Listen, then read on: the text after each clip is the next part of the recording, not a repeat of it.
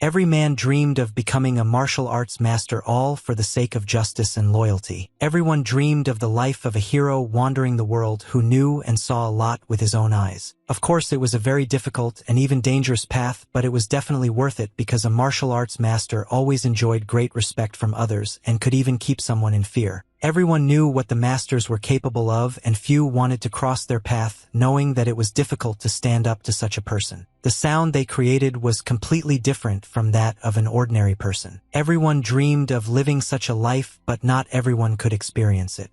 Not everyone was given the talent and willpower to achieve greatness. The sound of the hammer hitting the anvil in the forge could be heard in many places in the city. Even on those days when the city was quiet and residents rarely showed up on the streets, the sound from the forge kept life going. The young man was diligently beating off a piece of the said metal with a huge hammer, and this took a lot of his strength. The fire from the blacksmith's furnace almost never died down, and sparks from its chimney could be seen from almost anywhere in the city. Two small children ran quickly down one of the streets, briskly brushing aside other passers-by. They were two boys pretending to be warriors or masters and fighting with sticks. Life was varied, but the blacksmith's work was always the same.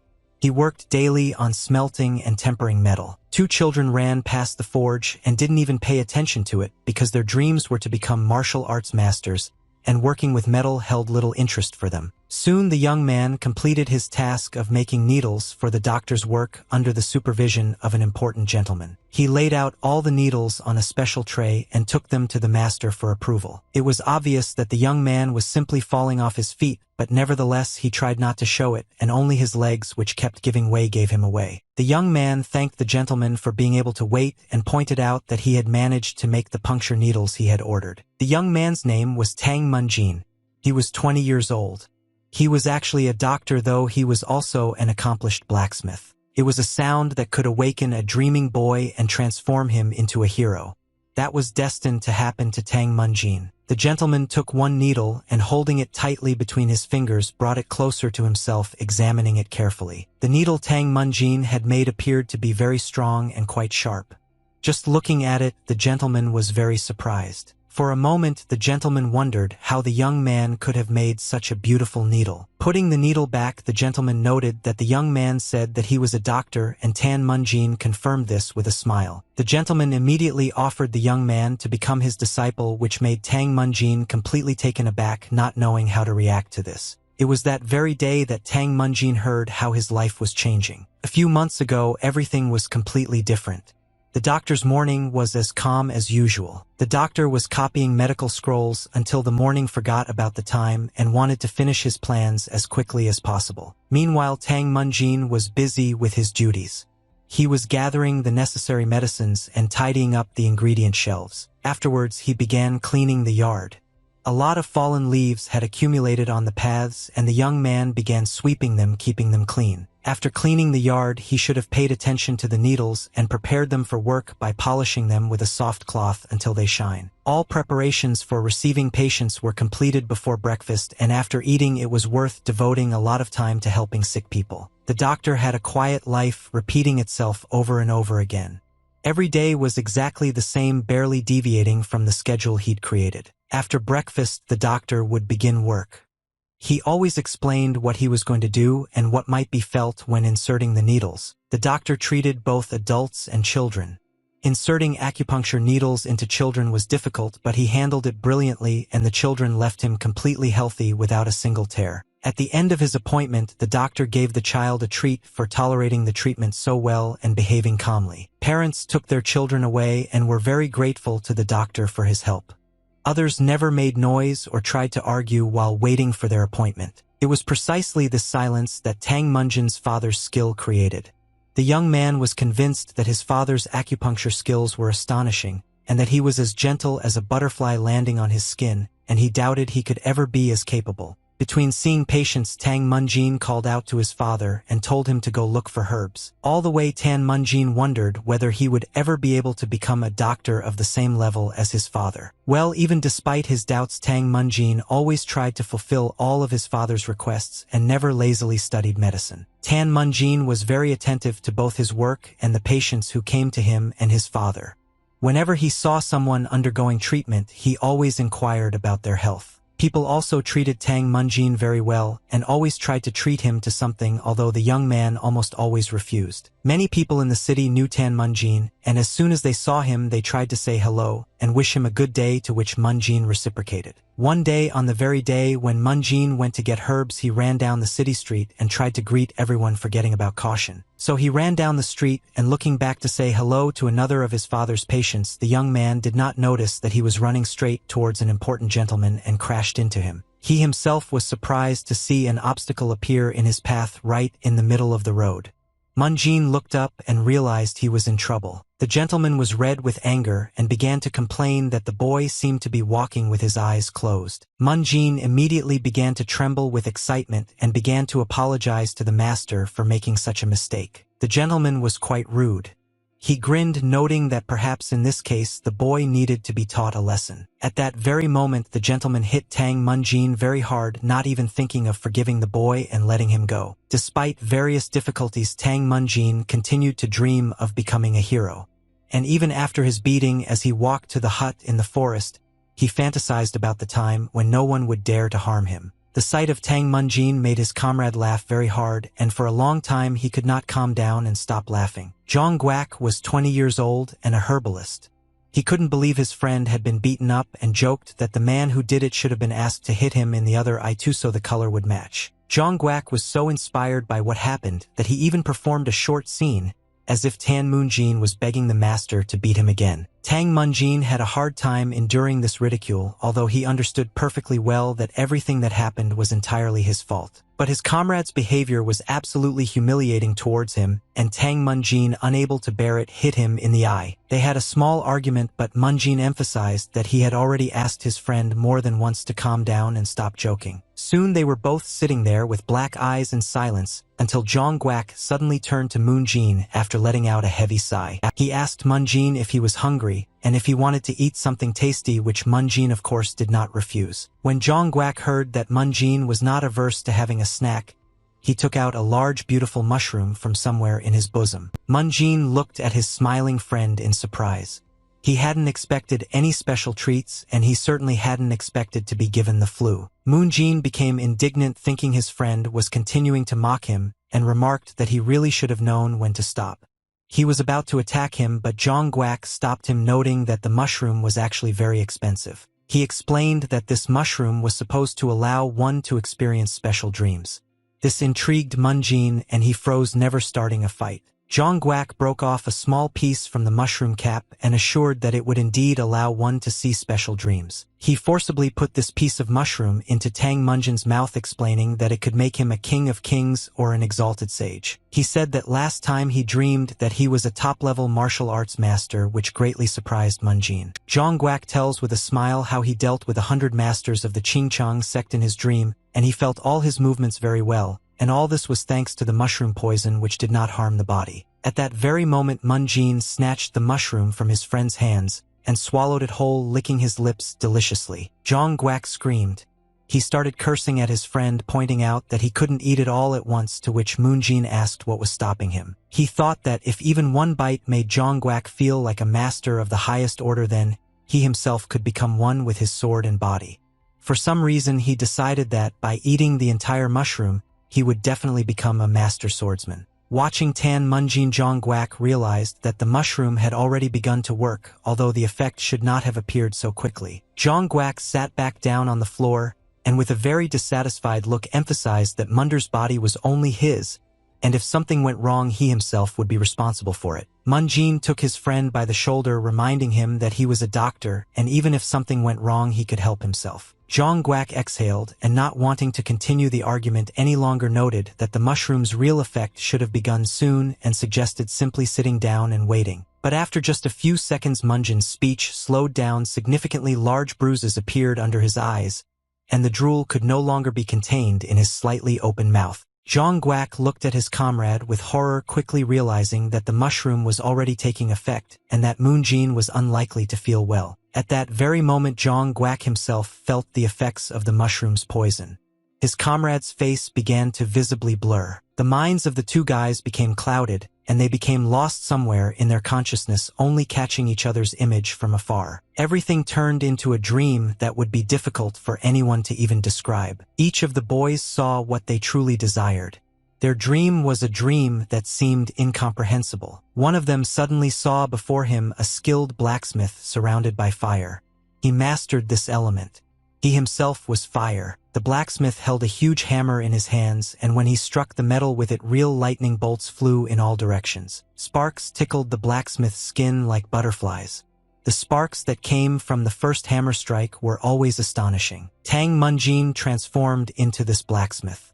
He had forged iron all his life, but the joyful moment of the first hammer strike never ceased to amaze him. Having firmly grasped this thought, the blacksmith stopped and looked around. The blacksmith was very surprised that he called himself by the name Tang Munjin, because in fact his name was Yezi, and he was a master blacksmith who had no equal under the heavens. The blacksmith continued his work.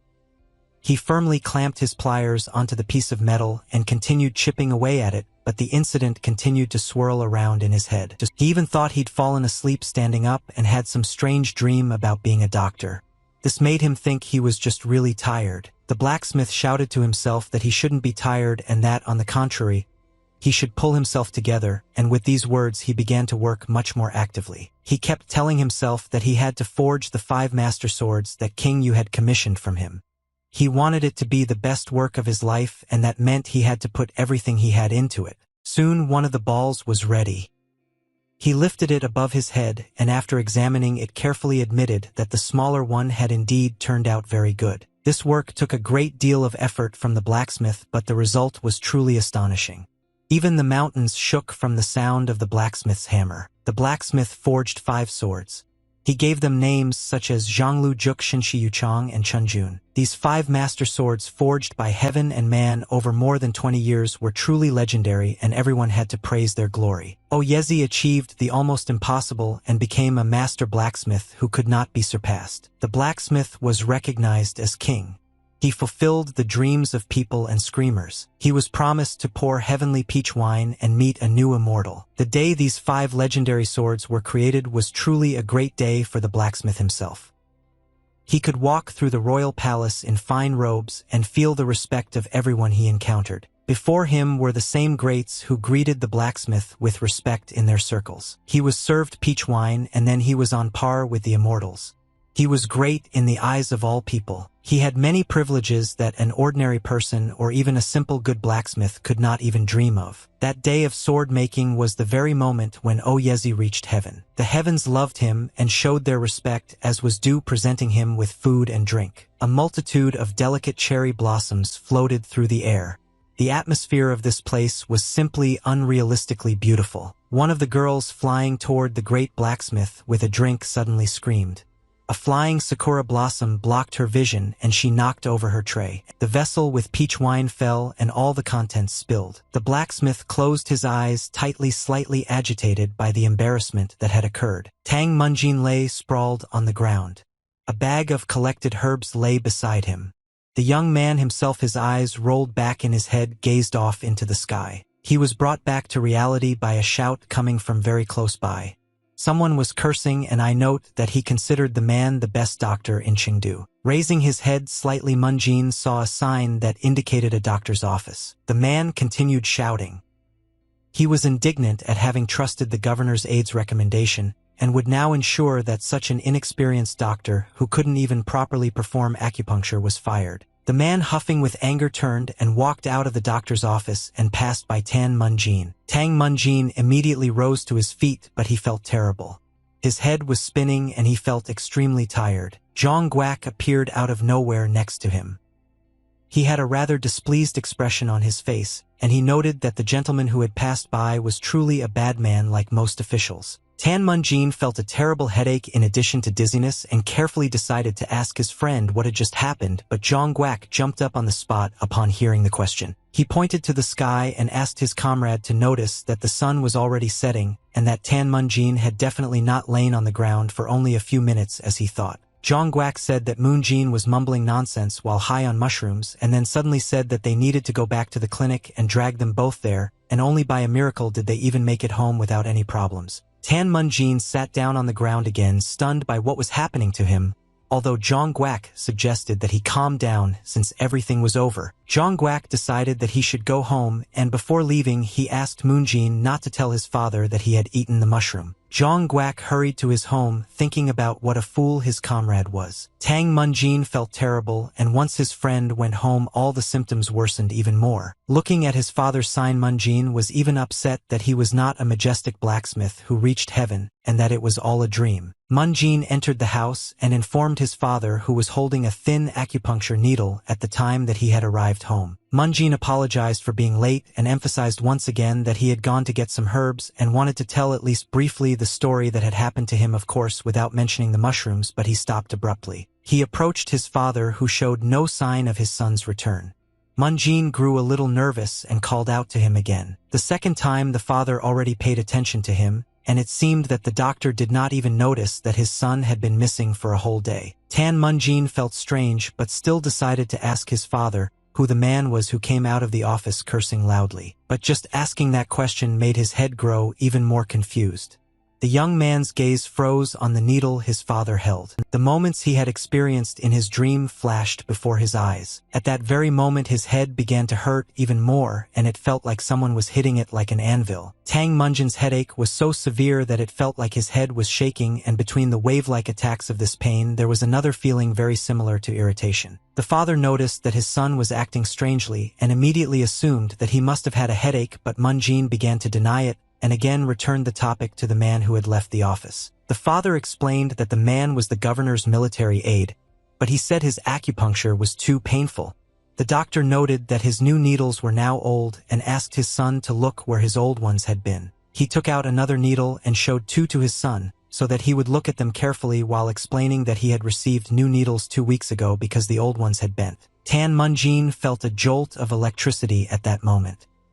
He couldn't tear his eyes away from the needles, sensing something strange about them. He covered his eyes with his hand and bowed his head slightly, trying to relieve the headache and thinking about how he hadn't felt such a feeling this morning. Father Tan Munjin watched his son tremble, and having already confirmed that his head hurt, suggested that he might simply have a cold. The father wanted to get up and prepare medicine for his son, but Tang Munjin suddenly approached him and grabbed his hand. He picked up one of the needles and seemed to hear a ringing sound inside his head. It was the kind of sound that awakened heroes. The father took a couple of steps back, not understanding what was happening to his son. Terror was evident in his eyes. Tang Munjin was completely different from his usual self, and was almost hissing with anger which had arisen within him for some unknown reason. Tang Munjin was literally seething with anger and cursed the game he held tightly between his fingers. The doctor expressed outrage at his son's behavior, failing to point out that he was of course holding a needle. He asked why he was so angry about that.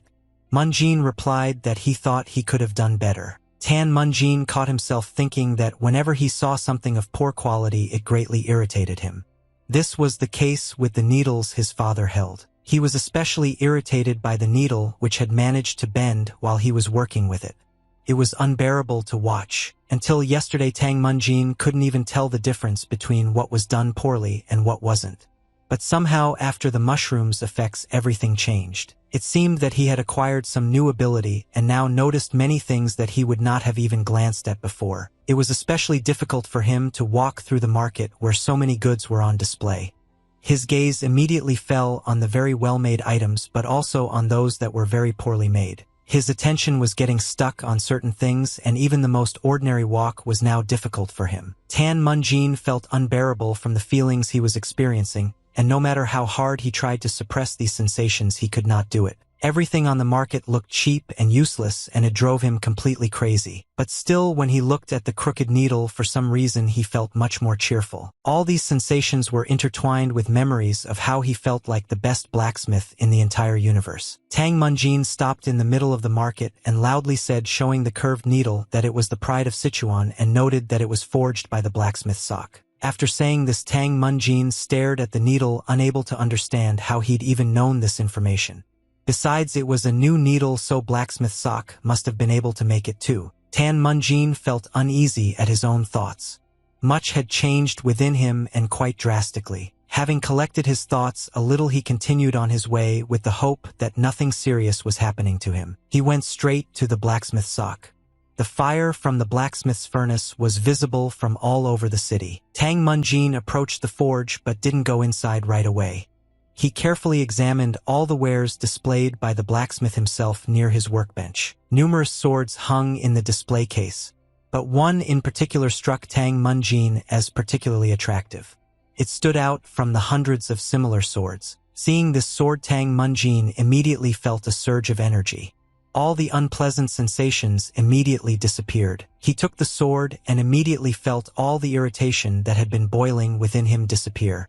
He considered this sword a true piece of elegance. Right on the street near the forge, Tang Munjin sat down on the ground and clutched the sword tightly to himself, despite the fact that to passers-by it looked like a pervert.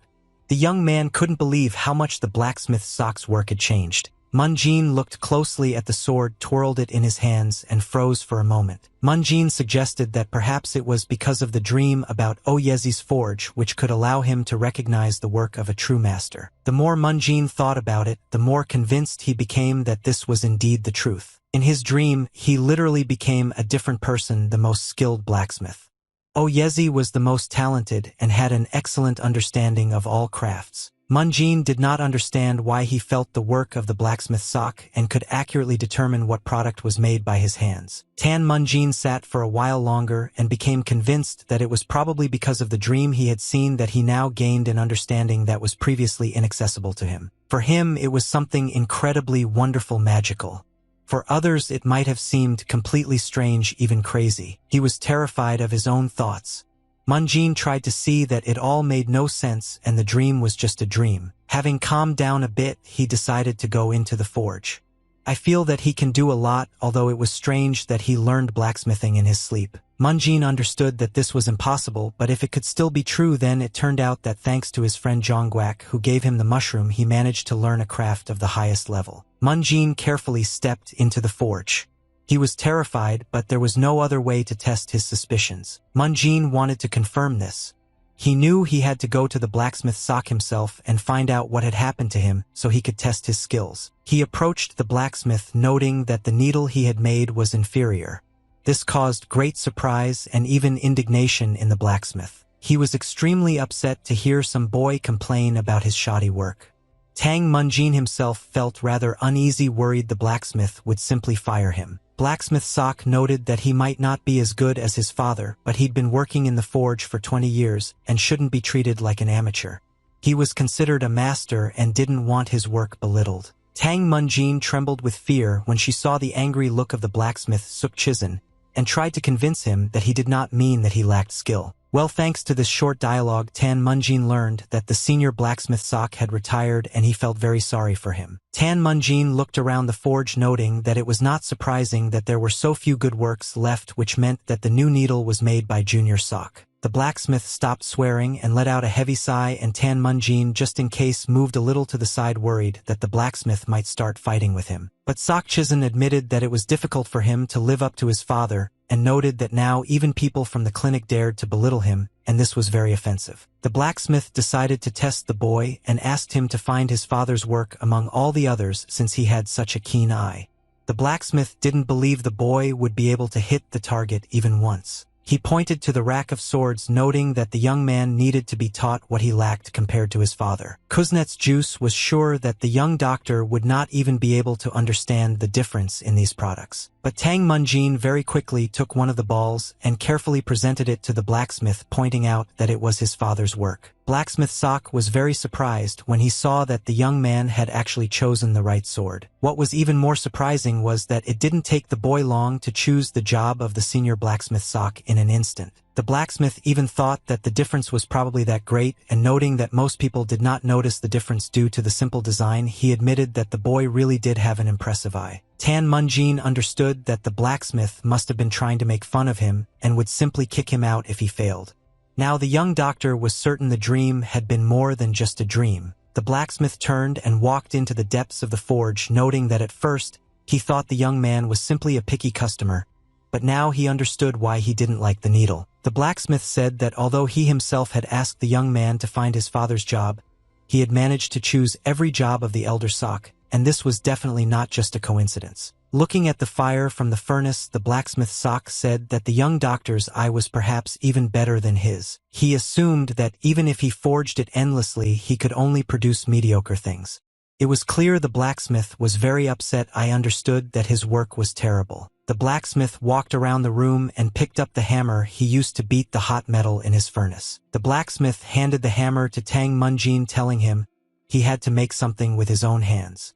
He smiled at the blacksmith, still hoping the young man wouldn't be able to surpass him. Tan Munjin was a little taken aback by such a request and was afraid to agree to it, worried that he would fail and would be disgraced. He looked at the hammer and the furnace, which was scorching him with its heat.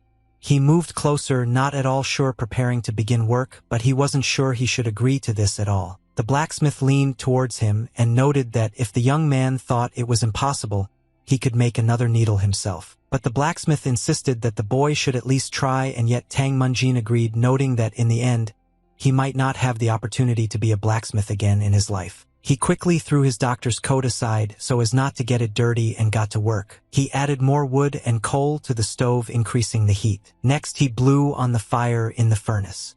The blacksmith was already surprised that the doctor knew how to operate the furnace. Tan Munjin confidently completed stage after stage and was already ready to begin working directly with the metal itself. He shouted with confidence, relying on the knowledge from that dream, but even despite his self-confident appearance, he doubted whether it would work. The metal in the furnace heated up to the required temperature, and Munjin took it out and placed it on the anvil. Hold the metal with pliers. Munjin swung his hammer. He kept in mind that this work was like asking a patient to make complex medical instruments himself. Even if he did all the work correctly and step by step, he doubted that he would be able to surprise the blacksmith. But Munjin didn't stop. He convinced himself that he had to try forging anyway. Blacksmith Sok stood nearby, watching the self-confident boy at work. He was stunned from the first seconds the doctor began working in his forge. For a moment, Kuznets Sok even thought he was dreaming, so good was the doctor's work. Tang Munjin's movements were precise and confident. It seemed as if he'd been working in a forge for years, and it was hard to believe he was doing it for the first time. Tang Munjin continued to hit the metal again and again with his hammer. Sparks flew in all directions from the hammer blows on the red-hot piece of metal, but Munjin continued working without flinching. At some point, Munjin saw that everything was working out for him, and the knowledge he received in his dream was really working. This gave him more confidence in his own actions, and he began to work even more actively and with a smile on his face. The blacksmith was perplexed. At first he thought he'd laugh at what the boy could do, but now he saw that his hammer blows were flawless. Blacksmith Sok was now sure that the young man was a natural-born craftsman like his father, who had forged metal all his life. The sound that accompanied the work of the young doctor rang like a pure musical note. For a moment the blacksmith thought he saw the reincarnation of Oyezi himself. Although she did not deny that it could simply be such an incredible talent for blacksmithing, although it was obvious that it surpassed any talent. Blacksmith Sok was beside himself. He was delighted with the boy's skill, but he was deeply offended that his own work was now worthless. Soon in Munjin's hands the piece of metal took the shape of a blade. Much work remained, but the shape was already beautiful. Blacksmith Sok watched the young man with delight and longed to track his every movement and hammer blow. He watched as Munjin struck, tempered, released, and sharpened his blade. The blacksmith also wanted to see how the boy would make a handle and a sheath for this blade. He was eager to see the finished weapon, which existed only in his mind. Suddenly Munjin stopped and threw the unfinished blade towards the blacksmith and asked him to melt it down. The blacksmith took the blade in his hands in surprise and asked again whether it really needed to be remelted, seeing the perfectly forged blade. Tang Munjin smiled slightly and confirmed that this blade was worth melting down, and it only served as a warm-up for his hands. Now he could make a real needle. The blacksmith looked at the boy as if he were real gold and did not even dare to argue with him. Tang Munjin immediately began making the needles he needed for his father's work. He made needles with great attention to every millimeter of his product. The tip of the needle was incredibly thin and sharp, but Tang Munjin decided to test it by poking himself in the arm. Soon Tang Munjin's father tried the same needles. He asked his client if it hurt. He was surprised to learn that the procedure didn't hurt at all. The doctor tried these needles on another patient who also felt no pain and immediately noted that the pain in his back had instantly disappeared. The doctor then inserted needles into another patient who didn't even believe that the needle had actually been inserted, and another gentleman suggested that the doctor had simply had an unlucky day the day before. Very quickly, there was a very long line to see the doctor, and it was clear that the doctor would soon become rich. Everyone was saying that this doctor was performing a real miracle and that his work was completely painless. The whole town was talking about the doctor's skill and his miraculous needles, which were not even felt in the body. People came from all over the city and even from neighboring villages. There were so many people that the line even stretched out into the street. News of such a wonderful doctor spread throughout the city. Everyone wanted to see this doctor. Rumors about the doctor who possessed high skill in acupuncture spread not only within the city limits but also far beyond its borders. Many people traveled long distances to see a doctor coming from distant settlements. Some walked alone while others got together with a friend and overcame narrow paths between the mountains just to solve their health problems. Also, the path to the city where this doctor lived lay through wide rivers that had to be crossed by boat. Two men were making their way through this area. Their journey must have been long as they were carrying a lot of things. After walking many kilometers, they came to an inn that stood right at a crossroads. As they approached the tavern, the men started talking about the journey they had made and the difficulties they had experienced. One of them complained of back pain, and the other advised him to stop by the Tang family clinic before leaving the city. But he noted that he tried, but the line was too long and he was unable to get an appointment. Their conversation was overheard by a gentleman sitting at the threshold of the tavern. He heard that the man hadn't even been able to enter the clinic because of the number of people waiting there. As soon as the two men passed by, the gentleman immediately stood up as if he had been waiting for this moment for a very long time. He immediately headed in the direction from which these men came, and most likely the reason was that conversation about the doctor. There was indeed a huge crowd outside Tan's clinic at the time. Many were arguing with each other, worried they might not be able to get an appointment. The queue was so long that it moved for a very long time, and the wait for an appointment seemed eternal. Many tried to get into the reception by tricking and slipping through the queue, but they were immediately noticed and put in their place. One such argument escalated into a loud commotion. Many of the waiting patients were shocked by what was happening. Tang Munjin came running at the noise. The screams were so loud that he couldn't ignore them. As soon as he peered out of the warehouse, he saw that the patient's argument had escalated. One of them drew his sword and threatened to kill the other. The same gentleman who overheard the conversation between two passers-by tried to win his place in line in a rather terrible way, but no one knew whether he really came for this very reason. The man whom the master had pinned to the ground tried not to move and trembled with fear. The one holding the sword to the other's throat smiled slyly. It was clear the master was confident of his victory. Tang Munjin was surprised that there was a quarrel between martial artists in his father's office, and those two were indeed martial artists. When Tang Munjin made his way through the crowd closer to the conflict, one of the gentlemen said that if the other was so interested in finding out, he would definitely show him personally, and waved his sword. Tang Munjin hid among the crowd, not daring to intervene in what was happening. Immediately splashes of blood gushed out, screams of people waiting to be received were heard, and panic began. The injured man screamed loudly in pain, and Tang Munjin immediately rushed to his aid. Tang Munjin immediately began administering first aid, and stuffed a large piece of cloth into the huge wound on the victim's chest, stopping the bleeding. Everything happened very quickly, and Tang Munjin did not immediately notice the strangeness of what was happening, but very soon he was shocked. The victim's chest wasn't just a wound. The gentleman had carved hieroglyphs into it. It wasn't just a scratch. Blood in the form of these hieroglyphs was imprinted on the white cloth that Tang Munjin used to cover the wound. The strange thing was that the gentleman cut only the skin with just one blow without damaging the bone or muscle, and at the same time he also left a message. There was no doubt that this gentleman was a martial arts master. Tang Munjin became extremely nervous and couldn't hold back his tears. The gentleman, seeing the boy crying, was indignant. He spat to the side, saying that the doctor was a grown man, yet he cried like a child. The gentleman laughed that a person could faint from such a small cut. I think he barely scratched it, and it was enough to just apply ointment for a couple of days. Tang Munjin was very angry with the gentleman. He behaved disgustingly, especially considering he was in a clinic. Tang Munjin looked closely at this gentleman's face and realized he didn't just seem familiar. Everyone knew this gentleman. He was the doctor killer. This man was also called the eccentric doctor, and his name was Yu Chun. Tan Munjin always loved watching his father at work. He then observed how his father interacted with his patients and how he performed treatments. Tang Munjin had been watching his father work since he was a child and always looked at him with a smile. He understood that perhaps his father was not the best doctor in these parts, but at the same time he was like a strong tree that stood in his place. His father was a doctor who could be unassuming, but he was resilient and very kind to his patients.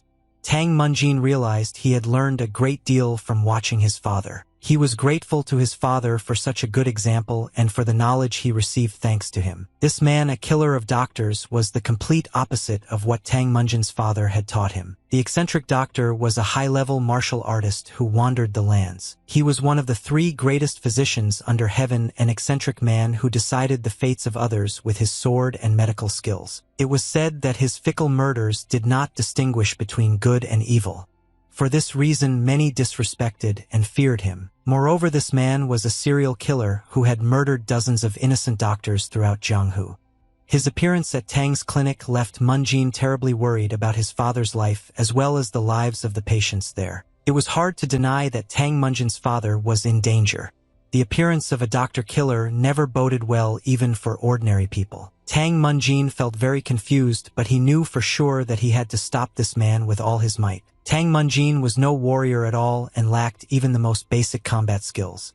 Therefore, the young man couldn't act very quickly and simply froze in stupor upon realizing who stood before him. Meanwhile, the doctor killer strode confidently deeper into the clinic. Tang Munjin immediately realized he was heading for his father's training room. Tan Munjin jumped up and called out loudly to his father, warning him of the impending danger. He wanted to rush after the killer of doctors, but he felt someone's hand tightly squeeze his shoulder, not allowing him to take a step. His name was called. The man's voice was stern, but there was also a hint of deep regret in it. Jin Song, the instructor of the Qingqing sect, looked Tang Munjin straight in the eyes and noted that what was about to happen was completely inevitable. Tang Munjin tore himself from his grasp and screamed. He asked the head instructor what he meant by this, hoping the branch manager would be able to stop the doctor killer, but Jin Song gave him no answer. The head instructor, looking down at the floor, noted that even his teacher would refuse to confront the eccentric doctor. Tang Munjin couldn't understand why everyone was refusing to help, considering the man was a criminal. The head instructor explained that his teacher owed his life to an eccentric doctor, which came as a shock to Tang Munjin. He had never heard of this before and couldn't even imagine how an eccentric doctor could save the life of the branch head of the Qingqing sect. Tang Munjin, motionless, fell to his knees in utter despair. His entire world collapsed in that moment. He could not hold back his tears and burst into loud sobs, regretting that he could not help his father and save his life. The head instructor took the young man by the shoulder and said that if Munjin was suddenly worried about his bad reputation, then he shouldn't worry about it. He explained this by the fact that he saw that the eccentric doctor could be quite strange, but at the same time he was not an evil person. Soon the doors of Father Munjin's training hall swung open and an eccentric doctor came out. Tan Munjin waited. He had already mourned his father and understood what he was about to witness. The eccentric doctor walked past with a slight grin and looked into Tang Munjin's eyes without saying a word. Tang Munjin glanced at the eccentric doctor and focused on the hilt of his sword. Tang Munjin was very surprised that this criminal's clothes were completely clean, and even his sword was not stained with blood. Tan Munjin breathed a sigh of relief, hoping that his father was okay. At that very moment, the huge and very heavy hand of the eccentric doctor fell on his shoulder. He leaned towards the young man and noted that after talking with Dr. Tang, he heard that there was a very skilled blacksmith nearby. The man hugged Tang Munjin, who had turned white and was trembling with fear, and asked if he knew where the blacksmith was. The young man, with great difficulty, replied that he did. The eccentric doctor pushed Tang Munjin forward, not letting go of him. I suggest we take him to the blacksmith. Tang Munjin knew he couldn't refuse, so he didn't head toward the forge. But after they'd taken just a few steps, our gaze fell on the hilt of the criminal's sword. Tang Munjin continued to shake, his entire body covered in cold sweat. The eccentric doctor was outraged that the young man simply froze in place and slightly pulled him back. The man smiled broadly and asked if the young man was going to move, noting that he was actually quite busy and didn't have time. Tang Munjin apologized with stuttering fear and sped up his pace as much as possible. Soon the two of them reached the forge where not long ago Tang Munjin had first created magnificent needles for his father. The blacksmith immediately told the eccentric doctor about Tang Munjin's work and pointed out his products, which greatly surprised the man. The eccentric doctor couldn't believe it, but the blacksmith assured him that it was indeed the work of this boy, and Tang Munjin smiled modestly. The eccentric doctor laughed out loud, noting that he had heard that all the strangest things in the world happened in the city of Sichuan. He couldn't stop laughing, saying that who would have thought a doctor's son could forge. While he was laughing, the blacksmith asked the young man who the old man was, and he explained that a martial arts master stood before them. However, the eccentric doctor stopped laughing and noted that it made no difference who did it, and after asking for Tang Munjin's name, he asked him to make about 30 acupuncture needles. He immediately pulled a piece of gold from his pocket, presenting it as payment in advance for the work. Both the blacksmith and Tang Munjin himself widened their eyes upon seeing the real gold.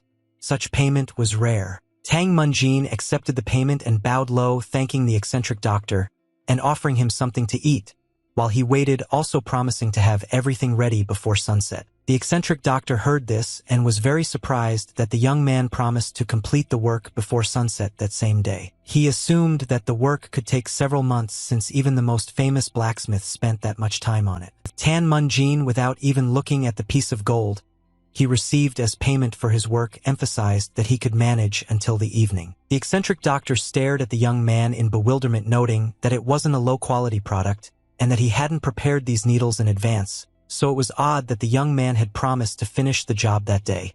He thought the boy was lying out of greed. Tang Munjin replied that he would start right away, explained that the quality was superior to his father's, and asked him not to worry, assuring him that he could indeed do it. The blacksmith smiled and confirmed the boy's words. The eccentric doctor looked closely at the young man, trying to decide for himself whether he was worth believing. With one sharp movement, the eccentric doctor threw back his cloak. The blacksmith and the young doctor froze in fear. The eccentric doctor pointed to the hilt of his huge sword, subtly hinting that he should not be deceived. Tang Munjin stared at the sword in horror, realizing that he had completely forgotten how dangerous this man was. The eccentric doctor sat silently on a chair in the corner of the forge. He decided to stay put and oversee the needle-making process. He grinned broadly at the young man. He was very curious to see if the boy was truly so good and could really handle such a job. Tang Munjin, so as not to further anger such a dangerous man, immediately set to work. The work was so intense that the fire from the furnace burst out through the chimney. Sparks flew in all directions and smoke billowed. The oven was heated to the limit. Logs and coal were constantly added to maintain the extremely high temperature. The eccentric doctor watched as the boy worked diligently, while the blacksmith served more as his assistant. The martial artist knew that making acupuncture needles was a grueling process, requiring the creation of large quantities of material, selecting only the best and then sharpening them to the point of perfection. The needles belonging to the Tang doctor weren't the kind of needles that could simply be explained away as a lucky batch.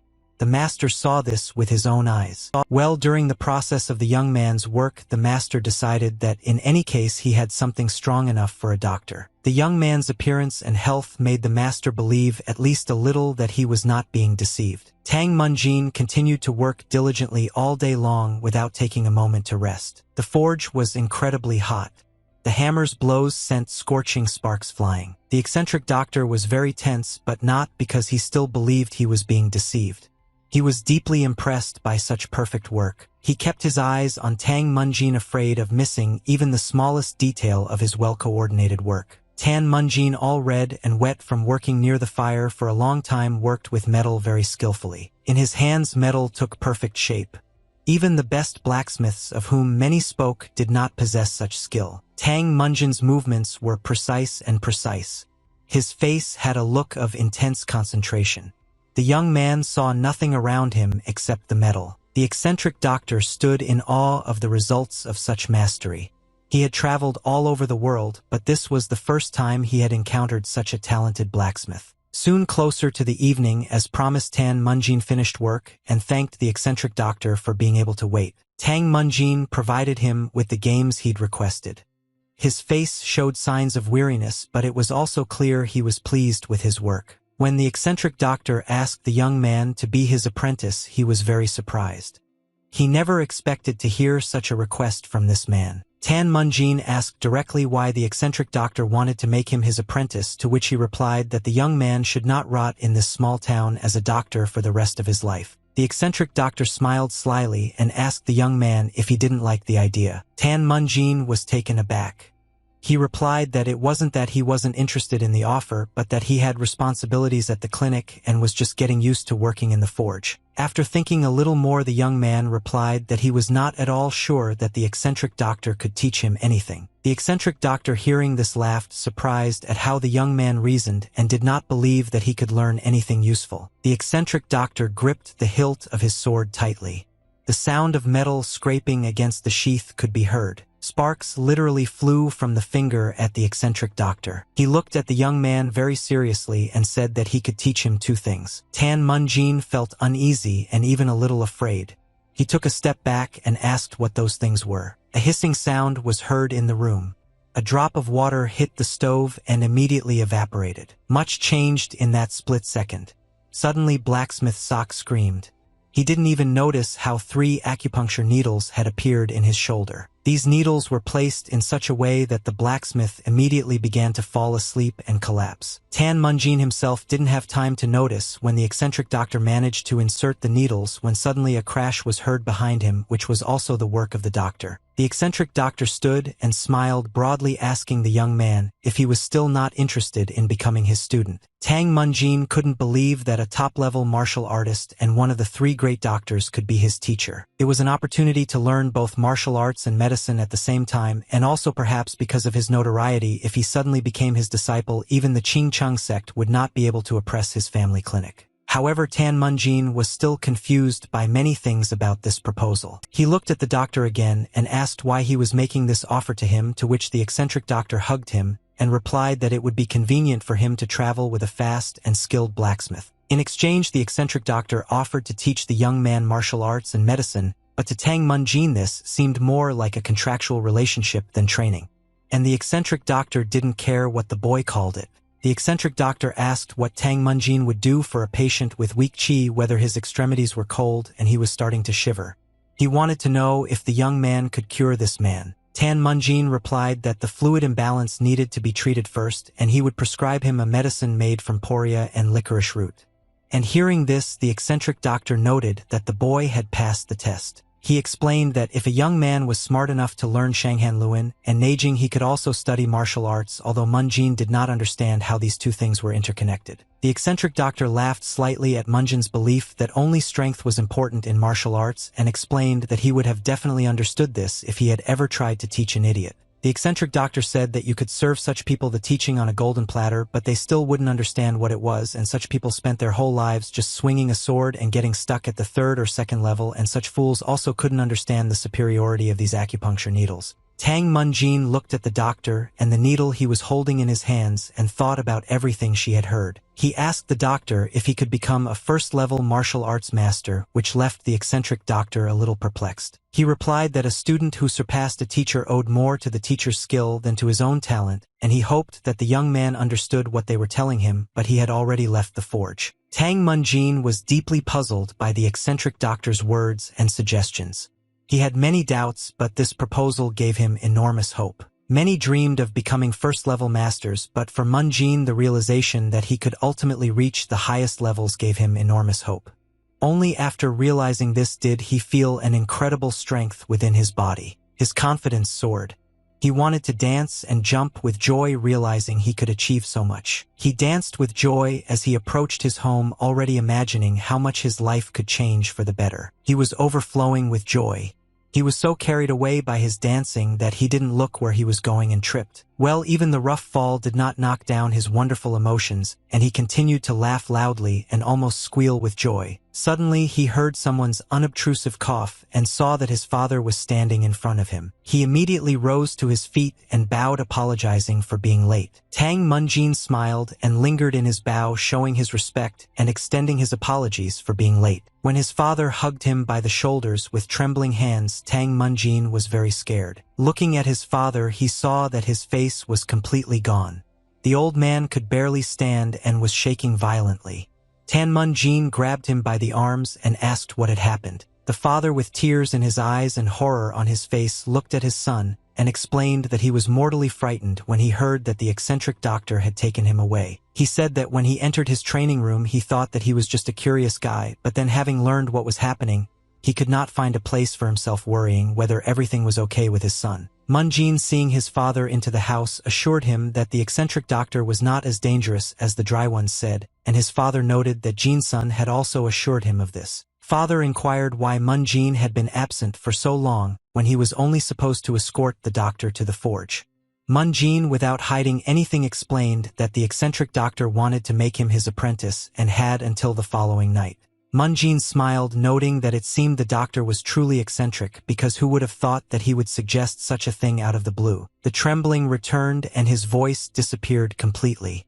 Tang Munjin began to worry again. He held his father's hand and felt completely perplexed as to why his father was still silent, and plucking up his courage asked about it. Well, completely unexpectedly for him, his father jumped up and ran into the house as if he were young and full of energy. The same father returned. Tang Munjin didn't even know how to react. He was terrified for his father's safety, and his behavior was incomprehensible to him. The father brought many silver plates and balls and handed them all to his son. Tang Munjin was completely taken aback upon receiving this and asked why father had given him all the silver. But the old man, without explaining anything, emphasized that it was time for Munjin to go. The young man asked him again, not understanding what he was getting at. He was about to say he hadn't decided anything yet, but the old man interrupted him, noting that they'd been shorthanded lately. Tang Munjin laughed and, after catching his breath, reminded him that this man's nickname was Eccentric Doctor and that he was most likely just joking. But the old man gestured for the boy to be quiet and said that everything would be fine with the clinic and he shouldn't worry about it. The father leaned towards Munjin and, looking into his eyes, emphasized that the only moment had come when his son could leave. These words were imprinted directly on Tang Munjin's mind. All the recent events had been completely unexpected, and his father's words were hard to wrap his head around. He thought his father had always been a sturdy tree guarding their city. His words made Tang Munjin realize something very important. The boy was not at all ready for such changes in his life, but he understood that he had to accept it and take a step forward. He understood that his father too was once just an ordinary boy with his own dreams which perhaps could not come true. It was the second day since Tang Munjin began studying martial arts. He had succeeded in circulating qi throughout his body for the first time. A new sensation appeared in his body, one he had never experienced before. And so it went day after day. It was barely noticeable to him yet, but the qi was definitely relaxing inside his body just a little bit. He had difficulty determining his condition, but he felt stronger and was confident that he was taking a step forward. Tang Munjin sat in the forest near a large tree and meditated for a long time. He finished by reflecting on his father's words. He was truly grateful for his father's release. Suddenly, from somewhere above, a small acorn flew into Tang Munjin, and immediately a voice was heard asking if the young man already missed his home. Tang Munjin turned around with a surprised expression on his face and assured that at the moment he was not bored and felt calm. The eccentric doctor sat on an oak branch and looked down at the young man with an approving smile. When the eccentric doctor jumped to the ground, Tang Munjin shared with him that his qi had most likely already increased since yesterday, to which the doctor replied that in that case martial arts would be the most interesting. Tang Munjin said that she now probably agreed that he had some talent, to which the intense doctor emphasized that the young man was not so bad, although the speed with which he gained qi was approximately average. Tang Munjin laughed, noting that he had learned to circulate his son's energy.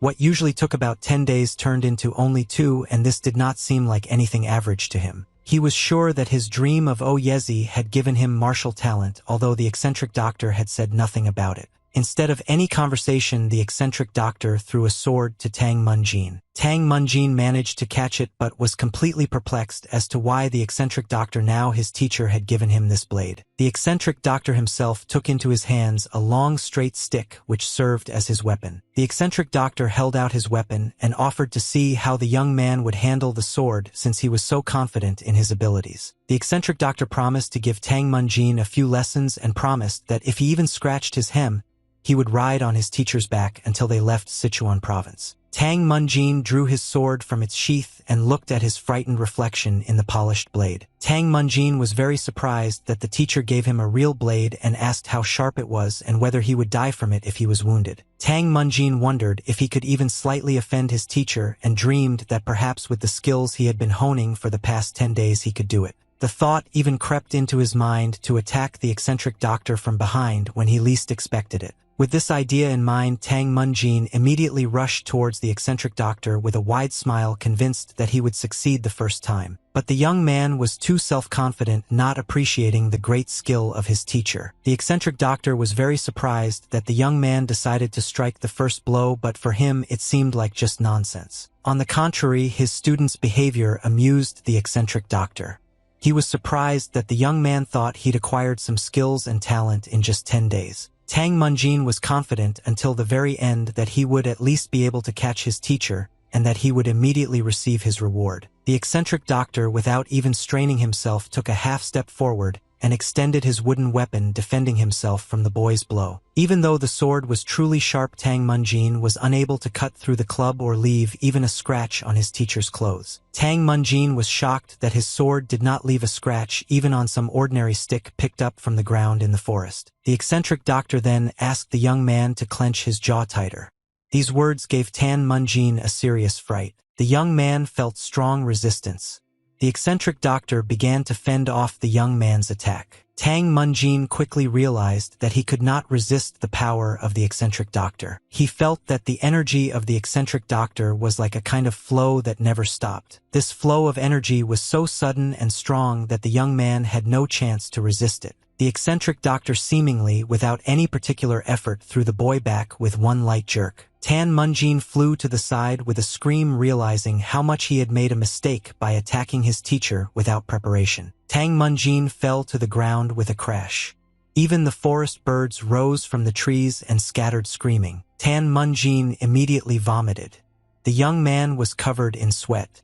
He felt very ill. An eccentric doctor approached him and asked what it felt like to receive a chi blast for the first time. Tang Munjin couldn't immediately find the words or the strength to respond. The boy shouted that it was unfair, thinking that the one with the most chi should have won. The eccentric doctor just laughed loudly. The teacher explained that he himself didn't have much chi and therefore tried to avoid pure chi-based combat, as martial arts weren't all that simple. The teacher couldn't understand why the young man was so upset, considering he was already a doctor. The eccentric doctor asked if Tang Munjin had ever held a grudge.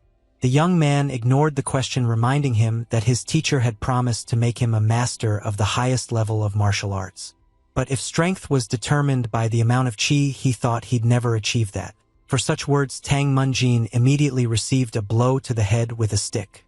It was clear he had said something wrong. The eccentric doctor smiled lightly and explained to the young man that even if his chi was weak and his movements were not bright, there were many ways to become a martial arts master, and reminded him that as soon as the young man received his chi, someone tried to put his chi into a sword and then gave up. The eccentric doctor pointed to his weapon and noted that the young man had still chosen the good path, offered him to attack, and again promised that he would no longer use his chi. Tang Munjin felt so bad that he was already doubting whether he should repeat the same mistake again. But he had nowhere to go, and he grabbed his sword tighter and took the first position. He focused on his teacher and thought about what he should have done to avoid being rebuffed so quickly. Tang Munjin carefully took the first step towards his teacher. With the same sudden movement as before, Tang Munjin rushed forward towards the eccentric doctor. The young man shouted that he would attack him again and swung his sword over his head, attacking his teacher at his request. The eccentric doctor blocked his student's blow again.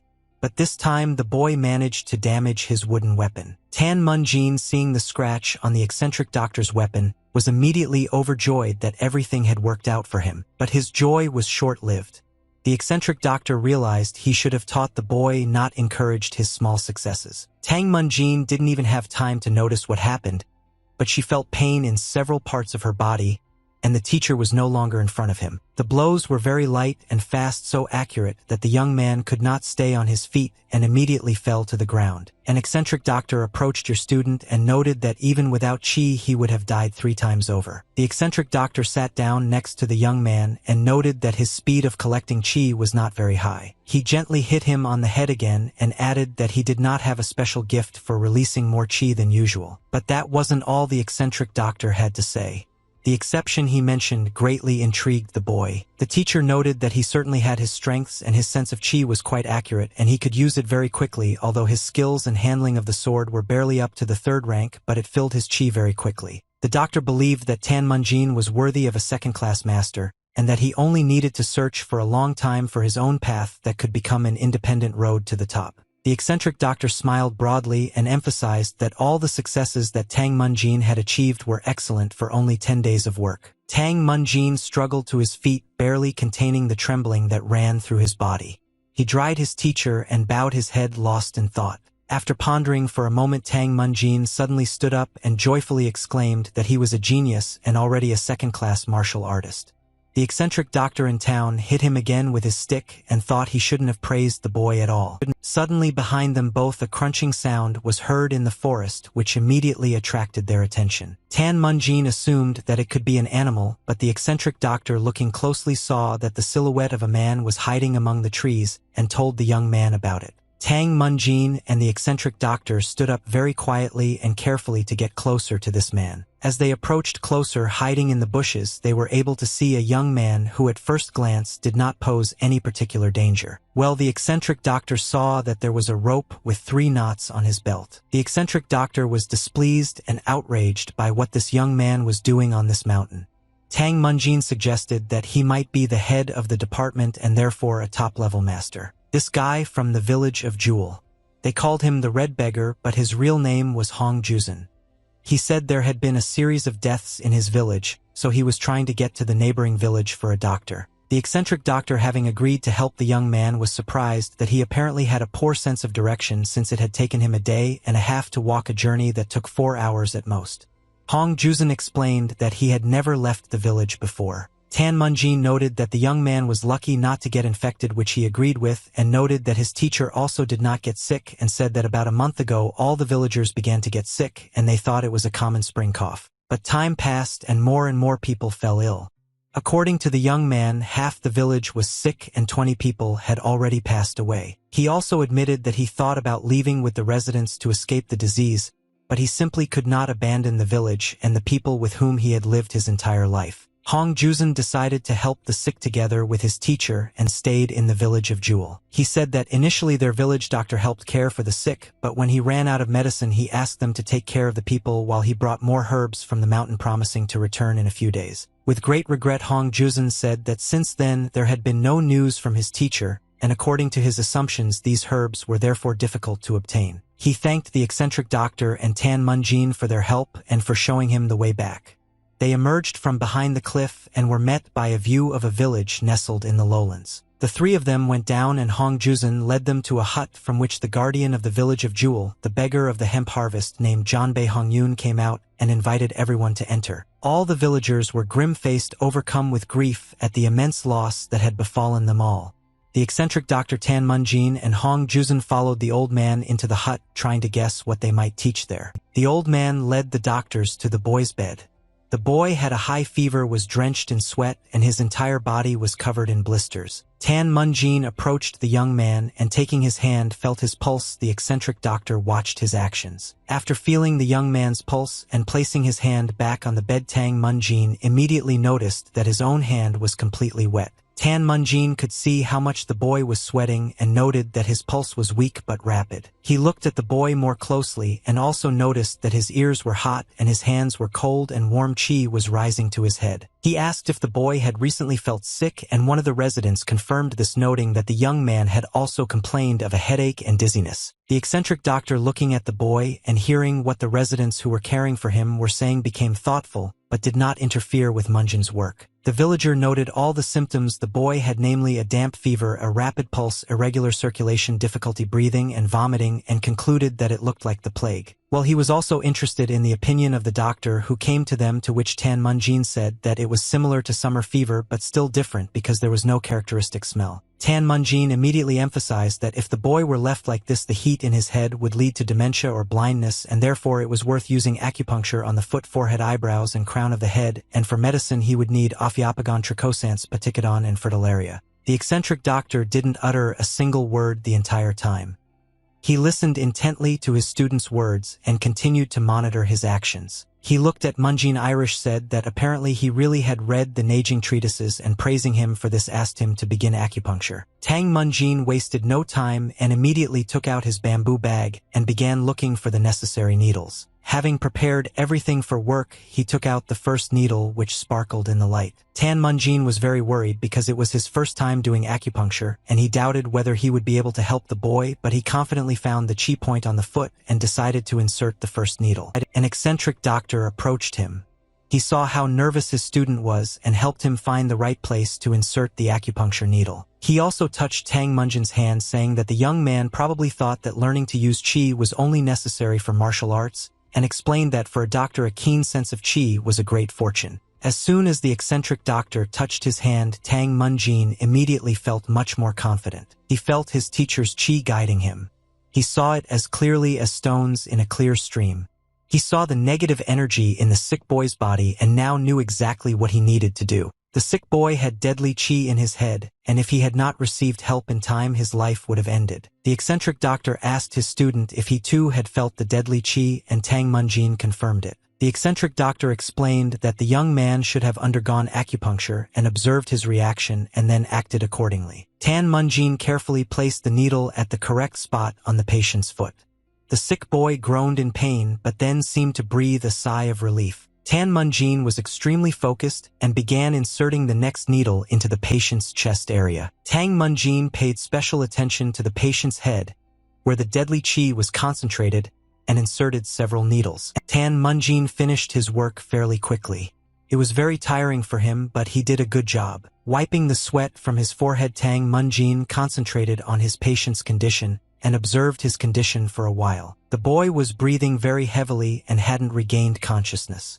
His body continued to tremble due to the fever. Tang Munjin understood that this technique needed a little more time to produce any results and continued to monitor the patient's condition. A little while later, the patient exhaled very heavily, and Tang Munjin saw the deadly chi leaving his body. This was a real surprise for Tang Munjin, but also a joy because he was so afraid that nothing would work out. The boy immediately felt much better.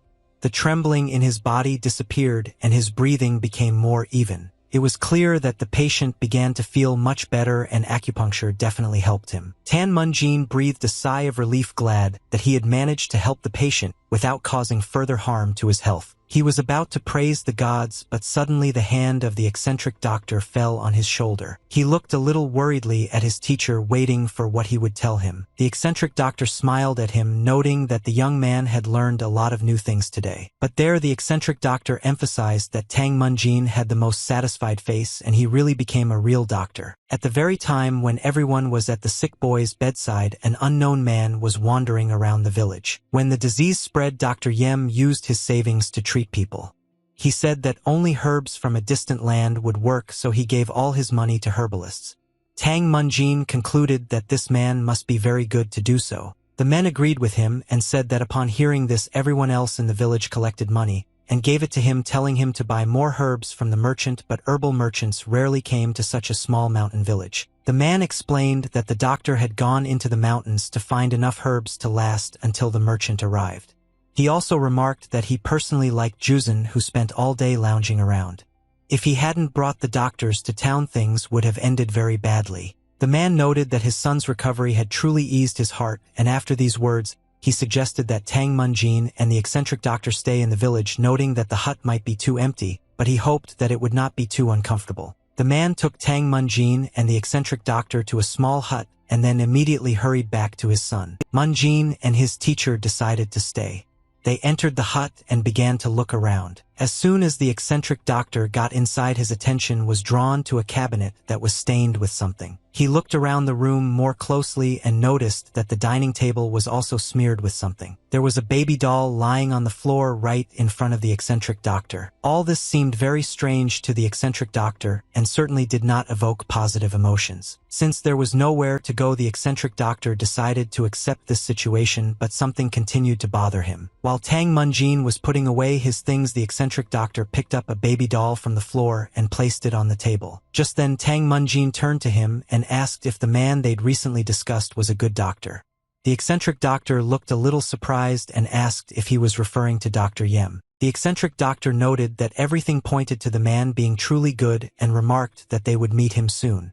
Munjin responded by saying he didn't know why such a disease was spreading in a village full of kind people despite all the gifts the villagers had brought them. The eccentric doctor suggested that the young man eat a little and return the gifts before they left, as there was no need to burden these people with their stomachs, to which Tang Munjin agreed. Having started dinner, Munjin asked the eccentric doctor if he knew what kind of illness it was, and he replied that he knew of similar illnesses, but there was something wrong with this one and perhaps he had never encountered it. Munjin was shocked that there were diseases that even the three greatest doctors did not know about, to which the teacher replied that there were far more things that he did not know than those that he knew, and every time he learned one thing, 5 more things appeared that he had no idea about. Tang Munjin honestly admitted that he always thought that his teacher knew all the diseases that existed in the world, which he did not agree with, noting that if he knew all the diseases he would not have traveled underground. Tang Munjin asked to clarify what the eccentric doctor meant and asked if there was a specific illness he wanted to cure. The eccentric replied that there had been one like that before and now he knew how to cure it, but unfortunately he was too late.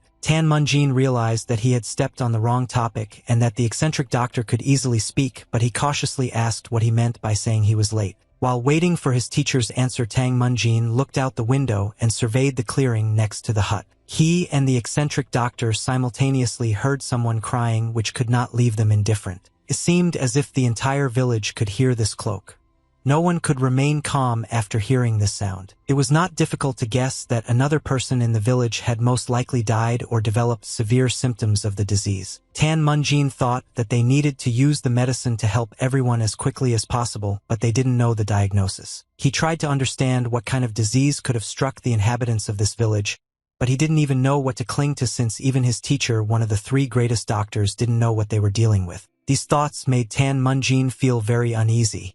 He felt obligated to help all these people and tried to figure everything out. The eccentric doctor looked at Tang Munjin and after a very long pause said that his wife and daughter had died from illness. He said that one day his wife and daughter had a high fever and red spots appeared all over their bodies, and he immediately took them to the doctor and even brought a doctor from a neighboring village who was famous for his skills. But it turned out that none of the doctors knew how to cure his daughter and wife, and while he was trying to find another, they died, and this happened just 3 days after they fell ill. Tang Munjin couldn't even think about such a thing and promised to pray for them, so that they too would have a peaceful afterlife, but the eccentric doctor replied that there was no need to do that. And it wasn't such a sad story. The eccentric doctor took a sip of tea and smiled, noting that the young man would most likely laugh when he heard what happened next. An eccentric doctor described how he suffered after the loss of his loved ones and how he left his hometown as if on impulse, as if something was pushing him to do so. He abandoned his home and walked away into nowhere without looking back, trying to forget and stop feeling his pain. About 10 days later, he arrived at a small village. It took him that long because he wandered like a beggar, but in reality it would have taken him a day to reach this place from his home village. That village had its own doctor, and teacher Tang Munjin admitted that he still remembers how he looked and was like a rat that could not be trusted. The eccentric doctor himself did not know why, but he told him about the symptoms of his wife and daughter. Surprisingly, this doctor simply asked for 5 copper coins and promised that his wife and daughter would recover if they took the medicine he would give them on time, and there would be no problems. This completely broke the heart of the eccentric doctor because he could no longer help those who had left this world, and he simply fell to the ground in despair in front of the doctor. At that moment, the eccentric doctor had several dozen silver coins in his pockets, and with that kind of money, he could have paid for his daughter's wedding several times over. The teacher sat down next to Munjin and noted that the reason his wife and daughter died was not because he had no money, bad doctors, or not enough herbs, but because other doctors did not know what that doctor knew. The teacher exhaled heavily and asked Munjin if he had ever heard such a ridiculous story. The question needed no answer. This was the reason the eccentric doctor became such a person and went into medicine. He wanted to gather all the world's medical knowledge in one place. He admitted that after 30 years, he no longer remembered what his wife and daughter looked like and laughed, but the laughter was only a cover for his pain. For a while, Tang Munjin and his teacher sat in silence. The conversation about the eccentric doctor's past was very difficult. Tang Munjin turned away to look out the window. Night was already falling outside. Munjin thought about how the teacher's laughter sounded like the shouts outside. The next morning, the tension from the conversation about the eccentric doctor's past had passed. Tang Munjin woke up immediately and decided to go to the village to try to find the source of the illness. The eccentric doctor smiled at him and decided to go with him. The eccentric doctor remarked that if he caught Tang Munjin doing nothing, he would not live, but Munjin assured the teacher that there was no need to worry about that. Tang Munjin's first order of business was to the pig pen. He carefully examined each animal from the side. The animals seemed quite healthy, and it did not seem that the disease in the village was caused by them. Next, Tang Munjin went to look at the drinking water well. He didn't see anything in the well that could have caused such a problem. Tang Munjin explored every corner of the village, examining the food and utensils. He visited the seed and flour warehouses but found nothing. Soon he reached the house of old man Zhong, who was the first to fall ill. Hong Juzhen and the village elder confirmed that this was the house of that same old man. Tang Munjin pondered warm and cold illnesses for a long time. The symptoms might be different, but both were caused by deadly qi that emerged in dark, cool, and foul places. However, there was no deadly qi in the pigsty, the well, or the storeroom, although Munjin studied everything very carefully. He also knew that the plague usually spread outward from its point of origin. Tang Munjin asked if the old man had fallen ill first and the neighbors after him. Hong Juzhen asked the elder if everything had happened in that order. Hong Juzhen replied that the people in the western part of the village were indeed the first to fall ill, and that children were even more susceptible to the disease. Tang Munjin paused. All the clues didn't add up, so he asked if there was a difference between the western and eastern parts of the village. He realized there had to be a reason why it all started there. Hong Juzhen said that he heard that in the east there was more yang, and in the west more yin, but Munjin noted that most likely this was not the case since he and the master came from the west but did not see the plague along the way. Tang Munjin wondered why the children got sick faster and immediately answered his own question, realizing that all the children did was play with each other. Hong Juzhen and the elder discussed this issue and came to the point that the children often played in the stream in the west, but Tang Munjin thought that there was a well in the east and the water there was fine, and he saw it with his own eyes. After thinking for a while, the young doctor asked whether the well in the east was always dry, to which the older man replied that this only happened occasionally during droughts. It followed that the beginning of the drought coincided with the beginning of the drought, and Munjin assumed that everyone could use water from the stream because the well in the east had dried up, which was logical since the western residents and children who were in more contact with the stream were the first to get sick. Tang Munjin immediately went to the stream they'd discussed. He had to examine the water and either confirm or refute his suspicions. Munjin was led there by Hong Juzhen and Janbei Hongyun. As soon as they reached the river, Munjin immediately began studying the water. At first glance, the water was quite clean and transparent and had nothing suspicious about it. Tang Munjin was a little confused. All the clues pointed specifically to the stream. Even though there was nothing suspicious about it, the water was perfectly clear and there was no odor. He wondered if this was the only way to find out the state of the stream. Hong Juzhen and Janbei Hongyun were shocked that Tang Munjin was so bold and determined. Tang Munjin, no matter how risky it was, decided to personally try the water from the stream and scooped up some in his palms. After drinking water from the stream, Tang Munjin lay down on the ground and concentrated on his sensations. Munjin used his qi to detect the deadly qi. The youth remained in meditation for a while. Hong Juzhen asked the village elder if he had ever seen how a doctor uses his qi, and the historian assured him that he had never seen anything like that. Tang Munjin didn't pay attention to the conversations behind his back and was completely focused on his studies. And very soon he felt the deadly qi in his stomach. It had gotten there with the water, and it couldn't have been any other way. He was amazed that these two qi, the one that entered his body and the one that was in the patient's head area, were completely identical. This explained a lot to Munjin. Now he knew the cause of this illness and could prevent it from affecting others. He rose to his feet very abruptly, which frightened Hong Juzun and the old man even more. He loudly, almost shouted, that he understood everything and pointing towards the source of the stream asked the men to follow him. The three of them walked further and further away from the village, going deeper into the forest. Tang Munjin wanted to find the exact spot on the stream where the pollution started. The path wasn't entirely straightforward. At times they had to be especially careful as they walked along the lonely rocks at the top of the waterfall. Tang Munjin did not stop for a second and resolutely moved forward, wanting to solve this problem as quickly as possible. Tang Munjin stopped very abruptly and felt something strange. He turned to his companions and asked if they felt the same, and Hong Juzun noted that the feeling grew stronger with each step. Tan Munjin continued to walk forward, emphasizing out loud that they were very close. They continued walking deeper into the deciduous forest along a path that ran along the stream. Soon Tang Munjin stopped for a moment to check his senses and make sure he was on the right path. He felt uneasy. The forest smelled foul, almost unbearable. Even the trees there were dying, meaning the boys were getting closer to the source of the trouble. It was hard to go on. The atmosphere around was terrible and the smell unbearable. They climbed a small hill on which there was no longer anything living. Tang Munjin was shocked by what he saw. He had never seen anything like it in his life. As they reached the hill, they saw a cave ahead of them. The smell was strongest here.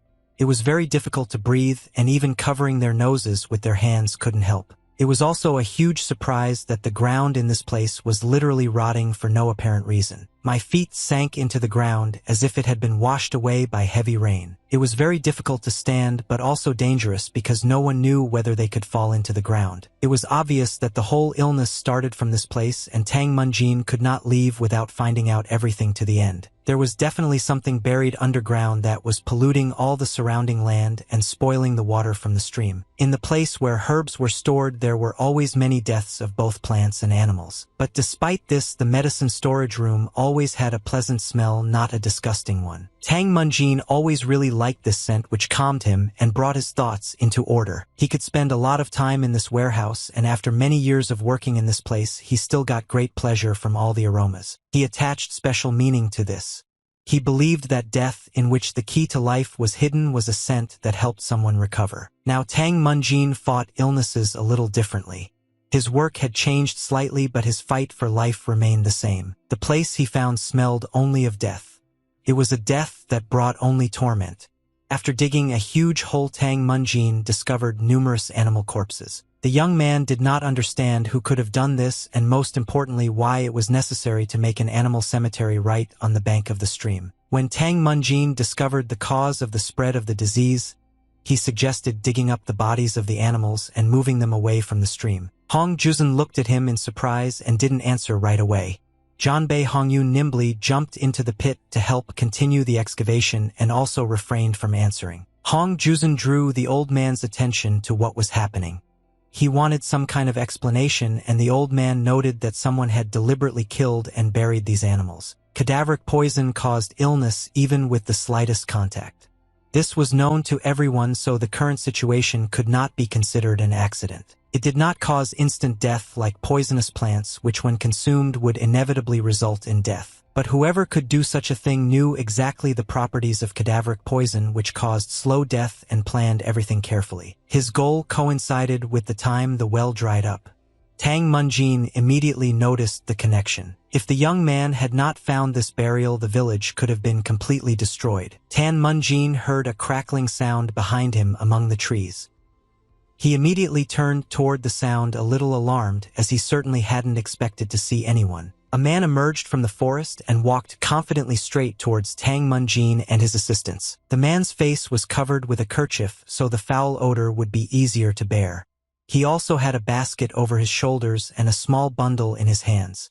He held a knife and didn't look particularly friendly. The man took off the scarf from his face and growled curses at the guys who decided to start excavations, noting that he had put so much effort into it. The village chief Janbei Hongyun trembled with anger and called the man Dr. Yem, which was a great surprise to Tang Munjin, who had already heard this name. Tang Munjin noted to himself that this man knew what cadaveric poison did and was well aware of the situation in the village, and he also began collecting money when the disease began. It wasn't hard to guess that this man was the culprit.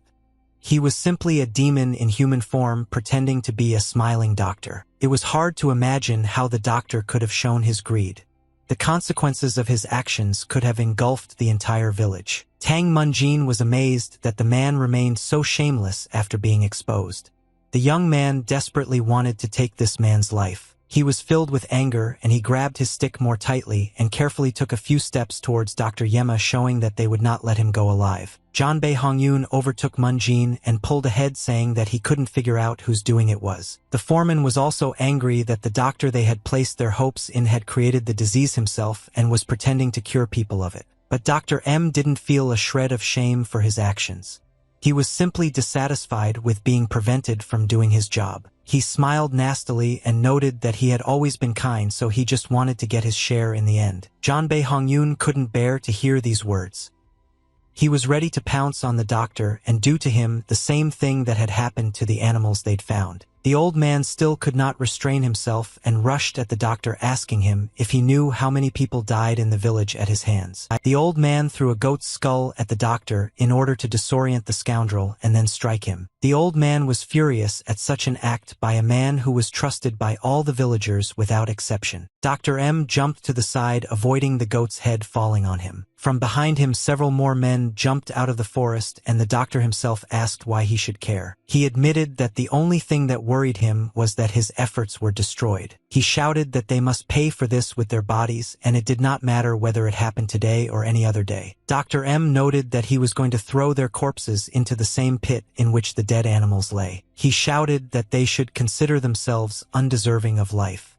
He called them damned beggars who on the whole deserved nothing more than death. The old man saw two big guys in front of him and didn't stop, although he understood perfectly well that his chances of winning this fight could be significantly lower. But the rage in which the village elder was filled him and gave him strength. Feeling this incredible power, the elder rushed towards Dr. Yen's men. The men were taken aback, not expecting the old man to attack them, and huddled close to each other. They managed to notice that the old man had 4 knots tied on his belt. The old man grabbed his stick and attacked them, indignant at how they could commit such atrocities in front of the guards from the beggar sect. Blows immediately rained down on the men, who did not expect such a thing from the rotten old man. Dr. M was surprised that the old man was a guard and also possessed martial arts. The men who were with the doctor looked at him questioningly, expecting an explanation. They thought that they would have to fight only with weaklings, and could not imagine that they would meet a guard of the sect of beggars well, and the doctor himself could not answer this question and only spread his hands to the sides in confusion. Tang Munjin Hong Juzan and the sect guard did not move their furniture and immediately went after the villains. The old man called out to the men and warned them that he would only count to 10. He also warned that the only one who should die from his club was the culprit, that is the Dr. Yam, and he does not want any more deaths in this village. The old man asked the men to make the right decision, hinting that they should leave as quickly as possible. Tang Munjin was very surprised by the guard's determination. He couldn't even imagine what this man was capable of. It was astonishing that this old man had stunned his opponents with just his shout. Tan Munjin was ready to fight, but Hong Juzan approached him and whispered in his ear that he should leave immediately. Tan Munjin was outraged by what was being proposed.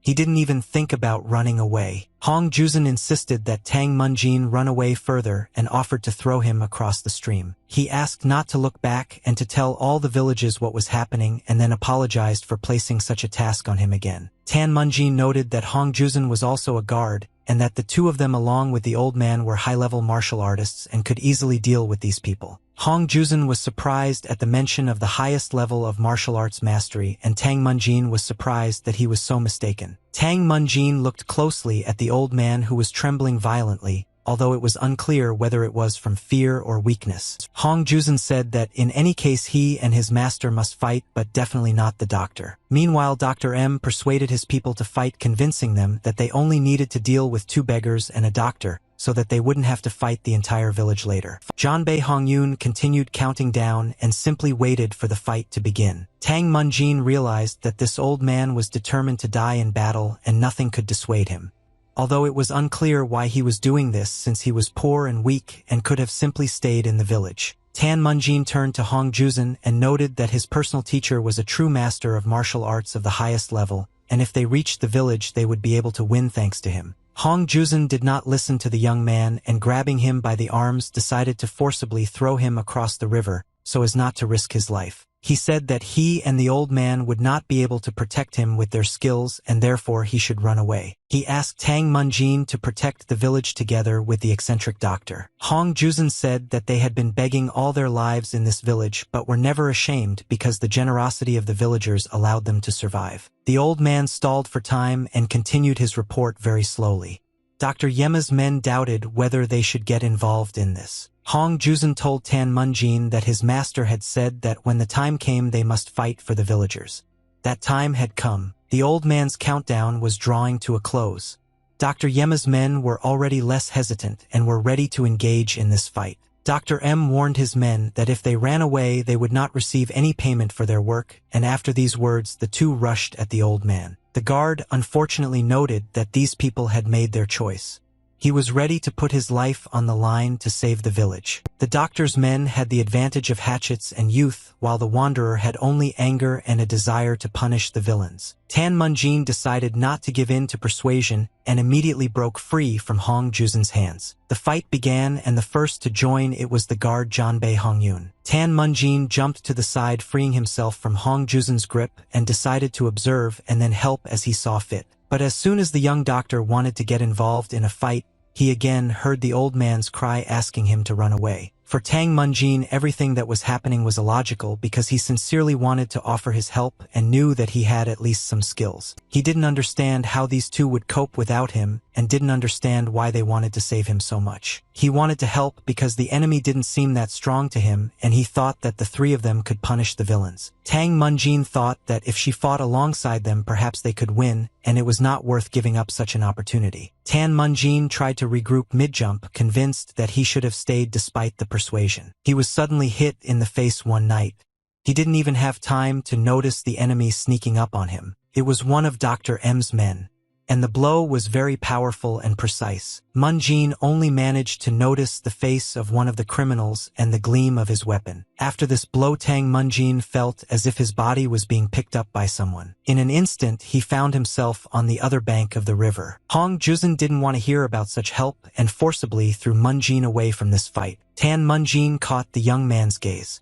He was convinced he had done everything right. Realizing that it was no longer worth trying to force his help, Tang Munjin ran to the village. Hong Juzun kept him in his sight for a long time, wanting to make sure that the young man would fulfill his request exactly. Tang Munjin ran as fast as he could along the same path they had taken before the burial. Tan Munjin really hoped that he was not mistaken in running away and calling for help from the residents and the eccentric doctor. He tried to convince them that they were simply fulfilling a request they had asked him to make and that he had to convey their message to save the village. But before Tan Munjin's eyes, only the most terrible scenarios flashed where no one would survive. No matter how hard Munjin tried to convince himself otherwise, he felt like he was simply running away and his new friends would die if he didn't help them. Tan Munjin didn't know what he could do as he had only just begun to learn martial arts, but he knew for sure that he had to act differently. He thought he wouldn't have run away if he'd been a top-level master like his teacher.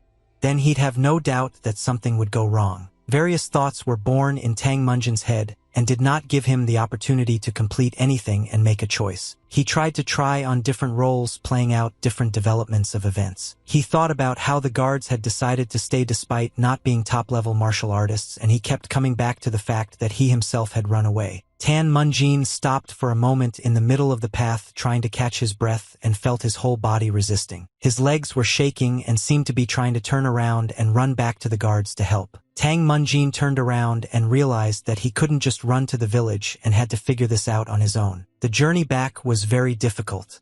My breathing was labored, and with each step it became even more difficult. Despite everything, Tan Munjin did not stop running for a second. I understand that every bit of time was very precious. Now the young man knew for sure he was doing everything right. He was full of determination, although he wasn't entirely confident of victory. He remembers the time when he helped a child who was being bullied by the children of the Qingqing sect. He was beaten that day, but he felt pride, not pain. He felt like a martial artist standing up against injustice. Tang Munjin was now unable to help but think cowardly, and wondered what would have happened if only this path had been a little longer. He was also very afraid that the fight might be over by the time he got there. But he knew for sure that if he ran away, he would run away his whole life and would never have the opportunity to change anything again. He could no longer afford to leave or be so afraid that it affected his actions. When Tang Munjin returned, the fight was still going on. The young man didn't immediately jump onto the battlefield but hid behind a tree so as not to be seen. He watched Hong Juzun, who was trying his best to stay in line, but it was clear that his strength was running out. Old man Janbei Hongyun also tried not to show that this fight was very difficult for him, but he also did not back down. Tan Munjin noticed that both guards were already seriously wounded and could not figure out how to act correctly and help them. Soon the guards were being pressed from both sides. They backed away until their backs collided. They were trapped in a trap, and they certainly could not have gotten out of this situation on their own. Perhaps they themselves understood this. They had no choice but to simply give up. They had to stand firm to the end. Dr. Yema's man grinned wickedly as he looked at his prize. It was clear he was already getting a taste of his reward. The man caught his breath in a second and rushed at Hong Juzun, swinging his sharp sword. Hong Juzun's only weapon was a wooden club which didn't look very strong. Hong Juzun screamed how fed up he was with these people and tried to block the blow with his baton. The young man managed to push his opponent aside and avoid being seriously wounded again. It seemed that the serious danger was over at that very moment, but the attacker turned sharply and struck again. The young man's eyes welled with tears from the intense pain he felt. Everything had happened too unexpectedly for him. He was unable to block another blow, and he also failed to stay on his feet. Hong Juzun still continued to defend himself somehow and did not even give hope to his opponent that he could retreat and surrender. The man continued to strike blow after blow, cursing that the boy was too strong for a beggar. The man continued to swing his sword, wanting to see if the boy could parry as well as he boasted about. Hong Juzun tried to avoid all the sword strikes, but he still couldn't avoid one. A very deep cut remained on the young man's leg. The man then launched another blow which Hong Juzun barely managed to block with his baton. This only angered the man, and he dealt further blows with even greater fury. The old man, when he saw that his student had fallen to the ground and was in a very serious trap, became frightened and called out to the boy, forgetting his own safety. The old man shouted at Hong Juzun and asked him to pull himself together and get up, as this was not the time for mistakes. It was this opportunity that the old man's opponent took advantage of and struck him straight on the head. The brute laughed that the old man was worrying about the wrong people and added another blow. The old man jumped to his feet very quickly and was able to dodge the subsequent punch, which greatly surprised the thug. The brute was surprised that the old man was going to fight dirty until the very end, although all this could have ended long ago. The old man, breathing heavily, replied that in his case it was better to be dirty than dead, and that this was much better than the evil that the thug himself was. The man snorted and, pointing at the boy, noted that the old man and his student would die soon anyway, and therefore it was better to come to terms with this as quickly as possible. The man put moral pressure on the guard out loud, suggesting that he probably wanted to see his student chopped up and turned into fertilizer. Janbei Hongyun didn't pay attention to all this talk, although the man more than once noted that it disgusted him to see how such an old man clung to life. Well, this old man had no other choice. He had to protect his people at any cost. And so to the very end, he tried to find any way to win this fight. The old man saw how bravely his student fought, and this gave him even more strength and motivation to continue the fight. He just laughed at the thug's words about surrendering, but I can see with my own eyes that he is not the only one accompanying the target. The old man's gaze fell on his club, and he shouted at the thug that it was all nonsense. He shouted this loudly to distract attention a little. The old man quickly rushed towards his club, simultaneously dodging the blow of his enemy's axe. This somersault greatly angered the brute. He was indignant that the old man was still kicking and trying to escape his fate. The thug struck with an axe with even greater force, but the old man dodged it as well. I understand that his blows missed their target every time. The thug simply ran after the old man, wishing him death and cursing. At that moment, the old man realized that he actually had very little chance of escaping and understood that this might be the last minute of his life. He looked at his student, who, although with difficulty, was resisting his enemies. Hong Juzun at the same time glanced at his teacher from time to time, so that if anything happened he could at least try to help him somehow. Janbei Hongyun dug his hands into the ground, pushing off from it and trying to dodge the incessant blows. He tried to get as close to his student as possible. Together, they definitely had a better chance than alone. He was very scared to realize that his life, and especially the life of his young student, could be cut short at any moment because of such terrible people. He has before his eyes the memory of how he and his student sat on one of the hills and looked at the village talking. Janbae Hongyun couldn't let this all end in an instant. He had to fight. At that moment, he grabbed a handful of poisonous earth and threw it at one of the villains. This perplexed the thug, who managed to dodge this pile of earth. It was this second of confusion that the thug fell into that gave the old man the opportunity to pounce on him. The brute resisted and still hoped that he would be able to finish off the old man right there, and then and only then did he help him in this. Hong Juzun saw out of the corner of his eye how blood splashed onto the poisonous ground, and immediately a piercing scream rang out. Hong Juzun looked back in horror, although he was very afraid to see what had happened. The first thing he noticed was the enormous amount of blood.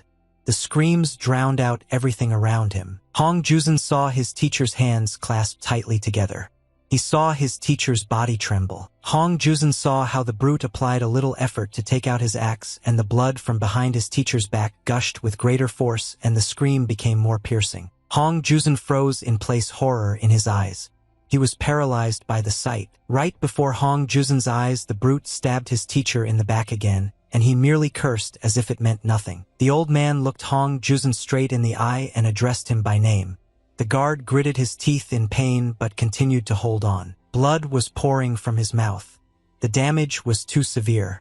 He managed to articulate that it was time to pay the people back for the food. Hong Juzun immediately jumped up and swung his club in a jump, heading towards the thug. This act could no longer change anything, but it was important for the young man to take revenge on the one who committed such a crime. Janbae Hongyun held on with all his might, but life was quickly leaving his body. The man with whom Hong Juzun was fighting ran after the young man to protect his comrade. He ran with all his might, thrusting his sword forward, trying to get ahead of Hong Juzun's strike. But he never managed to do it. A large rock came flying straight at his head from the side. Tan Munjin, standing on the other bank, emerged from his hiding place and did what he could. He was ready to throw another stone if necessary. The man fell to the ground, cursing the damn doctor who had stopped him. Hong Juzun, who was no longer hindered by anything, struck the head of the thug who was holding his teacher with his club. By this time, Tan Munjin had managed to jump across the river and ran up to everyone else, but he felt confused. Moments later, the brute and Janbae Hongyun fell to the ground. The blow landed hard enough to stun the enemy. Hong Juzun, having delivered the blow, landed on the ground and froze, staring at the body of his teacher. Tan Munjin didn't know what to do in this situation. He understood how Hong Juzun felt and also felt guilty for not being able to help. Someone from the side called out to Tan Munjin, and he turned around slightly frightened towards the voice. The second criminal ran at him with a sword and shouted that the boys should have just run away, but since he stayed, he apparently wanted to die. He threatened to chop the doctor into small pieces, but Tang Munjin immediately reacted and swung the hand in which he was holding a large stone. But he never managed to throw it. Tang Munjin suddenly froze, his eyes fixed on the ground. An eccentric doctor appeared right in front of him, sword in hand. Felt like he'd been there the whole time. The eccentric doctor turned to Tang Munjin and admitted that the young man had come a long way to find the source of the disease. Tang Munjin was about to say something, but at that very moment the eccentric doctor cut off the criminal's head. On the hill where everything was happening, complete silence suddenly fell. Hong Juzun approached his teacher and, placing his body on his lap, cried silently. The eccentric doctor examined the consequences of what was happening, which made him look very puzzled. He turned to Tan Munjin and asked Lisa if there were two men involved in everything that had happened, but Tan Munjin assured her that this was not the case. Tan Munjin pointed at the doctor and shouted that this man was to blame for everything.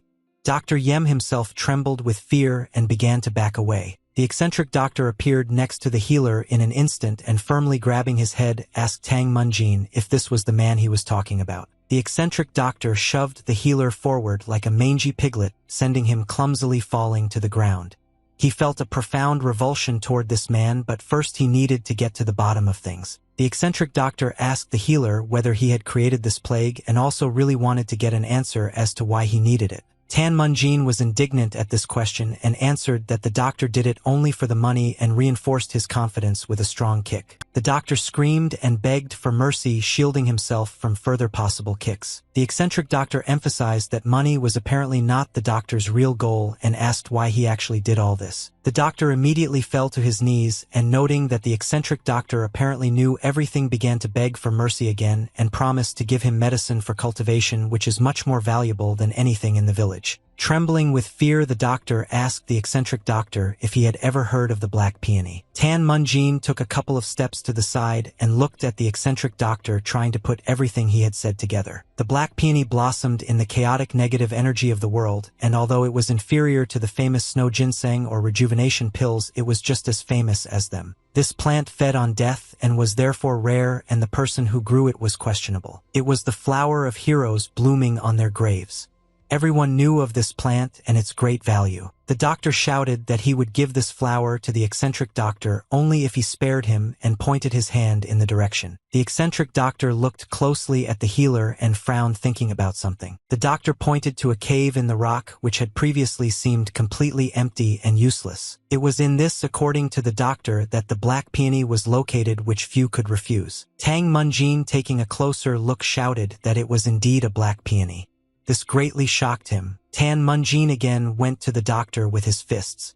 I don't understand why the doctor did all this, since he was willing to simply give up this flower for the sake of his life. But the eccentric doctor did not allow the young man to beat the healer and stopped him by gently grabbing him by the shoulder. The eccentric doctor noted that the healer was not trying to exchange his life for this, but knew that an ordinary person trying to collect a black peony would die from the deadly energy inside him. Healer M immediately pouted, realizing how quickly he'd been exposed.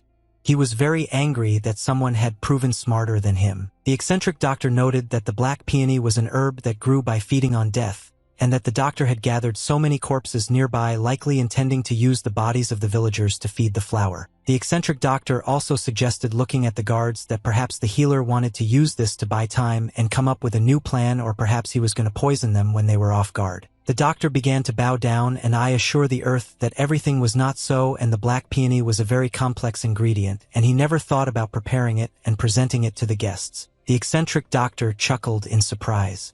How could this be? After all, the rector seemed quite knowledgeable for a doctor from a small village in the mountains. The doctor looked up at the eccentric physician and noted that it was just a trick he had learned. The eccentric doctor immediately went into the cave and plucked a black peony, not at all afraid of any deadly energy. He returned, twirled the plant in his hands, and said with a smile that he too was not quite an ordinary guy. The healer M raised his eyes to the eccentric doctor, not understanding how he did it, and did not die because he touched the flower with his bare hands. But the doctor could not find out more about this, because in an instant his head flew off his shoulders. This man could no longer harm anyone for his own selfish purposes. The head of the healer M rolled to the side, and the eccentric doctor did this without even blinking. The eccentric doctor snorted and emphasized that he himself would decide when he would die. Before returning to the village, the eccentric doctor was indignant, because he did not know why such inhuman doctors continued to appear. The cave, saturated with deadly energy, was left behind.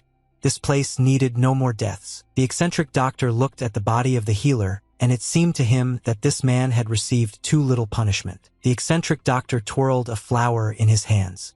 I don't understand why these people were called doctors if they were simply able to study medicine. Tang Munjin felt very tense. He was worried about the eccentric doctor, who had been unharmed when he picked the black peony. The young man asked if his teacher was all right. The eccentric doctor snorted and assured him that everything was fine, and asked if the young man thought that he had earned his title through gambling. He explained that he would remove the black peony poison and the corpses, and asked Tang Munjin to take the beggar and step aside, which the young man did not argue with, and immediately approached Hong Juzin. Tan Munjin hugged Hong Juzin but couldn't take his eyes off his teacher. The young man understood how many secrets the man held. The eccentric doctor meanwhile sat down on the ground and, placing the black peony on his knees, began to meditate. Tan Munjin could not have imagined that the eccentric doctor would work with the heavy energy of the flower in this way. The eccentric doctor literally absorbed all the bad energy into himself and immediately transformed it into light energy. Tan Munjin looked around and was slightly perplexed by what was happening right under his feet. The rotten ground on which he stood was getting rid of bad energy right before his eyes. Tang Munjin couldn't explain it to himself, but what was happening only reinforced the greatness of the eccentric doctor in his eyes. It was downright scary to watch.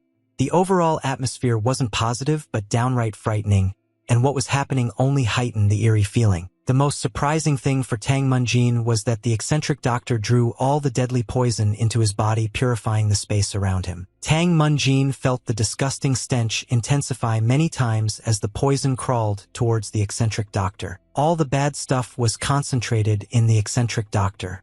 The stench of his deadly poison hung around one of the three great doctors. Tang Munjin couldn't stop purifying the land and the surrounding space. It felt like genuine magic. Tang Munjin felt when his body began to gradually cleanse itself of the poison that he had managed to saturate. But at the same time, Tang Munjin was deeply afraid for the eccentric doctor. He had never heard of such a practice before and was unaware of its consequences. The practice had reached its peak. Tang Munjin covered his face with his hands, worried that his teacher might simply explode from the sheer amount of negative energy. But in an instant, it was all over. The eccentric doctor was sitting in his old place and looked fine. Tang Munjin was even more surprised that everything had ended so abruptly. It seemed like such a simple practice. The eccentric doctor, seeing the young man staring at him, asked if he had seen everything clearly. The eccentric doctor pointed to the black peony, which had ceased to be such, and noted that everything that had happened meant being good in chi. The eccentric doctor approached Tang Munjin and, smiling, handed him a peony and offered to take it. He explained that he had removed all the poison and could eat the flower without any problems. Tang Munjin, very skeptical, extended his hands to take the offered flower and thanked him. The eccentric doctor noted that the young man had figured out the doctor's plan and therefore deserved a flower, which greatly surprised Munjin himself. The eccentric doctor nodded approvingly, noting that the husband only needed the poison itself. Tang Munjin had many questions left.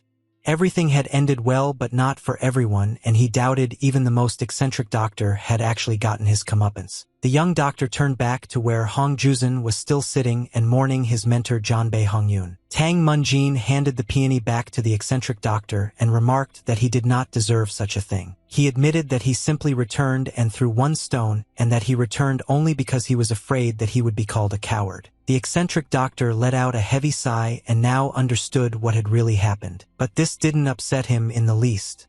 The eccentric doctor poked his finger into the young man's chest and smiled. He pointed to Hong Juzun and asked Tang Munjin how he could explain the expression on the young man's face, which showed that he thought that this flower should have gone to the one to whom it was offered. The eccentric doctor noted that turning back halfway was more difficult than fighting from the very beginning, and this can only be done when a mistake is acknowledged and responsibility is taken. The eccentric doctor said that anyone who didn't run was a fool, because one could run away at any moment and then return to where one was, and the important thing is that at the last moment Tang Munjin did not return from his responsibility. These words deeply impressed Tang Munjin. He felt deeply guilty for failing to help the beggars. He looked again at the flower that the eccentric doctor was still holding out to him and thought. The eccentric Dr. Vidya laughed at Tang Munjin's expression and asked if he'd revealed too many secrets about life, certain that everything was too complex for him to fully understand. At that very moment, Tang Munjin ate the peony. The eccentric doctor immediately turned around at the sound of the stem crunching and, grimacing slightly, asked if the young man had really just eaten that flower, which Tang Munjin confirmed. The eccentric doctor started scolding him for doing this. Tang Munjin was completely at a loss, noting that he'd thought he should have done it right then and there. Tang Munjin immediately felt a strange sensation, and looking at the eccentric doctor reminded him that he had promised that there would be no side effects. Things got so bad that Tang Munjin immediately screamed very loudly. The scream could be heard throughout the forest. Tang Munjin felt strange, but at the same time he had to help everyone get back from the village. The eccentric doctor scolded the young man for eating cultivation medicine without knowing the correct techniques at all. Tang Munjin explained that no one warned him and thought that he needed to eat the flower right away. The eccentric doctor was dissatisfied and reminded him that now Tang Munjin must practice the black tortoise cultivation method, correctly do shy and breathe correctly and move chi as he taught. Tang Munjin asked the eccentric doctor to show him again what to do, but then he started arguing again, noting that Munjin was actually smart but sometimes acted like a complete fool. He explained that a young man should drive chi along the spleen meridian when walking with his entire foot touching the ground. He needed to intertwine the chi coming from the earth and the chi coming from the lungs, creating a central flow of chi toward the center of the abdomen, spine, and lower back. The eccentric doctor noted that these 3 points were the unchanging axis of the black tortoise method, and everything else would change. It was necessary to draw the black peony chi through the central axis and do so very slowly. Tang Munjin tried to do everything exactly as the teacher told him and was confident that he could do it, but he kept talking until the eccentric doctor shut him up. Tang Munjin focused more on his breathing and steps, trying to put everything else out of his mind. The eccentric doctor carefully watched his student, really hoping that the young man would succeed and would not go astray. Tang Munjin continued to walk silently and repeated the turtle technique over and over again. Soon he felt a surge of strength. He felt his chi moving correctly and filling his body. The eccentric doctor concluded that the young man would definitely finish regulating his chi before they reached the village. The eccentric doctor believed in Tang Munjin's abilities. He knew he could impart a wealth of knowledge which the boy would use wisely. Tang Munjin was indeed a very diligent young man, although he was occasionally irresponsible for himself. They continued walking in silence until Tang Munjin suddenly cried out, noting that he felt a huge father inside the black peony. The eccentric doctor yelled at him, stressing that he had barely scratched the surface and that it would take time to fully master this chi, and that he should use the black tortoise method whenever he had free time. After observing Tang Munjin's condition, the eccentric doctor noted that it was already much easier for him. He could drag one of the beggars, pointing at them with his hand. Tang Munjin was indignant at this and said that his stomach still hurt and he could not do anything. Soon they all reached the village, where they were already met by the residents who had already heard some rumors. The eccentric doctor left a cart with the bodies of the criminals in front of the residents, and Tang Munjin prepared a message for them. He told the people that the disease would disappear within 3 days if they took the medicine they would be given, and pointing to the beggars, he noted that they had dealt with the culprits. People immediately started clapping and shouting joyfully, but Hong Juzhen felt extremely depressed and was not at all happy with how this whole story ended. He remained behind all the people who were rejoicing at the end of the illness. He held his dead teacher on his back, and I realized that now he was completely alone. The eccentric doctor sensed that something was wrong, although he also joined in the general fun. He glanced to the side and assessed Hong Juzhen's condition. The eccentric doctor knew what to expect from this young man. Hong Juzhen followed the crowd with very small steps, but tried to remain completely unnoticed. The villagers didn't pay any attention to him, and the death of the beggar's guard didn't particularly bother them either. At that moment, Hong Juzhen felt incredibly alone and abandoned. He risked his life, and his teacher gave it for people who could not possibly share his grief. After walking just a few steps, Hong Juzhen stopped and moved as far away as possible from the crowd. He decided that he shouldn't follow everyone and immediately turned around and walked in the opposite direction. He went as far as possible from the village, which continued to celebrate the disappearance of such a terrible disease. Soon many of the sick residents began to recover. The village came alive again and seemed to blossom. Tang Munjin and the eccentric doctor stayed for a while to make sure that the whole trouble was now behind them. Tang Munjin had a lot of free time, and he spent it all on training and practice. He studied martial arts using all the manuals that the eccentric doctor gave him. Each day, Tang Munjin was getting better and better, which was good news, although he was still very weak in martial arts. Tang Munjin, having completed several techniques, recovered and tried to remember what the eccentric doctor had shown him next in order to repeat it. Tang Munjin began to jump up and down in place, acting like some kind of dance rather than martial arts. An eccentric doctor approached him and scolded him for putting dust in his medications and doing everything wrong. He understood that the young man was most likely protesting so that he could be taught to play ball. The eccentric doctor advised Tang Munjin to pack his things, emphasizing that they had a very long way to go. Tang Munjin was surprised, as there were still sick people in the village, and he was sure they would stay until they recovered. He asked the eccentric doctor to stay for another 5 days, noting that he would like to enjoy the heroic reception a little longer. The eccentric doctor advised the young man to pull himself together, as they hadn't intended to enter the village at all. They'd only gone in because the beggar had asked them to.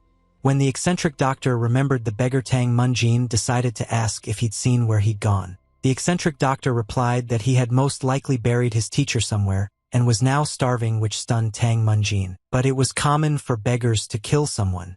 It didn't matter whether it was just or not, but if a beggar you helped killed someone, or a master was killed because of him, he was no longer considered a beggar. The eccentric doctor asked Tang Munjin to believe that this man was now considered a threat. Tang Munjin, hearing these words, became even more upset and again felt partly guilty. He glanced at one of the medicines being prepared and asked the eccentric doctor what this beggar would do next, and then replied that the beggar should choose for himself. After this conversation, Tang Munjin went to pack his things and prepare for the long journey that the eccentric doctor had spoken about. All the villagers were incredibly grateful to these doctors who were able to save their relatives and gave the village a chance to continue to develop. Without delay, the eccentric doctor and Tang Munjin left the village. The eccentric doctor walked straight ahead with a serious expression, not even turning once toward the people seeing him off. Tang Munjin had to try hard to keep up. Along the way, Tang Munjin took in the surroundings of the village.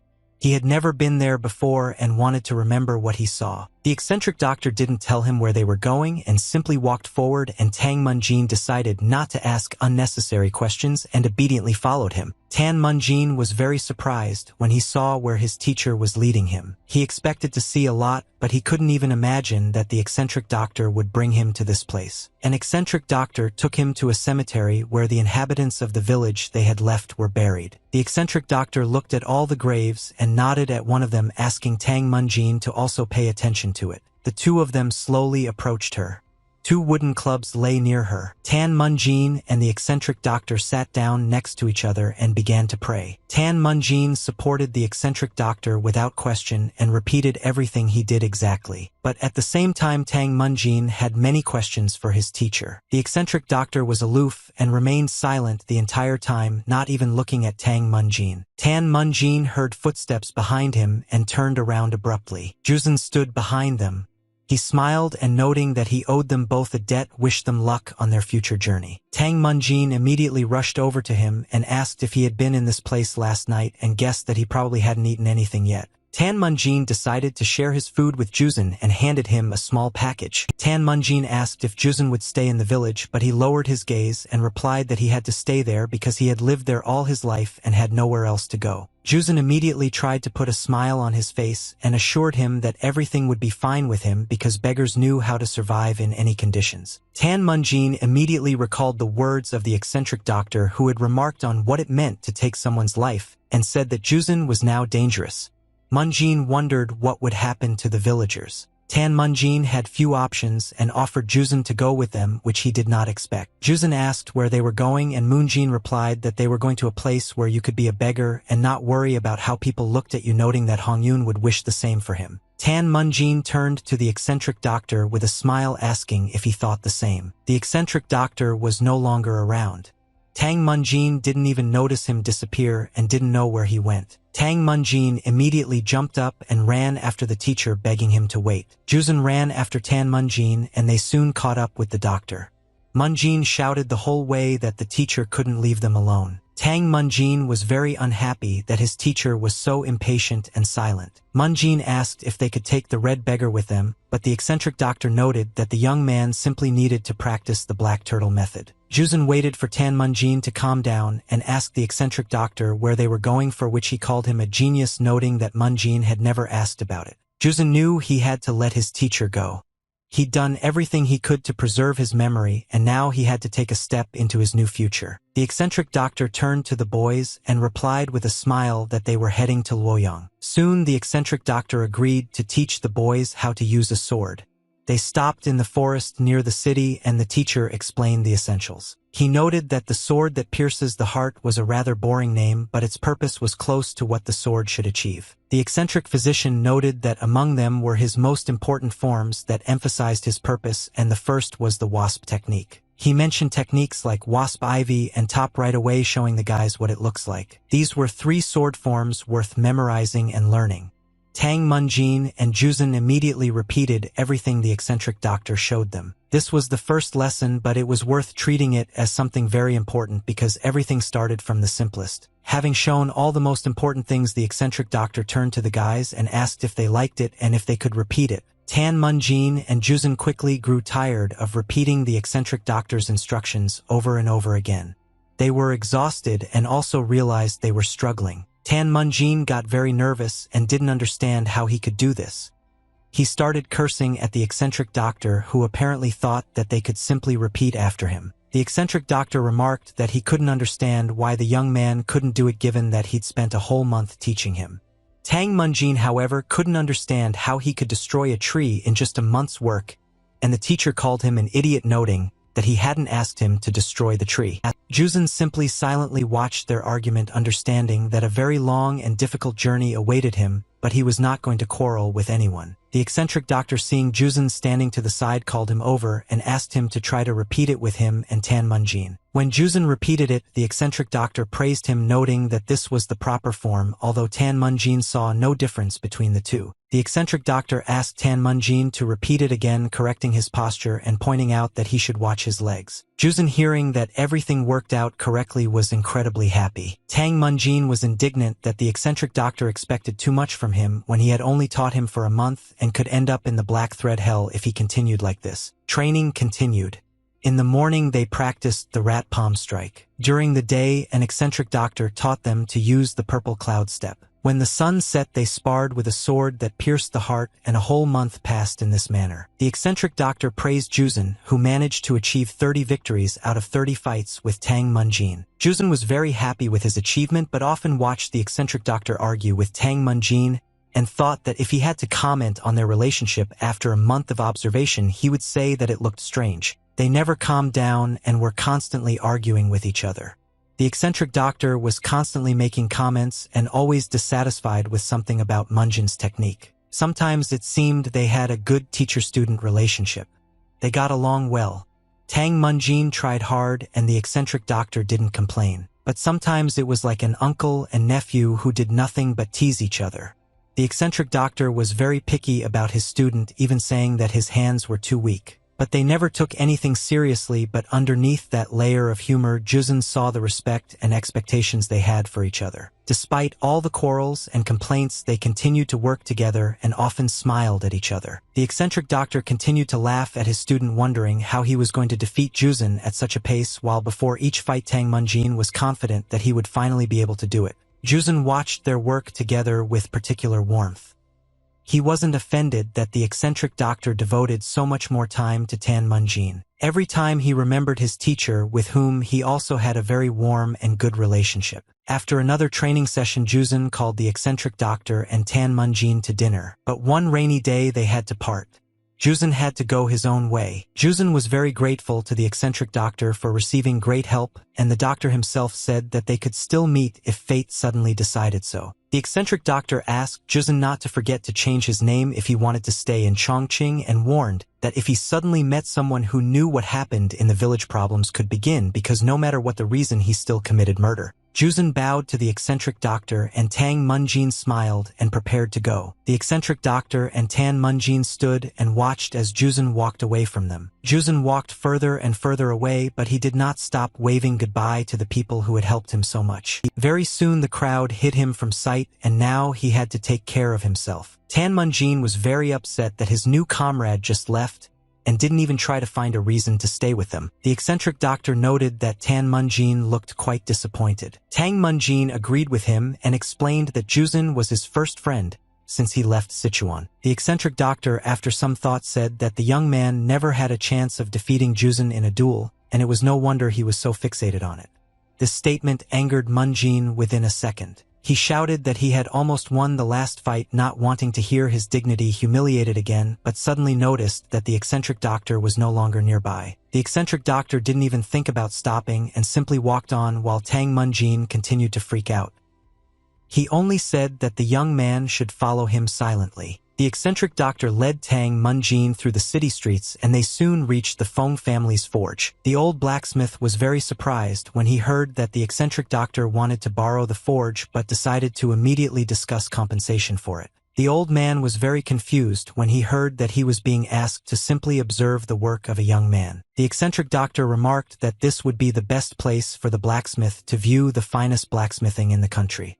Tang Munjin tried to maintain a smile, even though he knew the blacksmith would be unlikely to agree to such a proposal. The old blacksmith thought about this proposal for a while, not knowing whether he should agree. And much to Tang Munjin's surprise, the old blacksmith agreed and allowed them to enter the forge and begin their work. Tang Munjin didn't understand how this could work, because he was convinced that the blacksmith would refuse them and drive them away. The eccentric doctor also pushed Tang Munjin forward and asked the blacksmith if he would mind if they borrowed some bucket material, and he again agreed only after asking him to make him a small sickle. The eccentric doctor was very happy, but Tang Munjin did not understand what all this was about. The young man asked the teacher directly why he suddenly wanted him to make a sword.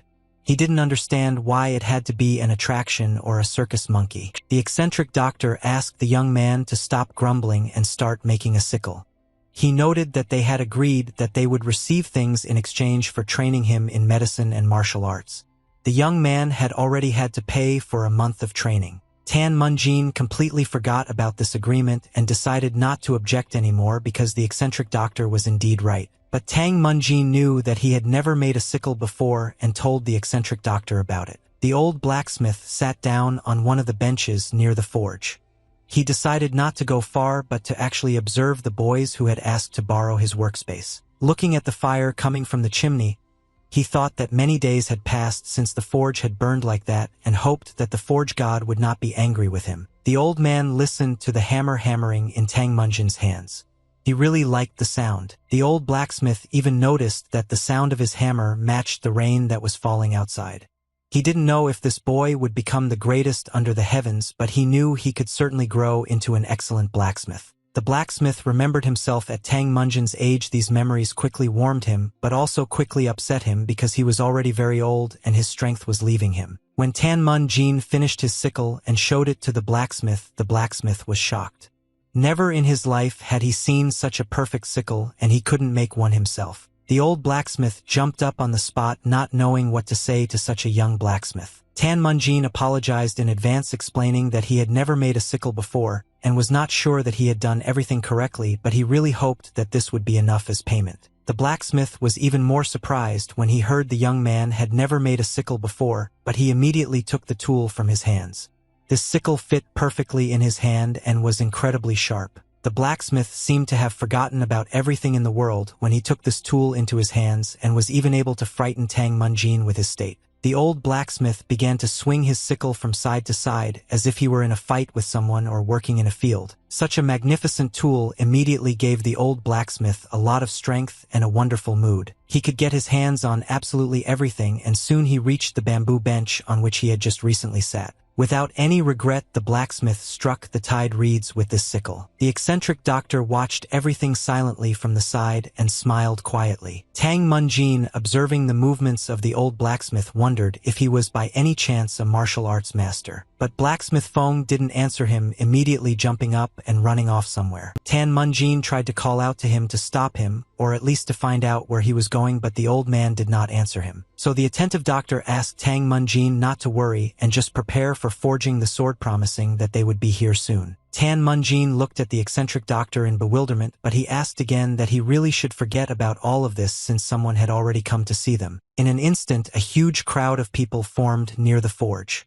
Tang Munjin was seriously frightened by what was happening. Tang Munjin glanced cautiously to the side straight at the crowd. There he saw an old blacksmith and some other adult men, and they all had weapons with them. The blacksmith approached Tan Munjin and, handing him his sickle, asked how the boy managed to do this. Tan Munjin was scared and thought that he had done something wrong and that they had come to punish him for his work. Tang Munjin looked at the other men the blacksmith had brought and realized that there was hope shining in their eyes. All these men came to learn the secret of the young blacksmith because the sickle he made could cut weapons made by the best blacksmiths of Chongqing. No one could understand how a man who said he was poorly trained in blacksmithing could make such a sickle. It was clear that the man would not leave him alone until he told or showed how he was able to achieve such a result. The blacksmith was the most delighted of all, noting that the sickle was so sharp it looked like he hadn't been fighting someone with swords but cutting tofu. The entire crowd begged Tang Munjin to teach them how to forge metal like he did. They wanted to know the secret technique the young man possessed. Tang Munjin felt completely at a loss and didn't know what to say to these group of men. The blacksmiths shouted that the young man could do anything for them and they just wanted to see how he did it. They began offering him an axe or a sword or a similar sickle. It didn't matter to them what the young man chose. The eccentric doctor, realizing how confused his student was, went out before him to talk to the blacksmiths. He shielded his student with his body, and only his appearance frightened everyone who came. The eccentric doctor silently extended his hand in front of the blacksmith Feng, expecting something to be placed there. The eccentric doctor laughed loudly and explained that they would charge 2 silver coins for viewing. The eccentric doctor had no intention of wasting his student's talent, and they had to get at least some benefit from it. The blacksmiths doubted that they wanted to watch this for 2 whole silver coins, but when the eccentric doctor said that his student would do less, they immediately paid. Meanwhile, Juzun was walking alone along the street, completely soaked by the rain that had not stopped for a long time. He didn't really have a goal of where to go, but he continued to walk forward, thinking about everything that had happened. He found himself in his master's hometown and wanted to explore every street. He remembered how the master told him that everything in his city was big, and that's how it turned out. Juzun, walking street after street, decided to find the hemp field that the master had told him about and hoped that the road would lead him there. Looking around in front of him, he saw that under one of the bridges there was a crowd of people sitting, and apparently it was a sect of beggars. Juzun looked at his belt, which he simply held in his hands so as not to catch anyone's eye. He remembered the wide smile with which his master handed him this belt. Juzun couldn't hold back his tears. He clutched the belt tightly in his hand and wept freely. He decided to look for someone who might know his master. He still had hope that he would be able to learn a little more about his master and his past life. The rain continued to pour. A murmur of thanks to the tavern owner for his assistance was heard from outside one of the taverns. The tavern owner replied that he was happy to help and that Hong could come to him at any time since they were always glad to see the disciples of the beggar sect. Juzun smiled at the tavern owner and, going out into the street, went wherever his eyes looked. As soon as he turned away from the tavern owner, the young man's smiling face immediately frowned. His hopes had been dashed in this place. He'd previously heard that a beggar's sect existed on Tavern Street, but no one knew his teacher. Juzun assumed this might be because 20 years had passed. Furthermore, the beggar's sect turned out to be completely different from what his teacher had described. He was also surprised that the tavern owner was a member of the beggar's sect. He explained that if Juzun wanted to join the beggar's sect in Chongqing, he would have to pay an entry fee, which was easy if he worked. Juzun was shocked that even if someone was from the secular faction, they were still required to pay money to be a beggar. She continued walking down the street, getting soaked to the skin in the rain. Juzun began to seriously doubt that anyone on the street could know his teacher. But nevertheless, Juzun continued to search and ask everywhere he could. He approached one beggar and asked her if she had heard of a beggar nicknamed the Hemp Beggar, but she only shook her head. Juzun approached the next beggar and asked the same thing, noting that this man had been to Chongqing about 20 years ago, but had again encountered failure. No matter what Juzun said about her teacher, it still didn't give him any results in his search. The young man tried his best to hold on and not give in to his doubts, although with each subsequent person his doubts consumed him more and more. Juzun approached a group of beggars sheltering from the rain under a bridge once again, but was again refused. No one knew his teacher, so he had to move on. He couldn't believe that no one had ever heard of the Hemp Beggar. His teachers had spoken a lot about this city, and it seemed obvious that someone must have remembered such a man. A hunched beggar passed by Juzun. He practically ran, wishing him to get to a dry place as quickly as possible. Although it was useless, the man shook the rainwater off himself and complained about how cold he was. Juzun wondered if he should ask this man before giving up completely, and having made up his mind, called out to the old man. The man turned to him looking rather frightened. It seemed as if he thought he was about to be accused of something. Juzun smiled amiably and asked the old man again if he knew a beggar nicknamed the Hemp Beggar, noting that the man was a member of the Four-Knot Beggars sect and had lived in this city about 20 years ago. To Juzun's surprise, the old man immediately perked up upon hearing this name and asked if this man was about 10 years older than himself. Juzun, unable to contain his emotions, shouted that this was the one he needed, which left the beggar slightly perplexed. The old man grimaced but still decided to clarify whether they were talking about the very one who was quite nice for a beggar and was always in the hemp fields, and Juzun screamed even louder that it was him. The old man snorted and emphasized that the young man was confusing something in that case, because the hemp beggar was only a single-node plant. Juzun froze in place, unable to understand what was being said. He was absolutely certain his teacher wore 4 knots on his belt and doubted it could be a lie. But in reality, his teacher was never able to obtain more than 2 knots. Martial arts were required to obtain 3 knots, and he never learned that and never found a teacher because he was rather lazy. Juzun learned that this is why his teacher spent all day in the hemp fields, which is why he was nicknamed the Hemp Beggar. The old man also mentioned that he was about the same age as Juzun when some beggars came looking for this man. The old man didn't know what exactly, but it was obvious the Hemp Beggar had stolen something very important and escaped. After that, the old man suggested the young man find Grandma Yen, who lived downstream and might know more about it. Juzun could hardly get his head around the fact that his teacher had lied to him about so many things. Juzun ran for a long time and stopped when he left the city halls. He sat on the riverbank tightly clutching his teacher's belt and weeping loudly over him. He tried to untie the excess knots on the belt, but the rope was so tight that it was far from easy. Juzun screamed in despair that his teacher deserved to die. He remembered how Janbae Hongyun gave him a knot because he was able to withstand hunger well and gave him another knot because he recovered from a high fever. But now it all seemed utterly pointless to him. His entire life hadn't collapsed in an instant. The young man threw the rope away from him onto the rain-soaked ground and ran forward. He recalled that he received the third knot on his 15th birthday. This too was a deception and even more unbearable. Now it seemed no wonder to Juzun that his teacher's barehanded and staff fighting techniques were so lousy. Juzun couldn't accept this truth. He was incredibly angry at Janbae Hongyun and at that moment completely forgot how much good the man had done for him. Rage filled him. He screamed at the top of his lungs and cursed his teacher for treating him so badly. Juzun didn't know where to go from here. He didn't know how his life would turn out since he'd lived so many years in such a state of deception. All his ideas about the world were wrong and he could only blame Janbae Hongyun. Juzun returned and picked up the rope, clutched it tightly in his hand and came very close to the seething river. He was exhausted. Anger, despair, and a sense of betrayal had drained all his energy. Juzun fell to his knees but continued to hold the rope with his raised hand. His scream changed to a quieter voice which he used to address Janbae Hongyun, exposing his lies and noting that he was not a guard but was a nobody, and there was no need to even ask him about it because he was dead. Juzun fell onto his hands right into the water, but it didn't bother him much. The cold water from the river helped him stay afloat a little longer. He dipped the rope as far under the water as he could, drowning his resentment and disappointment along with the memory of his teacher. The hand relaxed as it found itself under the water, and the rope began to slowly slide down, caught by the river current. Tears streamed down Juzun's cheeks. He couldn't control himself any longer. He needed to express all his pain. He deliberately let go of the rope, and it also slowly sank to the bottom, already well soaked. Juzun curled up on the shore in the rain.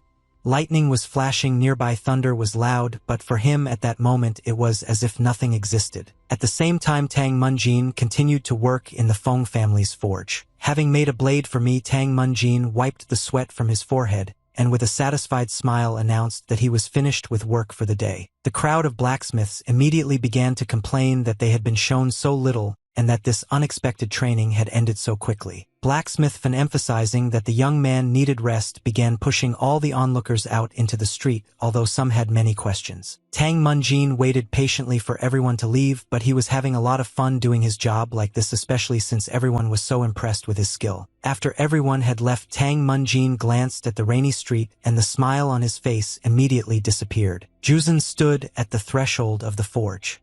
He looked terribly broken with dark circles under his eyes, but he tried to smile. Juzun openly shared everything he had managed to find out about his teacher Janbae Hongyun when they were left alone in the forge. Tan Munjin said with regret in his voice that he understood everything. It was difficult to find words that could comfort the beggar. Tan Munjin looked at his friend and tried to find at least some words, but nothing sensible came to mind. After some thought, Tang Munjin decided to ask Juzun if he had eaten, noting that he understood perfectly well how he felt, but that it was still worth eating. Juzun replied that he was not hungry because Little Sun had given him some food and said that she was a girl who lived under the same bridge as him. Juzun admitted that he had no intention of eating anything, but he could not refuse what the other beggar gave him. Tan Munjin immediately hit Juzun on the shoulder with all his might and called him a fool. He began to scold him for taking food from a little girl, and smiling, reminding him that Juzun was no longer a member of the beggar's sect, asked the young man to follow him. Juzun looked at Tan Munjin with fear and asked where he wanted to take him. Tan Munjin smiled contentedly and replied that they would go wash the beggar's dirt off Juzun. Tan Munjin took his friend to the city tavern, from which music could be heard throughout the area. It was very noisy inside, but at the same time warm and cozy, and Munjin and Juzun sat down at one of the free tables. After a heavy cold rain, this atmosphere made one relax, and the music performed by a beautiful girl accelerated this process. Juzun felt very awkward but was very fascinated by the surrounding atmosphere. He sat motionless until Tang Munjin called his name, bringing him back to reality. Tan Munjin, having drunk and eaten his fill, asked his friend to follow his example and helped him drink the first glass. Tan Munjin felt very free and relaxed and tried to help Juzun feel this mood. The alcohol cruelly warmed the mouth and instantly warmed the whole body and even the soul, which made it feel much better. The girl playing a melody on a musical instrument was very indignant and angry at the recently arrived visitors who were behaving very noisily. Tan Munjin shouted how delicious it was, and Juzun was surprised by such a statement because he saw how his friend almost threw up. Munjin laughed, noting that he did not receive the title of one of the 3 greatest doctors thanks to gambling. Juzun noted that it was worth speaking more quietly about this because problems could arise with the teacher after he found out that he had left the city. Tan Munjin pointed out that the eccentric doctor was not in town, emphasized that if Juzun left the food, he would receive a blow from a rat's palm directly to the chest, and asked him to just continue drinking. The girl continued playing and began to sing a song, trying not to pay attention to the noisy company. Soon Juzun and Tan Munjin got very drunk and began to shamelessly fool around. The guys had a great time and even tried to set a record for the number of dumplings in their mouths. After some time, all the food was eaten and the drinks were finished. The boys finally fell silent and only loud hiccups could be heard from their table. Having noted to each other that the feast was over, Juzun asked how he had to pay for it since he had never paid for anything in his life since he was a beggar. Munjin snorted and explained that he had to pay in cash, and Juzun laughed at this answer, noting that his friend was right, and then asked how much it all cost, immediately warning that he had no money. Tan Munjin laughed at him in response and said that he didn't have any money either, to which Juzun continued to smile and noted that they both looked like poor beggars. But suddenly it dawned on Juzun what situation they were in, and he immediately jumped up from the table in fear and did not understand at all what they needed to do. Juzun started scolding Munjin for doing God knows what, and this tavern was run by a cult, but Munjin didn't see anything special in this and called himself one of the 3 greatest doctors under heaven who didn't have to worry about such things. Juzun was seriously scared. He didn't want to have any extra problems in the new city, but Munjin only laughed from his serious face. Munjin found it so funny that he couldn't help but burst into loud laughter throughout the tavern. Realizing that the joke had gone too far, Munjin asked his friend not to worry about paying for dinner and immediately took off. This was another joke. Tang Munjin laughed loudly again, but immediately promised to pay for everything and pulled a dagger from his sleeve. The girl playing the instrument was sitting closest to this table and was very scared when she saw what one of the visitors was doing. Tang Munjin continued to laugh loudly, showing off his dagger.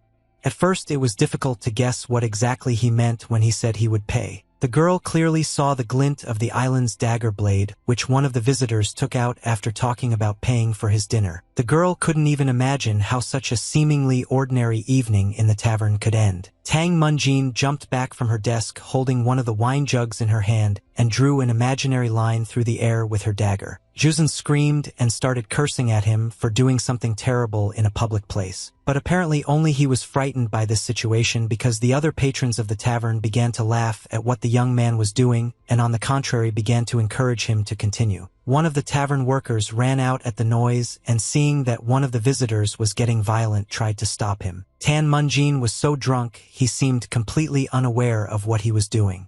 He was behaving extremely strangely and looked dangerous. At that moment it was impossible to predict why the young man was behaving this way and what he was going to do with his dagger. There was a genuine madness in his eyes. Juzun felt as if his friend had vanished, entirely replaced by some other personality. The worker probably started calling loudly for the guards and urging them to hurry, seriously frightened by the completely unpredictable guest. Tang Munjin, after performing a few tricks for show, jumped up and stretched out his hand along with the dagger and ran forward towards the worker. Juzun froze where he stood. Everything had happened quite quickly and unexpectedly. Besides, the young man knew perfectly well that he couldn't do anything to stop his friend. The guards tried to calm the rowdy guest, warning him that everything could end very badly for him since drunken scenes were not allowed in the tavern. Tang Munjin literally stuck to the wall, having scratched it with his dagger and drawn some kind of picture. When the ugly ones were very close, Tang Munjin raised the decanter of wine high above his head. He turned to them and began to pour wine all over the room, saying out loud that he was not doing anything bad at all. The guards froze in place, not knowing how to approach the boy and stop his lawlessness. Juzun was completely perplexed by what was happening. He could never have imagined that Munjin could behave like this. After finishing pouring wine into the tavern, Tang Munjin stopped and decided to take a few sips. He was completely drunk. His eyes were wide and his tongue was slurring. After a couple of sips of wine, He glanced around at everyone present, noted that he was paying for his own dinner, and asked if he should stop. He pointed the dagger directly at one of the guards, who said the young man could continue, explaining that he had simply asked because the music had stopped. The guard nodded to the girl and asked her to keep playing as they couldn't ruin their guest's mood. The girl snorted in displeasure but continued playing anyway. All the visitors continued to watch the proceedings in amazement. Some were dissatisfied with the evening, while others, on the contrary, were waiting to see how it would all end. Tang Munjin returned to his work and continued carving a design on the wall with his dagger. Munjin was very passionate about this activity and made each cut with special care. Munjin carefully applied each scratch, approaching it with the delicacy of a jeweler. The guests continued their dinner, the guard stepped aside, and Juzin continued to stand and watch his friend's actions. Juzin shot back every movement of Tang Munjin's hand, but he had no idea about the final result of this work. Tang Munjin worked on his plan for a long time without being distracted by anything else. Only occasionally did he drink the wine from the schedule and immediately return to making notches on the wall. Finally, Munjin finished his creative work and loudly noted that he wanted to pay for his dinner with it. A sudden silence fell over the tavern. All the guests and staff were examining Munjin's creation. His teacher said that because of his skills, many people were happy to express their gratitude to him wherever he went. As he said, the effect of the 1,000-armed Buddha was absolutely amazing. No one could have expected this, but immediately numerous offers poured in for Tang Munjin, and many wanted to close his account. Tang Munjin hugged Juzin and smiled broadly at him, emphasizing that everything ended well. The tavern owner was delighted with the young man's work. The guests shouted that the work was simply divine. It was a surprise to everyone that a young man completely unknown to anyone was able to perform such a miracle in just 2 hours. Everyone liked the work so much that the tavern owner offered to cook dumplings for the travelers for the journey and provided a huge stack of food. Having received such a quantity of dumplings, the boys decided to distribute this food to the beggars who were hiding under the bridge and immediately went there. Juzin personally handed over each portion to the beggars, paying special attention to little Sun, who had been so kind to him earlier. Tang Munjin watched from the sidelines and couldn't help but smile. He wanted to help his friend and make him a little happier. Tang Munjin was warmed by the fact that Juzin could finally smile normally and let go of the pain that was eating him up. After distributing food to the beggars, Tang Munjin and Juzin headed back to the city to finally rest. At the first opportunity, the boys sprawled out on their beds, spreading their arms and legs to the sides. After a few days, Juzin asked if they would go to the tavern again, but Tang Munjin replied that he was suffering from a severe hangover and suggested taking a day off, since even he didn't remember how many days in a row they had been doing this. Munjin raised his head and looked at his friend and asked why he wanted to go there again so much, to which Juzin replied that he was simply tired of the sounds of the rain. Munjin laughed, leaned back on the bed, and expressed complete agreement with Juzin. The silence was suddenly broken by a scream.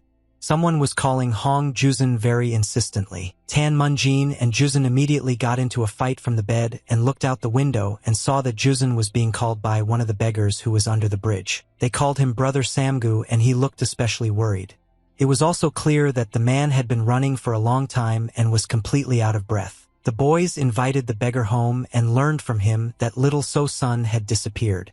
The girl usually always told them where she was going, but on rainy days like these she was afraid to venture far and quickly returned. Brother Samgu was convinced that the girl had been taken by river bandits, otherwise it was difficult to imagine where she could have disappeared to. Juzin was a little doubtful of this theory and asked the man if he was absolutely sure of it. He said children disappeared from time to time in this city. At first everyone thought they were washed away by the water, but they had witnesses who saw river bandits taking the children. Brother Samgu said rumors circulated that unorthodox martial artists were buying children for horrific purposes.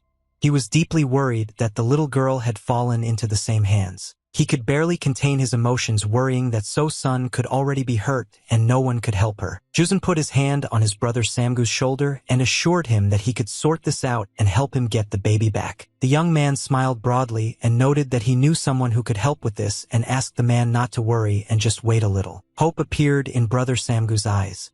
He thanked the young man several times and felt a little better. Juzin went to the tavern, and its owner, after listening to the situation, promised to ask the management but warned that not much should be expected from this. Juzin was immediately indignant. The situation was quite serious, and they were members of the beggars' sect. The tavern owner agreed with the young man that they had to act but explained that they could not risk an open confrontation with the river bandits unless they had proof of the kidnapping. The owner also noted that it had been a very difficult season at the moment, which further angered Juzin. The young man noticed that the tavern owner was behaving completely differently than before and assumed that it was because he no longer had knots on his belt. The tavern owner understood that the young man did not know much since he was not from this city and explained that the rainy season in the spring was a time when all the members of the beggars' sect in Chongqing were on guard, and especially this time because there was much more rain than last year. The tavern owner approached the window, and Juzin waited warily to see what the man would say to him next. The tavern owner looked around the city and said that they should watch the weather for the next few days. He explained to me that if the rain continued for another day or two, the Yangtze River would certainly overflow its banks, noting that people had lost their homes due to this flooding and that flood deaths were common in the city. The owner also explained that to avoid such casualties, each member of the beggar sect was diligently building a barricade, so they did not have enough people to investigate the river bandits. Juzin listened to the tavern owner and understood why he shouldn't expect any results, but it was hard to accept. As they parted, the tavern owner promised that she would ask her superiors, but again emphasized that she could not promise anything. Brother Samgu, having heard the results of this conversation, said that one should not expect the beggars to believe the words of the tavern owner because everyone there treats the beggars like animals. Brother Samgu became very nervous and began to tremble all over, which frightened Juzin. Brother Samgu continued and confirmed that they were indeed building a barricade in the city at that time, but no one up there cared what would happen to people like him. Juzin could not believe that things were really like this in the city because before this he had lived in completely different circumstances. Juzin unfortunately said that as martial arts masters they should have at least some sense of justice, but Brother Samgu just threw up his hands in response. He was filled with anger.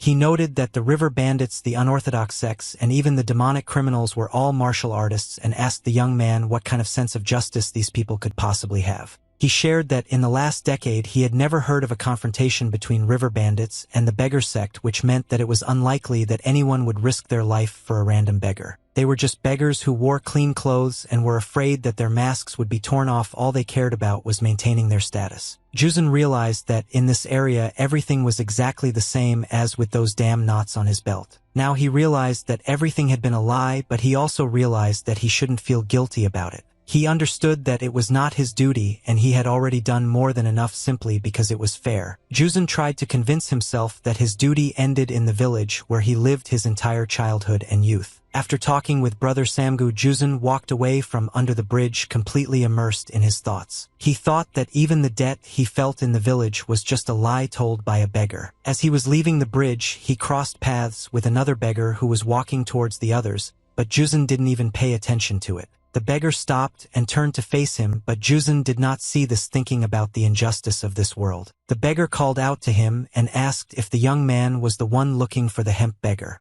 This made Juzin stop. Turning around, he saw an elderly woman who allowed him to call her Grandma Yun and asked what kind of relationship Juzin had with Ma Zhongyu. This finished Juzin off. He realized that even his teacher's name was a lie and that his real name was Ma Zhongyu. Juzin responded and, asking what had happened to him, noted that he was apparently just a small child who had run away. Juzin asked if this man had stolen something from Grandma Yun before, but the woman was very surprised that this man was called a thief. She replied that the beggar from the hemp field was not the one who stole and sighed heavily. After a short pause, the woman shared that, in her opinion, he could have been the one who kidnapped the man, which shocked Juzin. Juzin froze in place and couldn't immediately understand what was being said.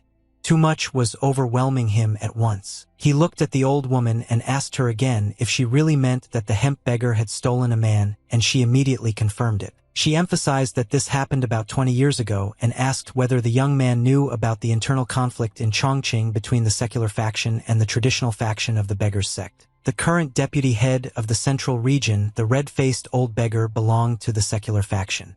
Meanwhile, the deputy chief of staff, at the time beggar of Willow Hill, was part of the traditional faction. It might have seemed unimportant whether the beggar wore clean or dirty clothes, but the desire to turn a blind eye to minor quarrels was overwhelmed by growing emotions over time. One day a big fight broke out that everyone was talking about, and in this fight the beggar from the hill died. No one could stop the conflict once it happened, and after that day the traditional faction was driven out of Chongqing. Then the beggar from the hemp crop ran away with the beggar's son from the Willow Hill. It was the very day that people talked about for a long time.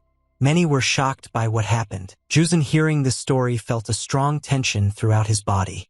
He immediately guessed what it could mean. With special care, Juzun asked the old woman what this child's name was, or rather what his real name was. The old woman replied that the beggar from Willow Hill was named Hong Jun. Juzun, hearing this, became completely dejected and fell silent. The old woman grimaced, noting that since Juzun didn't know the name of the beggar from the Willow Hill, she strongly doubted that he was looking for his son, and that's where her knowledge ended. The old woman turned around and walked away, asking Juzun goodbye, that if he suddenly met this guy he should tell him that everything was fine with her and ask him to find her if he ever returned to this city. Juzun was completely confused and immediately jumped up and ran, throwing his umbrella on the sidewalk. Juzun continued to curse his teacher, who had lied to him about everything.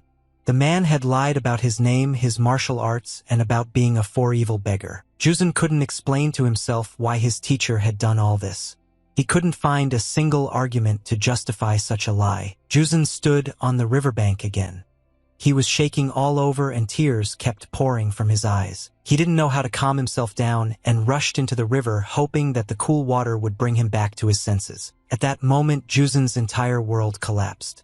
He resisted the waves moving forward, sinking ever deeper into the river. He rummaged around under the water with his hands, trying to find what he had just recently thrown there. He was looking for a rope with 4 knots, which in a fit of anger he threw into the river forever. He really hoped that he would be able to find her in the same place, but all he could find was some trash. So I hope that he finally found the belt. He caught seaweed stalks every time. At some point he realized he wouldn't be able to find the belt.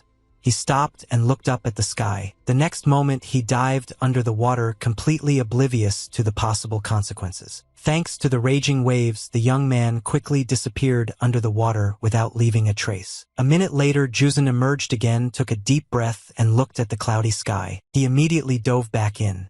He continued to hope that he would be able to find the belt. Juzun sank deeper and deeper into the water, trying to reach the bottom. All the time he thought about the 4 knots of the guardian of the mountain of beggars. He thought about Lai's injustice and his teacher, for knots were tied on the belt to fulfill a duty.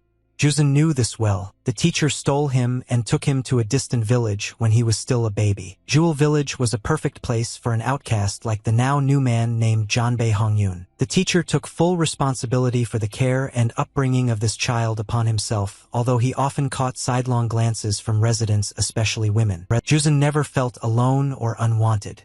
Janbei Hongyun always took good care of him. The teacher praised Juzun for any even small successes in his life, and for what was significant he tied 1 knot on his belt. Juzun remembered how many things his teacher taught him, how he tried to give him everything he knew himself, and this turned out to include martial arts. After talking with the old woman, Juzun realized that his teacher tied these knots to save the man, to protect him. Janbei Hongyun, who invented this name for himself, gave up his life without even thinking about it for the sake of Juzun's future. Juzun now understood that he had created the guardian symbol for him. After speaking with grandmother Yun, Juzun realized how greatly he had mistaken his curse on his teacher. Juzun went to the very bottom of the river, and among the thickets of algae, he was lucky enough to see the end of the rope that served as his teacher's belt. Juzun swam up to her and grabbed hold of her, trying to pull out the rope and untangle it from the long seaweed. With some effort, he managed to free the rope from the plants, and now he could rise to the surface. In front of him, Juzun saw only endless space and the air bubbles that he released. At some point, Juzun became nervous that he would not have enough strength to rise to the surface and emerge. He saw a faint light from the surface, but it still seemed very distant and unattainable, and Juzun gave up. He saw some silhouette moving towards him, but he thought that his mind was playing a joke. In an instant, Juzun managed to breathe.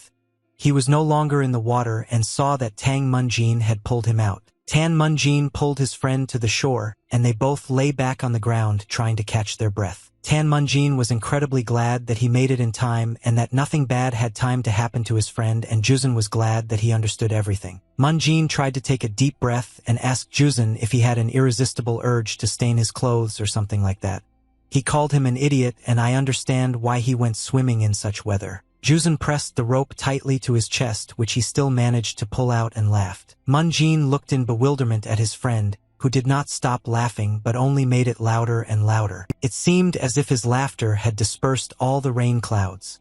It was as if in an instant it had become light and a caramel sunset had appeared. Jusan raised his hand that held the rope up and asked Moonjin to help him just once. Tan Munjin was indignant, remembering that he had just saved his life without realizing what else he needed. Jusan smiled very widely and looked at Munjin and asked him to help save little So-sun from the river bandits. Tan Munjin looked at his friend with fear, not understanding at all what river bandits he was talking about and why he wanted to save someone. Naturally, he understood what was being discussed, but he really hoped that they would ask him to make an easier request. But there was nowhere to go, and the guys immediately went to prepare to save the baby and took their swords. They went to a high hill where work was just underway to build a barricade. People worked hard, helping each other and not sitting down to rest at all, because they had to finish the work as quickly as possible before the river came close. Tan Munjin and Juzun hid on a higher hill and watched everything from above. Tan Munjin was still indignant that Juzun hadn't found some easier request, and after scolding him, he decided to ask if they had any kind of plan at all. Juzun replied that there was no plan, and Tan Munjin carefully asked if his friend was planning to fight everyone, and he, smiling slightly awkwardly, assured that this was not what he wanted. Juzun suggested simply finding out where the girl was being held and getting away from that place as quickly as possible, to which Tan Munjin agreed. Juzun suggested they sneak into the building where the girl was supposedly located, but Munjin drew his attention to their clothing.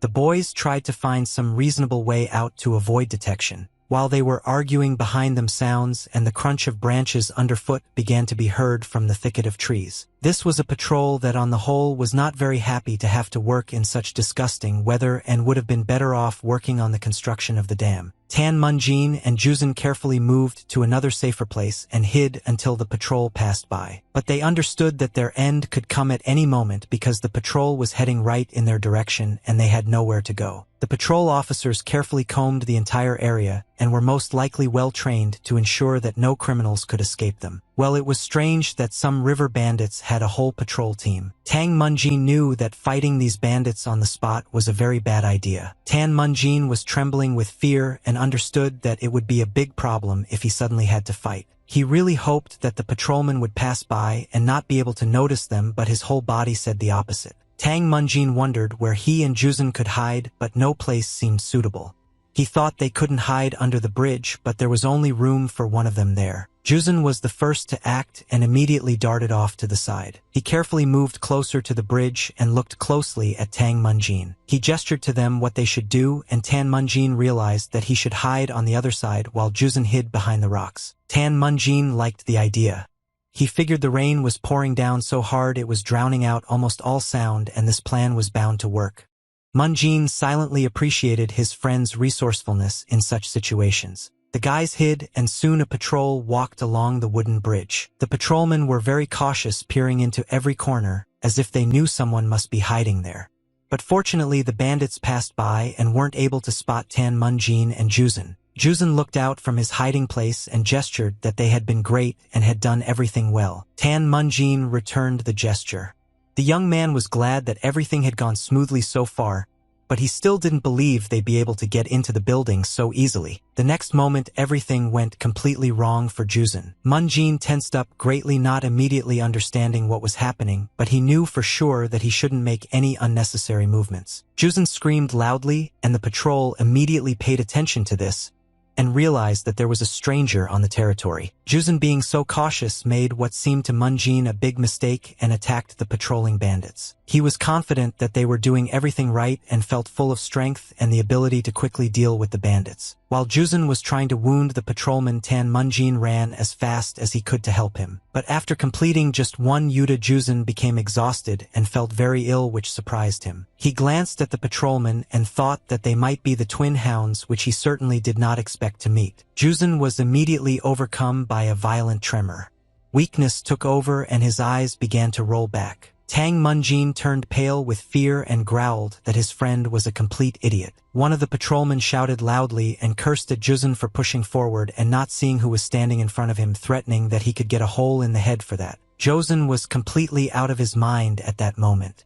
He could barely comprehend where he was. Tan Munjin ran towards him as fast as he could, understanding that, in an instant, a great misfortune could happen to his friend. Munjin began to shout, urging Joseon to come to his senses and get up while calling him all sorts of names. The patrol realized the guy wasn't alone when they saw Tan Munjin and immediately raised the alarm.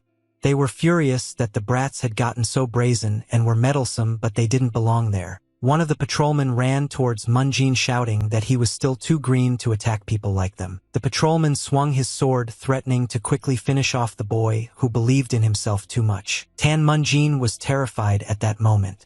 He felt like he was running straight toward a cliff, but he knew he couldn't stop. Not only his life was at stake, but also the life of his good friend whom he had promised to help. At that very moment, Munjin remembered everything that the eccentric doctor had taught him, especially the Turo technique. Turo is a horizontal strike known to those who practiced martial arts.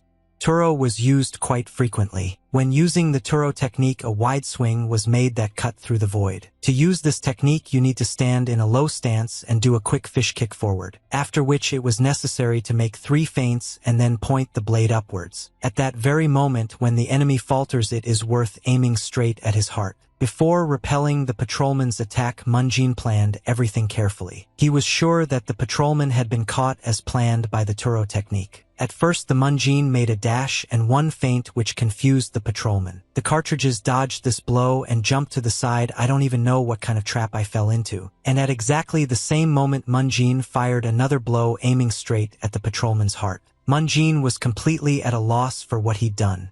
Previously, all the circumstances had worked out so well that he hadn't had to apply the theory. The river bandit patrolman's blood splattered in all directions, and he died instantly just remembering his master. After everything was over, Tan Munjin changed into a patrolman's uniform and brought Joseon back to his senses, who immediately noticed that Munjin was covered in blood. Munjin was in great shock after what had happened and tried to hold on. After his comrade remarked about the bloodstains, he wiped them away and said nothing more. Joseon looked around and emphasized that no one else was offended, suggested that it was because everyone was at the construction of the dam, and suggested checking each house in turn until the river bandits arrived. Tan Munjin, without really understanding the meaning of his comrade's words, agreed with him and continued to get rid of the blood stains on his clothes. Joseon cursed him and asked him to concentrate, noting that they had completely failed to penetrate the territory.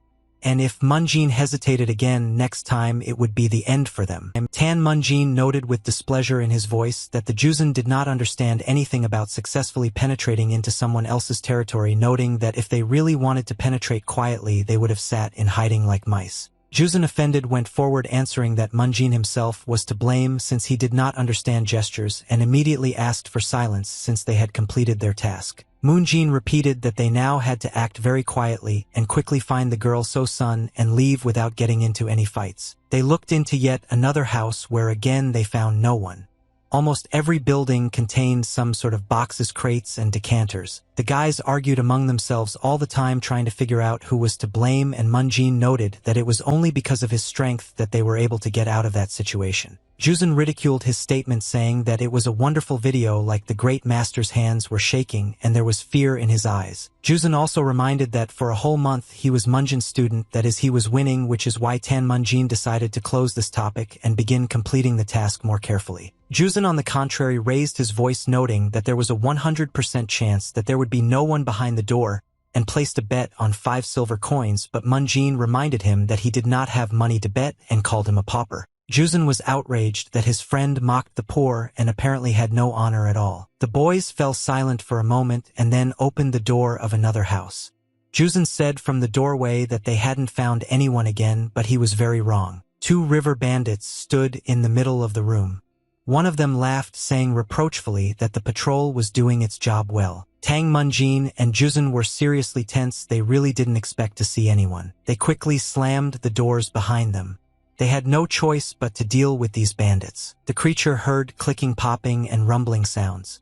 If anyone had been passing by, they would have definitely realized a fight was going on. After some time, Tan Munjin and Joseon cautiously peeked out from behind the door to make sure there were no passers-by. Having made sure that no one would see them, they dragged the bandits, whom they had already managed to tie up, out into the street. The guys threw the bandits to the ground very roughly, and they groaned in pain although they were still conscious. A sword blade and a wooden club were immediately presented to them as a warning not to make any unnecessary movements. Tan Munjin and Juzun immediately began interrogating these bandits, trying to find out where the girl who was not captured was. To make things clearer, they noted that the girl had 2 ponytails, was very small and poor, and lived under a bridge. They threatened that if the bandits didn't respond, they would be chopped into small pieces. But the bandits looked at the guys with great bewilderment and did not answer any of the questions asked. One of the bandits just laughed at Tan Munjino's, noting that he knew how to talk but apparently had never encountered real threats. The bandit smiled broadly and declared that if they wanted to scare him, Chong Sanche, the captain who had taken a dozen lives, they would have to try harder and at least come up with something more terrifying than ordinary torture. Tang Munjin was a little confused because he was convinced that the bandit would speak as soon as he saw the sharp blade near his neck. At that moment, Tan Munjin really didn't know what he should do next or how to get the bandits to talk. He asked Juzun if there was another way to get the bandits to talk, but Juzun replied that they couldn't transfer someone to this place for torture. Tan Munjin jumped up when he heard about the torture, but it was impossible to tell from his face whether he was scared or inspired. But nevertheless, he immediately went somewhere to the side, leaving Juzun alone. Juzun tried to stop his comrade and asked what he was doing and why, but Munjin left without saying a word. Munjin moved as far away from his comrade and the bandits as possible and took out from his bosom a small box containing aconite, which he had taken with him on the journey just in case. Aconite was used to relieve pain, but it was also a deadly poison, the root of wolfsbane, and if you mix it with Ligusticum romania and ginger for blood circulation, it will work quickly. While collecting rainwater in her palms, Tang Munjin thought that he didn't really want to torture the bandit, but besides he didn't know how to do it. But still, making poison from what he had was a good idea, and he immediately began mixing the ingredients. He really hoped that this poison would be enough to scare the bandits to death and tell everything. While mixing everything together, Tang Munjin simply prayed that the bandits would be scared and he wouldn't have to come up with anything else. Tan Munjin returned and asked Juzun to keep the bandits still. The boldest of them immediately expressed outrage at what was happening. Tang Munjin snorted and laughed. What the bandit was really interested in was that he offered to find out about it right away and showed the needle. Tan Munjin laughed for maximum effect and noted that since he wasn't afraid of ordinary torture, he should like this, and said that everyone who was entered by this needle felt every vein burst. Tang Munjin emphasized that his enemies were torn apart in agony before their death, and the pain would be much greater than that of a simple hole in the body. Tan Munjin brought the needle very close to the bandit's eye and said that the former patrolman died in exactly this way, and then suggested that the bandits talk anyway. But the bandit didn't immediately believe the young man, though his voice trembled. He laughed and asked the boy to stop bluffing, convinced that someone like him didn't possess poisonous techniques. Tan Munjin, becoming even more agitated, suggested that the bandit check for himself whether it was a bluff or not. But in fact, I was very unhappy about sticking that needle into him because I hadn't calculated it correctly and had no idea how it would work. Perhaps if the poison had been too weak, the bandit might have withdrawn, and then the plan would have been ruined.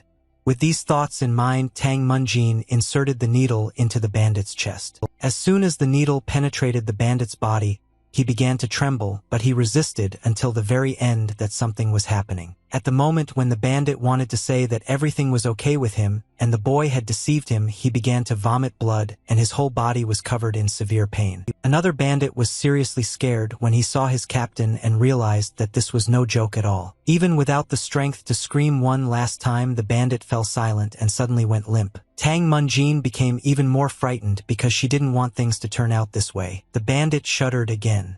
Black veins and capillaries appeared all over his body, and his pupils narrowed to the max. With a groan, his eyes began to roll upward, but the trembling began to subside. The bandit died very quietly, but this was proof that the other one had to tell the whole truth, otherwise he would suffer the same fate. Tang Munjin pulled the needle out of the bandit's body with a trembling hand, still not believing what had happened. He looked at him again and emphasized that he was indeed dead. The other bandit gritted his teeth in fear and looked at his dead captain. Without wasting any time, Juzun grabbed the second bandit by the throat and pressed him firmly to the ground, noting that if he didn't think the warning was in the left, he should speak nicely. At that moment, the bandit no longer thought of resisting, much less lying to such people. Juzun looked him sternly in the eyes and ordered him to tell everything he knew about the girl's kidnapping. The bandit held his breath. Fear paralyzed him, but he knew he'd have to tell everything to save his life. The bandit immediately admitted that the girl was taken to a cave that was nearby. Tang Munjin thought only of the life he had taken with his sword and of the medicine he had taken. He couldn't forgive himself for having been able to kill people. But on the way to the cave, he had to try to put all these thoughts aside because their mission was not yet over. Soon Tan Munjin and Juzun found themselves at the entrance to the cave. The tunnel they were about to pass through was surprisingly illuminated by torches attached to the walls. Tang Munjin took one torch from the wall so that he would have at least one source of light just in case. No matter how hard he tried, the thought of taking up his sword to save Hong Juzun wouldn't leave him. He felt like the most terrifying killer even though he knew he had to. He reflected on the fact that he had killed a man once intentionally and another time by mistake. But that didn't make it any easier. He began to doubt whether it was really a mistake and whether he wanted to do it on purpose. Walking through the tunnel, Juzun decided to break the silence that had arisen between them and decided to clarify whether the bandit died only because Tan Munjin had simply made a mistake with the dosage. Tan Munjin immediately started to tremble, but he tried to turn her over and replied that the bandit had killed more than 10 people and even bragged about it, so he deserved such a death. Walking a little forward, Tang Munjin agreed that it might have been a mistake, but he didn't regret what happened one bit. He did not raise his gaze to Juzun and only said that they should hurry to find the girl So Sun-yi and get out of this place, and complained that he was all wet. Juzun felt very awkward, but he completely agreed with Tan Munjin. He no longer knew what to say. Juzun felt that he had asked that question in vain because he sensed the state Tan Munjin was in. Juzun understood that it was now too late to turn back, but the guilt over what had happened consumed him. Soon the boys had to stop. Juzun looked very puzzled and stared straight ahead. They came to a fork. The tunnel split into two and they had to choose which way to go. Juzun said out loud that they had come to a fork in the road in order to somehow ease the tension that had arisen between him and his comrade. Tan Munjin shared that he too had no idea where to go now, and the only way they could navigate was by smell. There was a foul stench coming from one tunnel but not from the other. Juzun suggested checking one of the tunnels first, but he also wouldn't mind standing guard while Tan Munjin went on reconnaissance. Tan Munjin was ready to go into one of the tunnels alone and was about to do so when Juzun stopped him, noting that he heard someone's footsteps. Juzun Lyoka fell to the ground and pressed his ear to the ground, concentrating. I will try to figure out where these sounds were coming from. Tan Munjin became nervous and asked if Juzun had heard many footsteps, but Juzun had not said anything for too long and continued to listen. Tan Munjin was losing his patience and along with it his self-control, and he stared piercingly at Juzun, waiting for his answer. Juzun stood up completely pale and explained that the bandits were so close that a meeting with them was unavoidable. Tan Munjin and Juzun Stalin stood in front of one of the tunnels and simply waited until they saw a crowd of bandits coming towards them. Juzun was nervous and still hoped that they would still be able to hide somewhere, but Tan Munjin stood motionless meeting the bandits and only said that things were really not going well for them. A short time later, the boy saw torches and the shadows of bandits.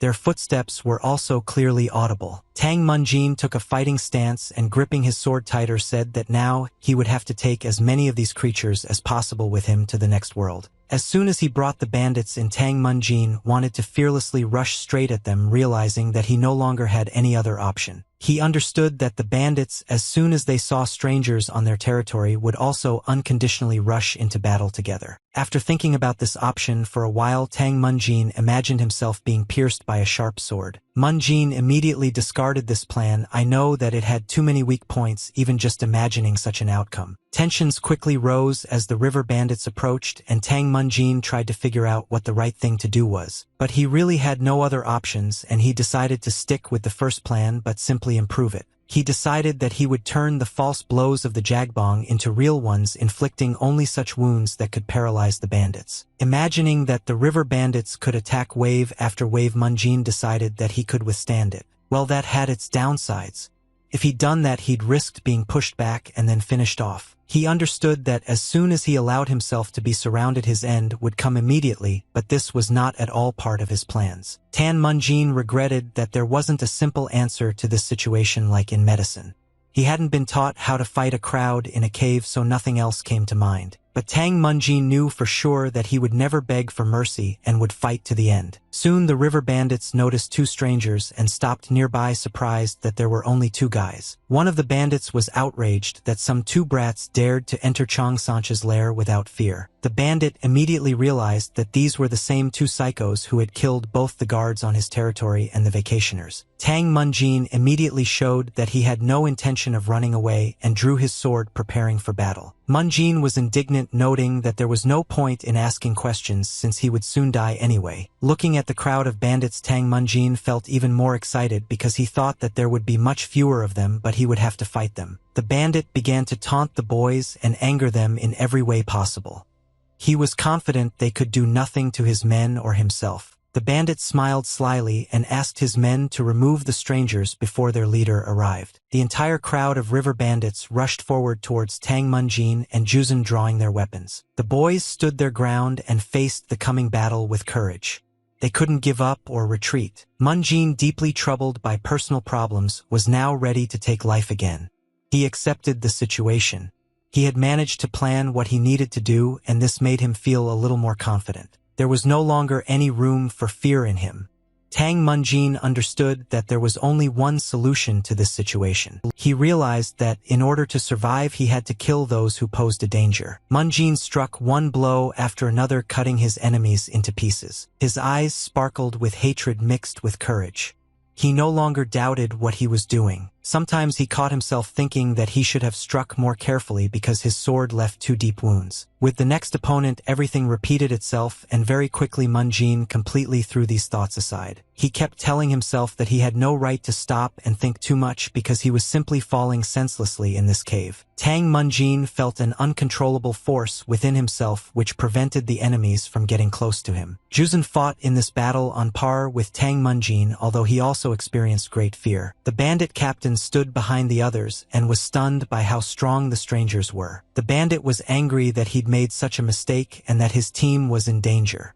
He was angry that he'd so completely underestimated these guys. Tang Munjin and Juzun pushed back the bandits and forced them to retreat little by little. Juzun shouted at Tang Munjin to pull himself together and called him an idiot, which left him in shock. Juzun asked with a nervous smile if Munjin was planning to die in this cave after playing the hero, and noted that in that case there would be no one to help save the girl. Tang Munjin smiled and asked in response who said that he was going to die. Munjin noted that he had to take 5 silver coins from Juzun for the lost bet and would never die, calling Juzun a poor fool. The bandits rushed at them with renewed vigor, feeling that if they were afraid and hesitated they would die. The guys continued to bravely fight the bandits no matter what. They had a goal to save the innocent life of a child, and they were obliged to see it through to the end. Juzun, eagerly absorbing the knowledge that the eccentric doctor gave them, happily applied it in practice in a more serious setting. Tang Munjin did not lag behind and squeezed out of himself all the maximum that was available to him. Juzun swung his wooden club in all directions and hit his targets accurately. Tang Munjin and Juzun managed to defeat many of the bandits, but the rest hesitated and retreated slightly, creating a pause in the battle. Tang Munjin and Juzun were ready to continue and were just waiting to show what they were capable of. But in reality, the guys were hoping that they would just get lucky, and that this was the only way they would be able to break through the crowd of river bandits. Events unfolded in such a way that Tang Munjin began to doubt whether luck even existed. One of the bandits shouted that he was going swimming, and the smile immediately disappeared from the faces of Tang Munjin and Juzun. This enemy was more dangerous than his subordinates, and upon seeing him the guys were seriously worried. They saw a real brute barely able to fit in the tunnel.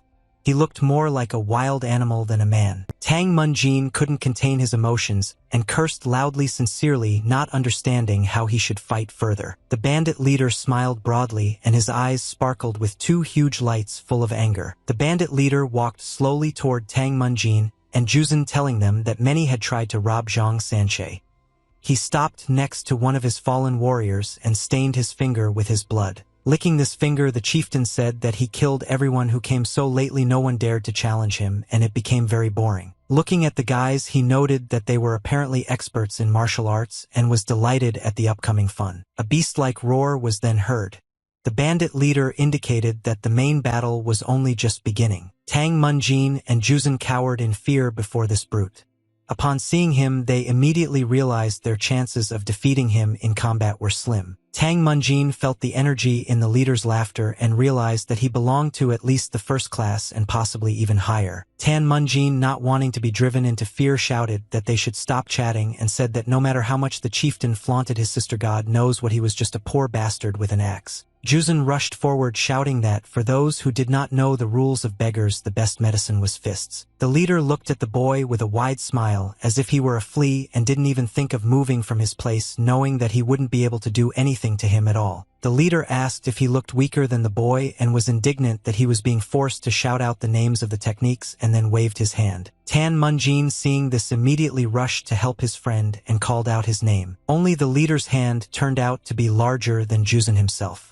The young man realized at that moment that he had made a mistake in rushing at the leader. Juzun spun around like a top on the spot from the blow and shouted that it was up to him to decide what to talk about and what not to talk about. The leader mockingly agreed with him and struck again, noting that if the young man wanted to die, so be it. At that moment, Juzun felt incredible fear, but he understood perfectly well that he had no way to resist and block the blow. The sound of a strong blow echoed throughout the cave. By that time, Tang Munjin had managed to run up to his friend, but he was also unable to do anything. The leader very deftly parried Tang Munjin's sword attack, causing him to lose his balance for a moment. The bandit leader laughed loudly again. He laughed at the stupidity and boldness of these strangers. With one kick, the bandit leader sent Tang Munjin and Juzun back many meters at the same time. The entire blow was taken by Juzun, who was initially standing in front and covering Tang Munjin. The leader of the bandits immediately ran after the guys, not giving them even a second to rest. For him, this whole fight turned out to be very funny, and he got a lot of pleasure from it. Tang Munjin stepped forward a little in front of Juzun, who was trying to recover from a powerful blow to the chest. Tang Munjin emphasized to himself that the bandit leader was far from the old man, but he had considerable inner strength. He decided that it was worth approaching him with a short weapon and quickly finishing everything as the eccentric doctor taught him. But it was necessary to do everything very quickly so that the bandit leader would not have time to react. The leader of the bandits continued to laugh at the guys, saying how long it had been since he had had this much fun. The bandit leader smiled broadly and asked the boys to attack him again, trying to decide which of them would go first this time. At that moment, Tang Munjin realized that it would not be so easy to deal with the bandit leader. Tang Munjin tried to figure out which side he should sneak up on him from, but at that moment he realized that his chances were slim in any case. The bandit leader, realizing that the guys weren't going to attack, noted that he would come to them first, which was not at all part of Tang Munjin's plans. The bandit leader rushed forward with the same laugh, noting that he would be slow and that the young man should not be timid. Tang Munjin barely managed to react and dodged the bandit leader's axe. The young man was surprised that the bandit leader called it slow because the wind pressure alone was tearing off his skin. What was surprising was that the bandit leader was too fast for his size and his movements could not be read in advance. But nevertheless, it seemed to Tang Munjin that compared to the fight with the old man, he saw everything clearly, which already gave him at least a small advantage. Tang Munjin dodged the axe blows as the bandit jumped back, and at the same time Juzun rushed at him. Juzun shouted that he was using a 4-hit snake-style technique, and Tang Munjin looked at him and thought that his friend was apparently completely fearless. Juzun struck but missed badly. The bandit leader managed to jump up and swung his axe right over the young man's head. Tang Munjin rushed forward, realizing that his friend was in great danger and needed to be covered. Running up to the bandit leader, Tang Munjin realized that it was not that he could not predict his movements. It was clear the bandit leader was simply playing with them and genuinely having fun. He wasn't taking this fight seriously, confident of his victory. Tang Munjin sensed that to the bandit leader, he and Juzun were mere toys like mice in front of a cat. But the bandit leader didn't realize he was facing mice raised by a real tiger. Tang Munjin was confident that he could find a way to sneak up on the bandit leader and end this battle his own way. He knew that if he didn't find a way, he would improvise, and if it didn't work, he would gnaw his way through. The bandit leader attacked again, and Tang Munjin backed away, dodging his blows. The leader's blows were extremely difficult to parry, and Tang Munjin barely managed to avoid them. Well, Tang Munjin's fear of this man had subsided.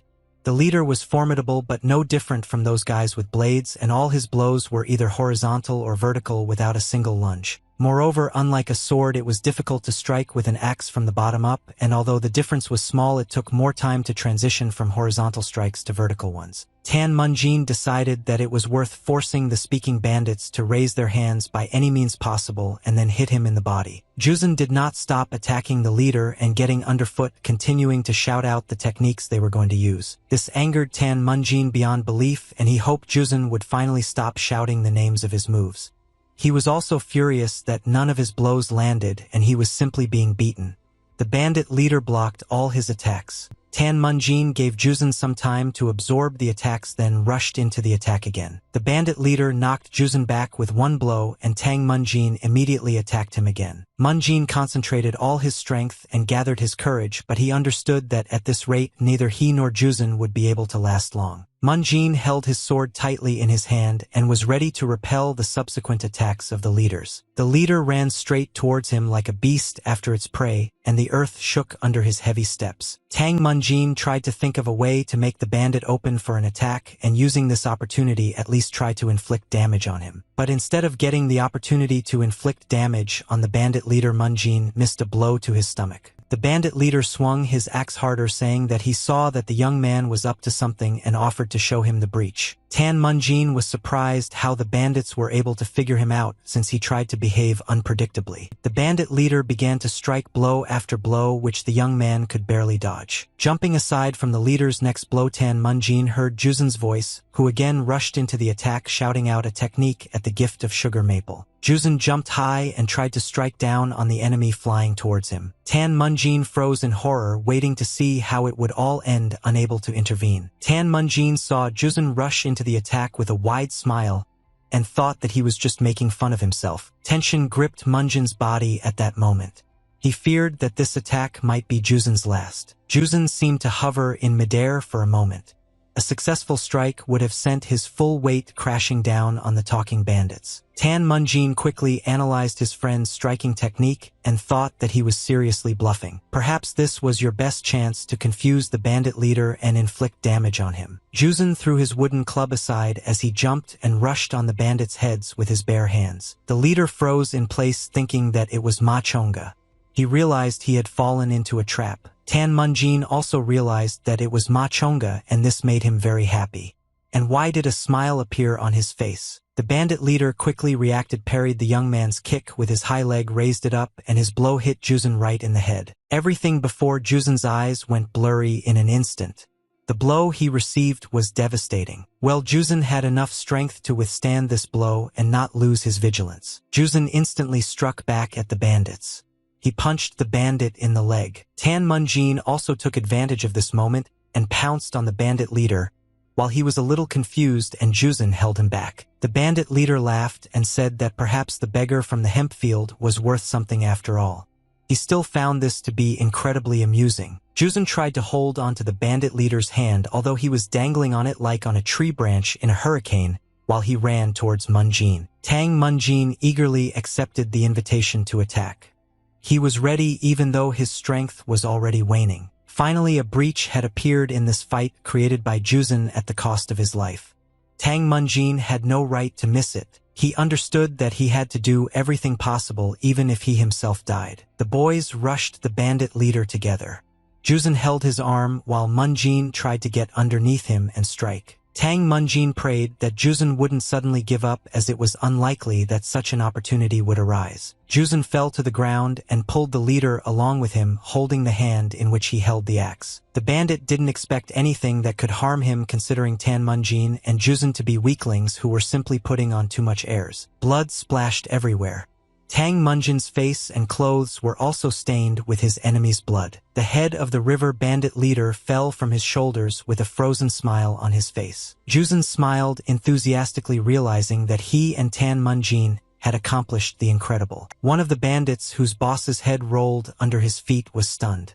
He grimaced and took a step back. The bandit stared at his leader's head and couldn't immediately find the right words for his other subordinates. He trembled with fear, and the other bandits immediately started making noise trying to figure out whether they should run away before it was too late. The bandit looked at Tang Munjin and Juzun, who looked ready to continue this battle. The bandit shouted to the others, calling on them to gather because the death of their leader did not change anything and they could not give all their treasures to some strangers. The bandit noted that their enemies were already exhausted and would be easy to defeat, but Tang Munjin felt a surge of strength within himself and was honestly ready to send the others after their leader. Tan Munjin was incredibly irritated by the bandit who spoke on behalf of the others and was apparently their captain. Tang Munjin was confident that despite being at his limit, he would be able to endure to the end no matter how many people attacked him. At that moment, Tang Munjin took out his box of aconite and acupuncture needles, which he immediately smeared in the deadly poison. Juzun took a handful of poisonous needles from Tang Munjin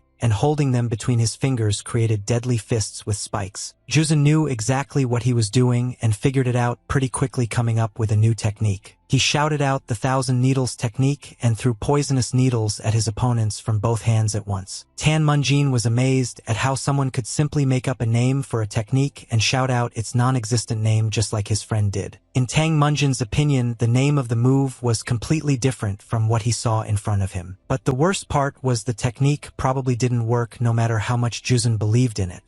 The needles pierced the bandits' bodies, but the poison's effect was unnoticeable. Tan Munjin was incredibly angry at Juzun, who stood there with a proud look as if he had saved the whole world from evil, but you actually came up with some nonsense. But Tan Munjin quickly realized that he was wrong when he saw that Juzun's plan actually worked. The two bandits who stood in front of everyone suddenly fell to the ground with the same symptoms as the one who was killed by Tang Munjin while experimenting. Tang Munjin felt at a loss, realizing that he and Juzun could only hope for greater luck. After a short while, Tang Munjin became even more confused as the poison seemed to have a different effect and the bandits were experiencing severe pain. The captain, seeing what was happening to his men, screamed in anger, cursing at Juzun for using unknown technology. None of the bandits dared to attack, fearing the hidden weapons of the strangers, who were also able to defeat their thug leader, whom no one had been able to even wound before. Tang Munjin grinned and confirmed that it was a hidden weapon, explaining that as the bandits had seen for themselves, it was a poison that would kill instantly with just one scratch. He looked closely at the captain and noted that the bandits could attack if they wanted, and he would make sure that at least half of them ended up doing the same. Tang Munjin also gave him a choice, offering to end the battle here and spare the lives of the others. Tang Munjin repeated the captain's words that it made no difference that their leader was dead,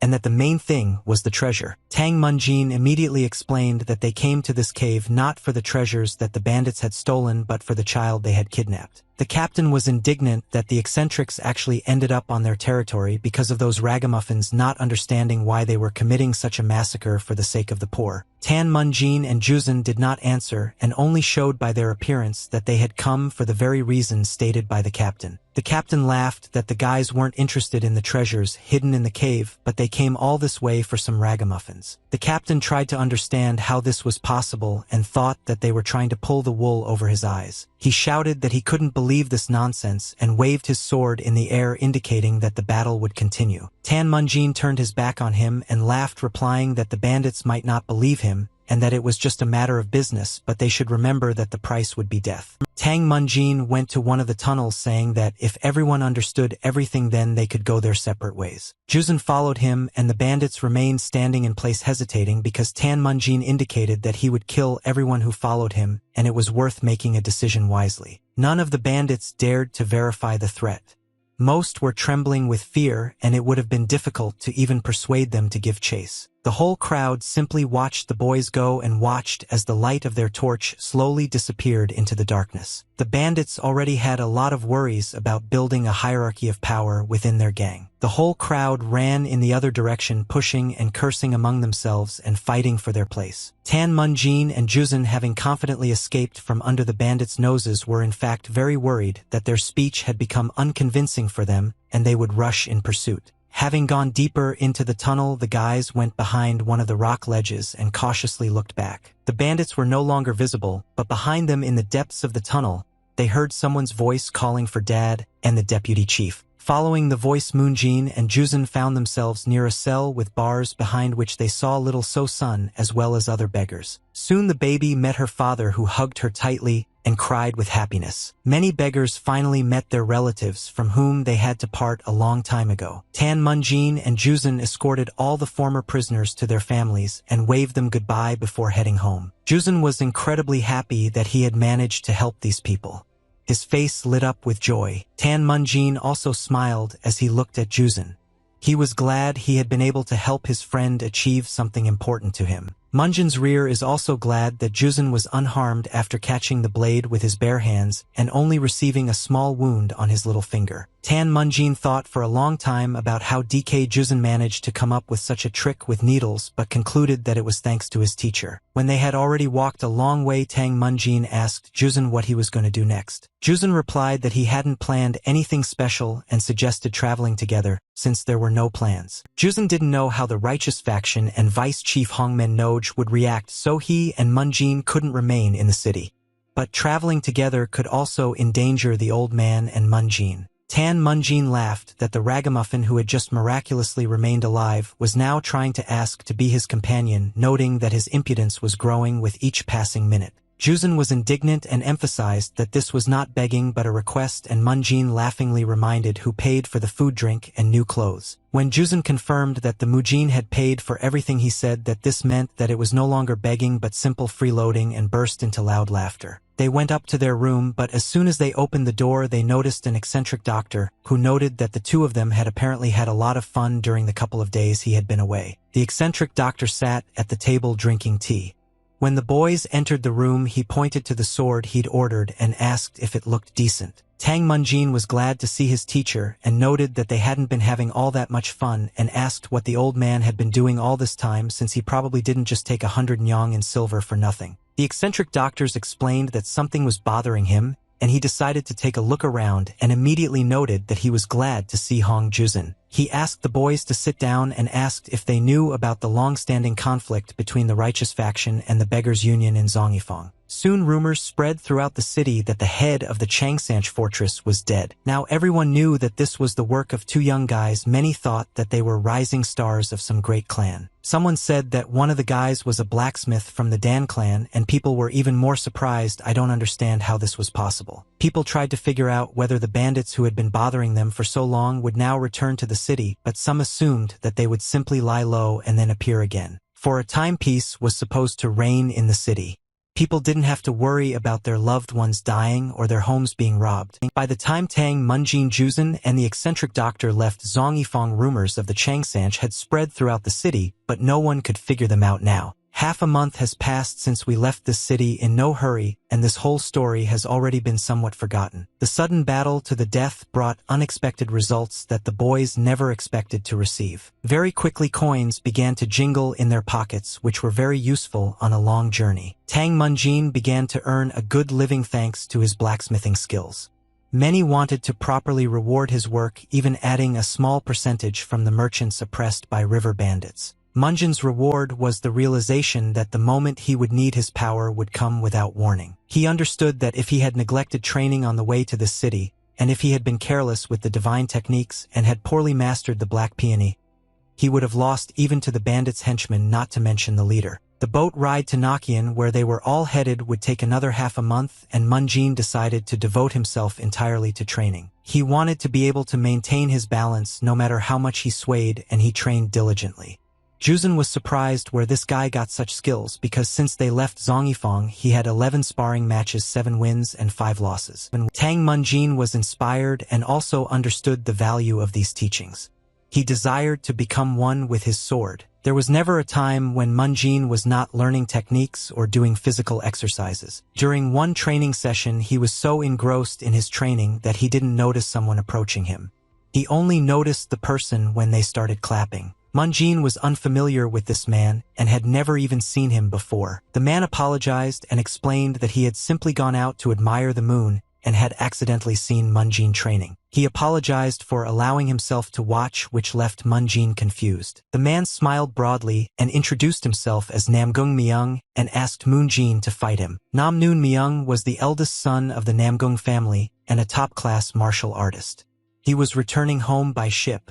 His debut in the martial arts world was without any particular success. All he achieved was to defeat some mountain bandits and a couple of small-time kidnappers, and he was very afraid that he would disappoint his father. And then he met a woman who didn't care about the name Namgung. She didn't care about the name that made everyone around her build walls of their skeletal expectations. It was the first time Namnun men had met a woman like her. She didn't care about the comma and had to try hard to win her heart. Namnun men felt completely free from anyone's expectations and was as if in flight. The anticipation of his family was like the morning fog in those days that he spent with this woman. Namnun men enjoyed every moment spent with her and forgot about all the sorrows that had previously troubled him. But to his chagrin, Tang Munjin appeared, who interfered with his happiness and caused jealousy. One day Tang Munjin approached this girl and asked her to borrow a branch of sakura, explaining that someone had food poisoning and this branch should help. During the day he was a ship's doctor, and at night he became a martial arts master, which greatly irritated Namgung Myung. He was incredibly angry and believed that the girl of his heart would forget about everything and Tang Munjin would completely capture her attention. Namnun men did not hesitate to have a duel with Tang Munjin and soon approached him with this proposal. Tang Munjin, not expecting any trickery, decided to agree, considering the Namgung family to be very important. Namnun men wanted to break Tang Munjin in this duel and free himself from the suffering caused by his jealousy. Tang Munjin accepted the challenge since he already had a sword in hand.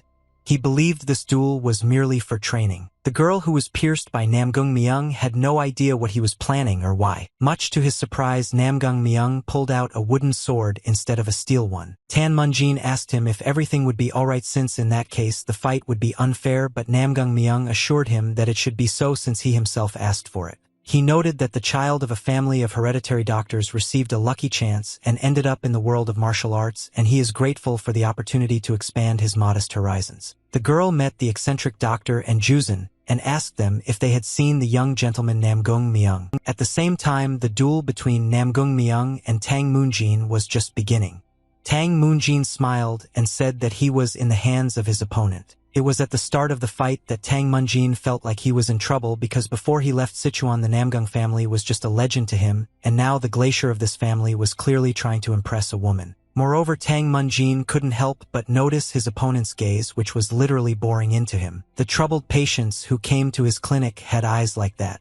Tang Munjin couldn't forget that look. Tang Munjin decided that he should attack the enemy half-heartedly and lose with dignity so that the conflict would not escalate. Tang Munjin rushed forward and very carefully delivered his first strike. Namnun men noted to himself that Munjin had an honest and slow sword of a second-rate fighter, and at best it was a blow to the head with a feint to the shoulder. Whenever Namgung Myung encountered a newcomer, his desire to crush that person would greatly weaken. But Namgung Myung was outraged at himself and decided that an opponent like Tang Munjin was worth teaching a lesson. He wanted to do this so that in the future Munjin could perhaps stand up for himself against a couple of mountain bandits. He thought it would be enough to reflect his sword with the technique of gentleness conquering cruelty and then use boundless sky. Namnoon Myung decided to pretend to follow Munjin's ball to confuse him. He carefully repeated the Mundine's blows and slid along his sword. He wanted to change the trajectory of his own to reflect the blow and then use the boundless sky. But very unexpectedly for him, Tang Munjin hit his wooden ball and cut off the end. With one precise and swift movement, Tang Munjin practically disarmed Namgung Myung. Namnun men was a little worried, thinking that if the fight continued like this, Munjin would be able to hit him in the shoulder. The certainty that Tang Munjin was incompetent and weak vanished.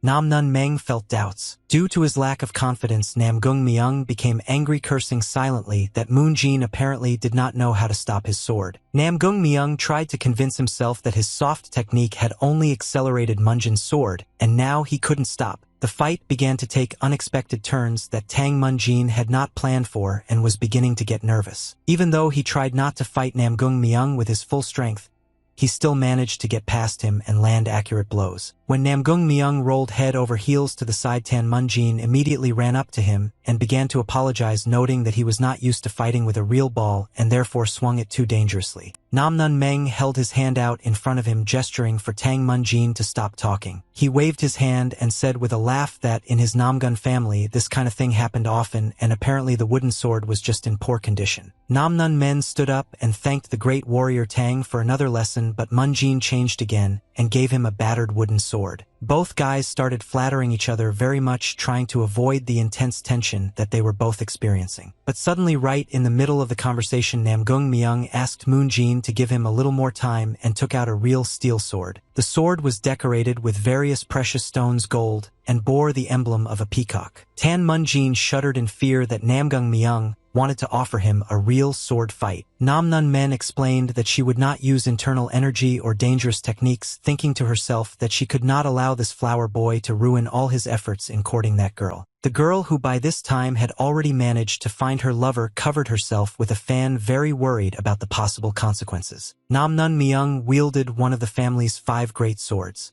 With his sword sambum, he wanted to show Munjin the true path to his family's supremacy. He tried in every way to persuade Munjin to agree to this duel, and even shouted throughout the ship how much he begged him to agree. Tan Munjin cringed in fear, but out of desperation he was forced to agree.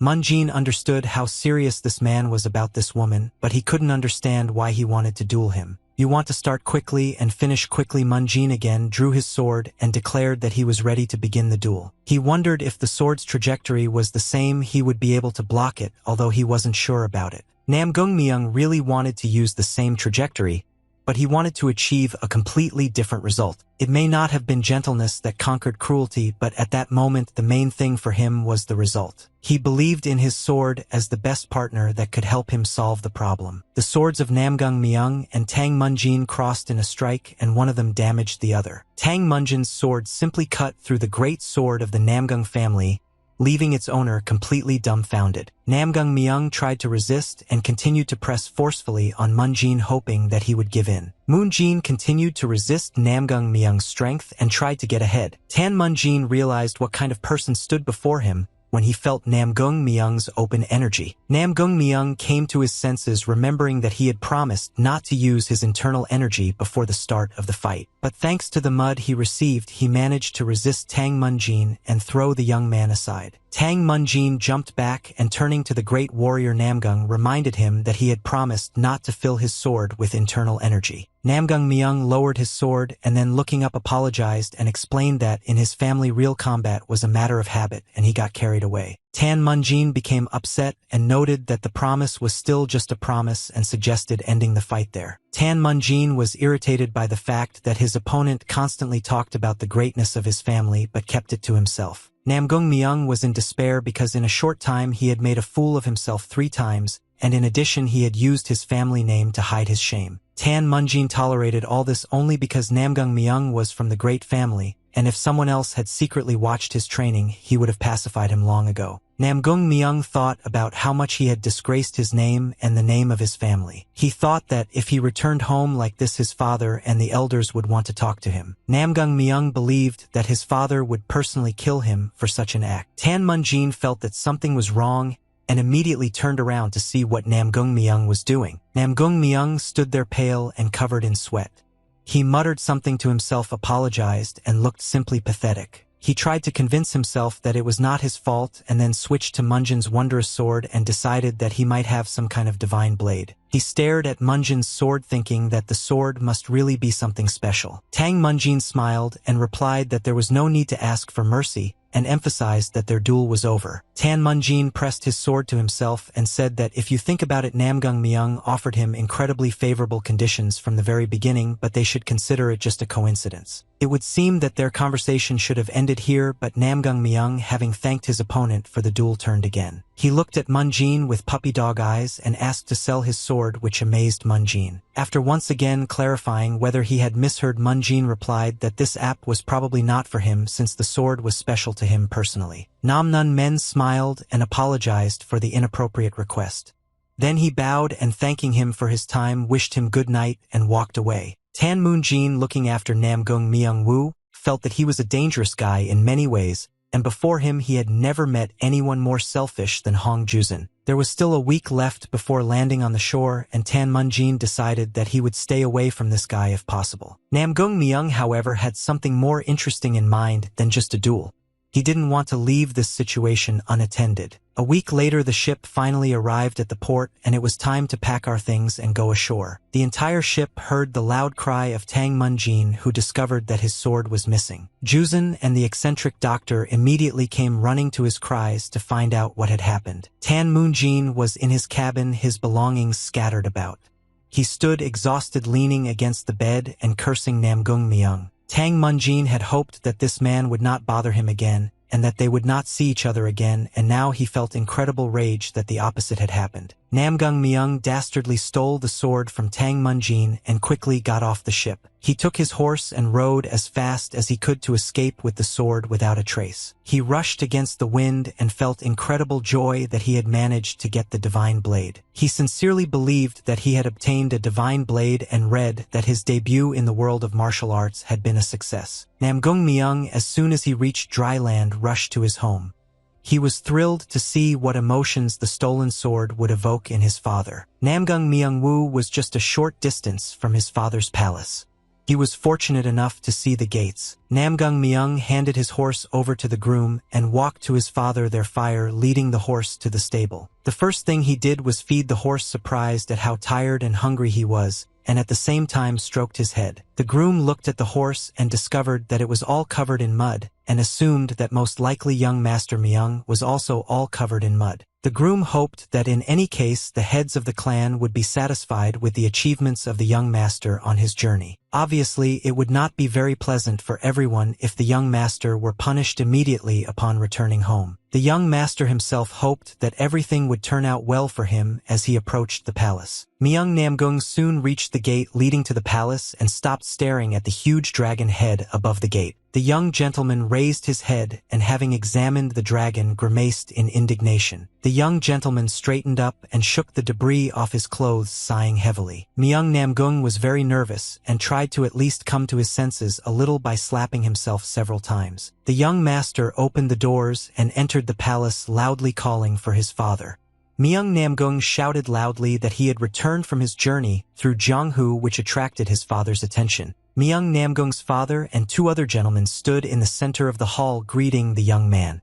Each of them had a distinct expression on their faces, clearly experiencing different emotions. Myung Namgun approached his father and the gentleman and, putting down the sword wrapped in cloth, knelt down and bowed his head. Myung Namgung was determined and declared that he urgently had to show something and raised his sword in his hands. The young master handed the stolen sword to his father and felt great pride. The young man's father was very surprised by the sword that was presented and emphasized that it was probably really worth showing it immediately upon his return. Although the master was unhappy that his son decided to interrupt the elders, he still decided to accept his son. When his master reached for his sword, Myung Namgung trembled.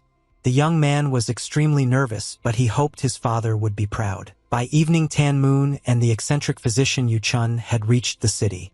They learned that a feast was being held in honor of the young master's return and realized that Namgung Myung was the son of Namgung Jinshin. Tang Munjin was shocked that they had come to the third sword spirit, one of the six greatest, and was surprised at how grand the feast turned out to be. Tan Munjin was also outraged that the feast took place in general, and Namgung Jinshin was so proud that his son was a thief. Tang Munjin made his way closer and closer to the palace, hoping that he would be able to get his sword back, and becoming more and more indignant that this had happened at all. The eccentric doctor laughed that Tang Munjin thought that Namgung Myung seriously told his father that he stole the sword, which made the young man think twice. Yu Chun emphasized that Namgung Myung had probably been feeding his father with lies about some incredible adventure and had not revealed the truth about the theft. Tan Munjin was nervous, but the eccentric doctor noted that it was actually good and that they were lucky to tell the truth about so many witnesses. Tang Munjin asked if the eccentric doctor had a plan, and he laughed, noting that no plan would work on the sword spirit of an ascended planar master from the greatest martial arts clan in all of Murim.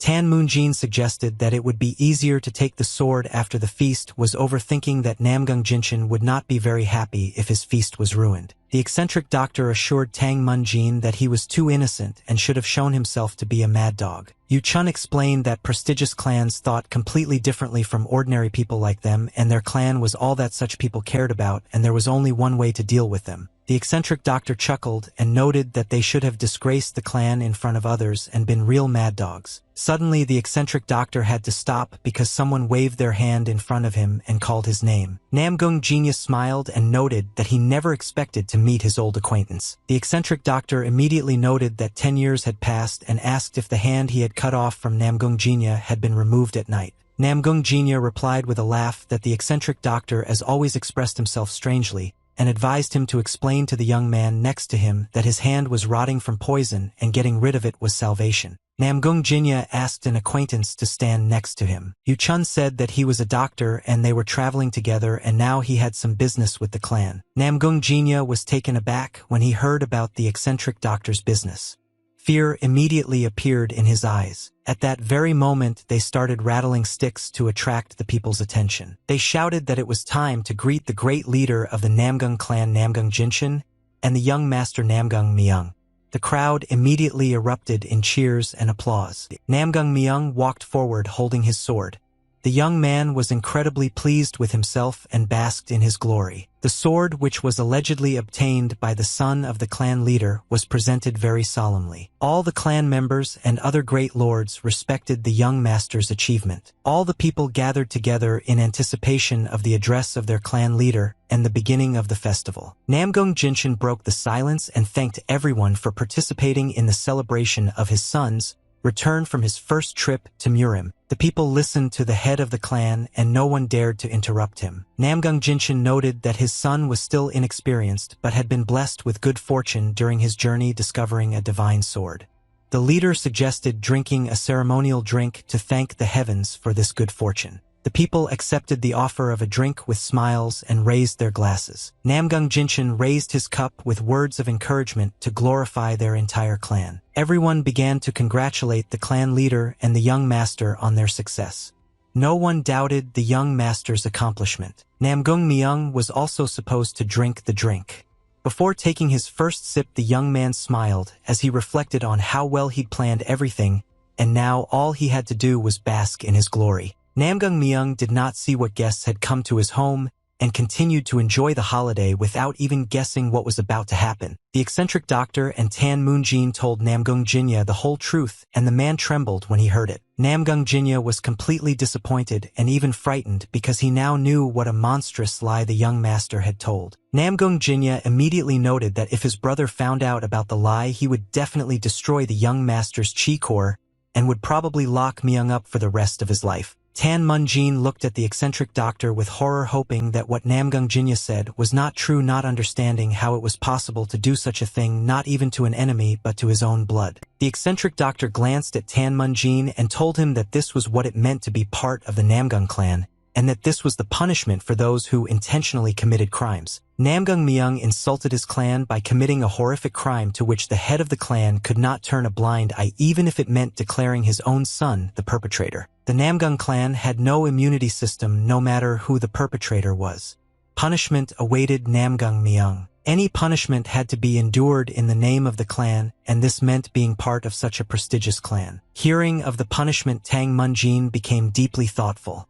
He knew Namgung Myung was quite the monster, but he was terrified of what might happen to the young master. Tan Moonjin looked at Namgung Myung, a smiling young man who had no idea what situation he was in. At that moment, Tan Moonjin was almost ready to give up on returning his sword, not wanting to harm Namgung Myung like that, but he also did not want to leave himself with nothing. Suddenly, Namgung Jinya grabbed Tan Moonjin's hand. Namgung Jinya began to ask the Dr. Tan to turn a blind eye to the young master's mistake, promising to compensate for everything on his behalf. The eccentric doctor asked Namgung Jinya not to say anything stupid, noting that if he asked such a thing of the young man, he himself should have realized that it sounded like a threat. The eccentric doctor was very angry and indignantly asked in what world the Namgung clan, which worshipped the sword above all else, could ask the martial artist whose sword was stolen to turn a blind eye to a mistake. Namgung Jinya was confused.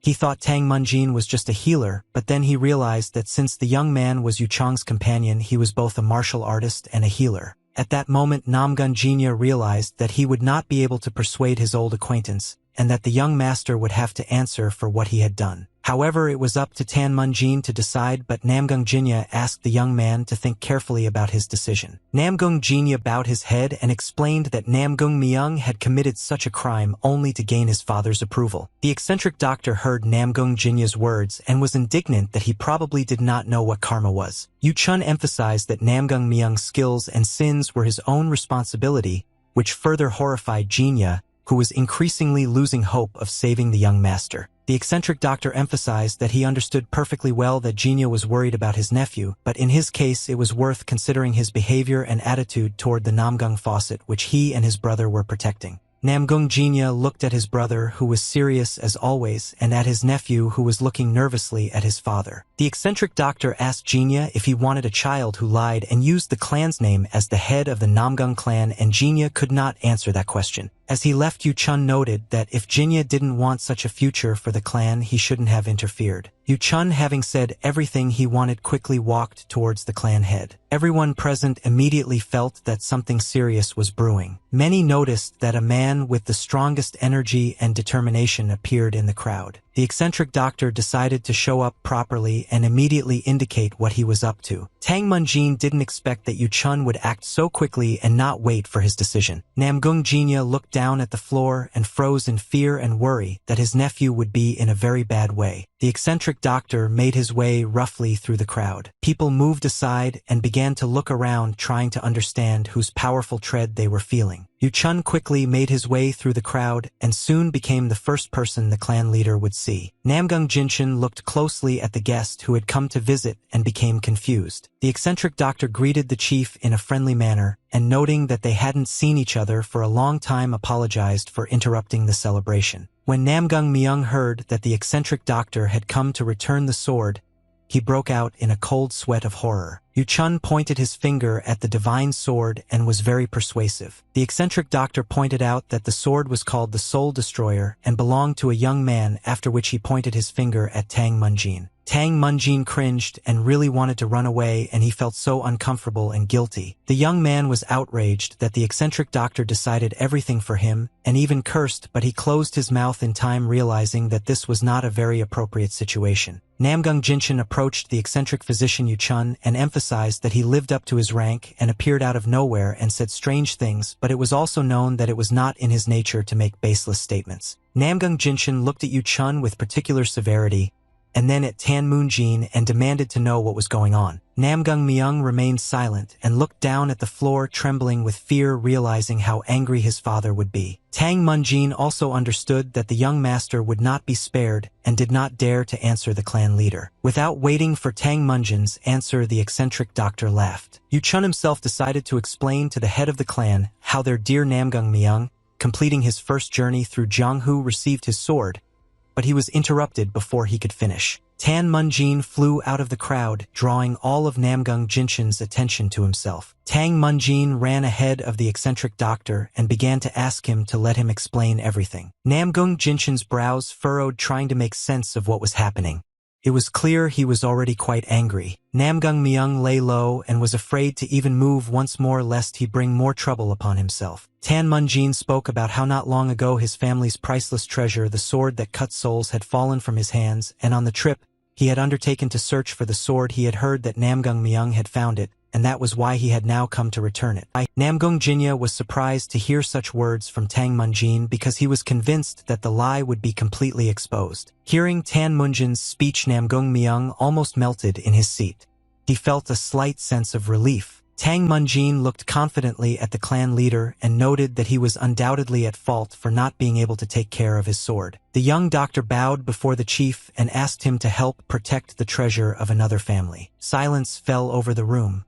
Namgung Jinshin stared at his guest, deciding whether to believe his words or not. Namgung Myung didn't understand why Tan Munjin was covering up his lie, since it was much more important for him to tell the truth. The young gentleman looked at his father, trying to guess his reaction to what he had heard. Namgung Jinshin, with his hands behind his back, moved from his place and laid his hands along the table. The clan leader walked up to the stand where Tang Munjin's sword was and picked it up. The leader drew his blade, taking the sword out of its sheath. One confident swing was enough for the sword to fly forward and stick into the floor right in front of Tang Munjin's feet. Tan Moonjin was frightened, realizing how much power and skill Namgung Jinshin possessed. The leader did not doubt his movements in the least and was not afraid that he might inadvertently kill his guest. The sword stuck firmly in the stone floor and did not hit any of the guests. The eccentric doctor smiled, noting that it was such a glorious feast that even the head of the clan joined in the celebration. Namgung Jinshin was not going to give up the sword so easily and asked Tang Moonjin if he could prove that the weapon was indeed his family's heirloom. Namgung Jinshin warned Tan Moonjin that if he could not prove that the sword really belonged to him,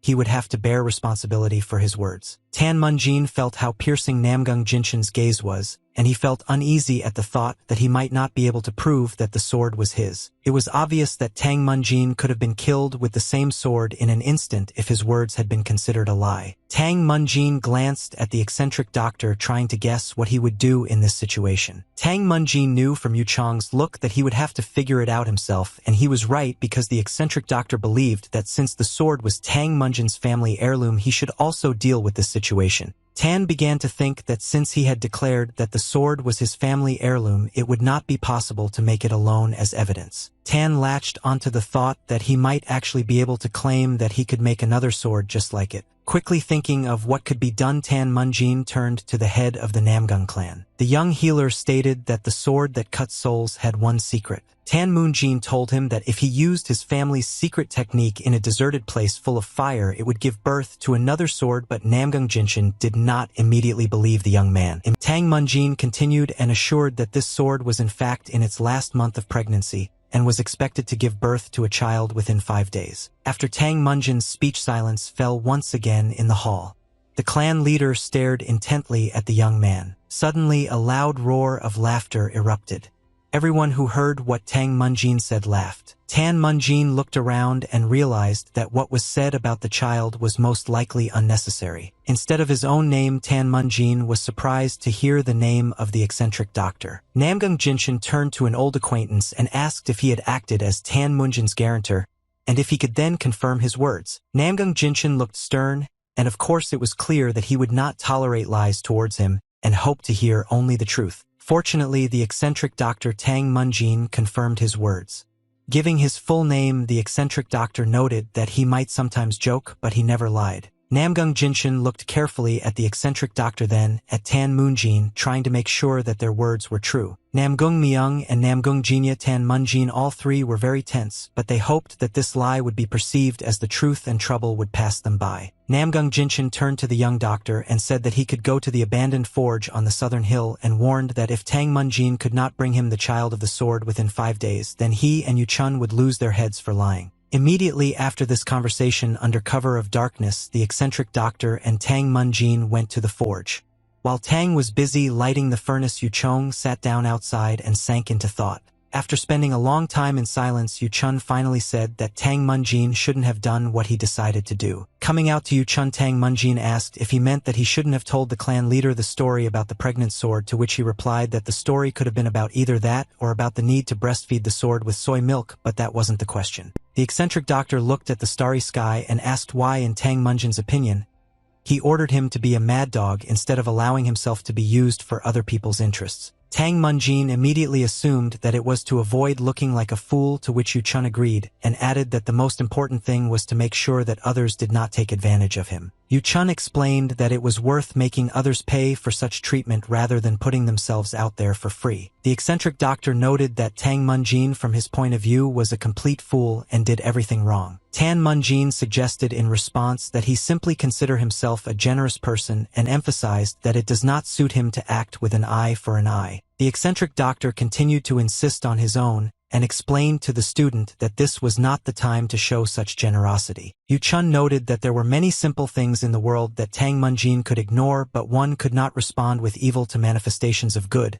and there was no need to pay a penny for the manifestation of evil. Tan Moonjin decided that he could get out of this situation and replied that perhaps he shouldn't have taken it too bluntly, and suggested that at least Namgung Myung and Namgung Jinya would be grateful to him. In response, the eccentric doctor said that Tang Moonjin could behave like this if he were an ordinary doctor from a small village, but now he had to face martial arts masters, and everyone around him could become enemies and hyenas that would attack from behind. Tan Munjin thought about it and still said that he would probably have to continue doing good, and instead of making 10 enemies he would only have to worry about one. The eccentric doctor pointed out that since Tang Munjin was saying such a thing, it only showed that he still did not understand the nature of the martial arts world, and emphasized that the martial artist's evil intentions ended in steel and blood. Yu Chun also emphasized that moreover it was worth keeping enemies in one's field of vision. Yu Chun poked his finger into Tang Munjin's chest, forcing him to pay special attention to what was said, and accept it as a rule, and asked the young man not to create danger for his back in the name of some imaginary kindness.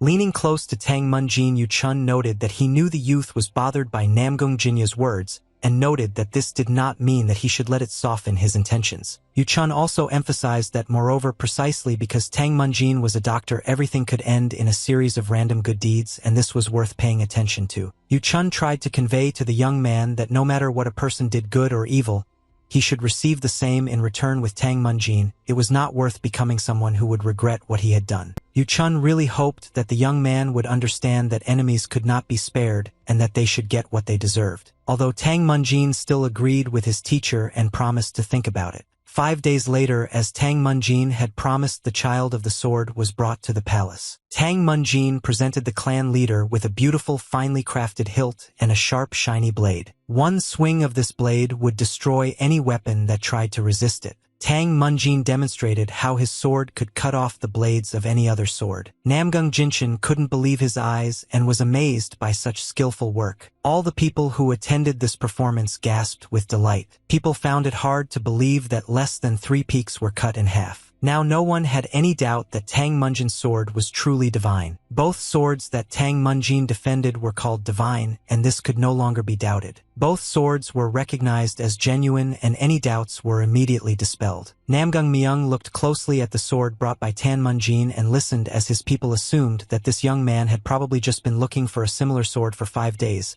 But then they justified themselves by saying that the sword had indeed given birth to a child. One of the men noted that the sword's sharpness was incredible, and the tremor he felt as it cut through the air spoke of its perfect balance, making the sword seem almost weightless. Tang Munjin stood more than pleased with himself as he listened to the fact that people could no longer even distinguish which sword was brought last, and that they were basically twin swords. Namgung Jinshin decided to interrupt his people's delight, and glanced over slightly, hinting that it was time to stop this conversation. The head of the clan laughed loudly, which even frightened his people. The leader pointed his finger forward and noted that the swords were indeed twins, since their mother was in the hands of another person. There was another sword in Tang Munjin's hands, which no one noticed at first. In an instant, Tang Munjin cut the blade of one of the twin swords right in the master's hands. 3 identical swords were a shocking sight. Namgung Myung said that he could not understand how Tang Munjin had managed to do all this, nor had he proven for sure that the sword belonged to him, and that all his deeds would be rewarded. Tang Munjin himself approached Namgung Myung and emphasized that all deeds should indeed be rewarded, emphasizing that even a simple dog found a cozy place to rest when it was time for her to hatch her puppies. Tang Munjin emphasized that there must have been a reason why this sword ended up in the hands of Namgung Myung, the heir to his clan, and then thanked him for taking care of the soul-splitting sword. Namgung Myung didn't answer right away. Fear still clung to his body. He genuinely feared the consequences.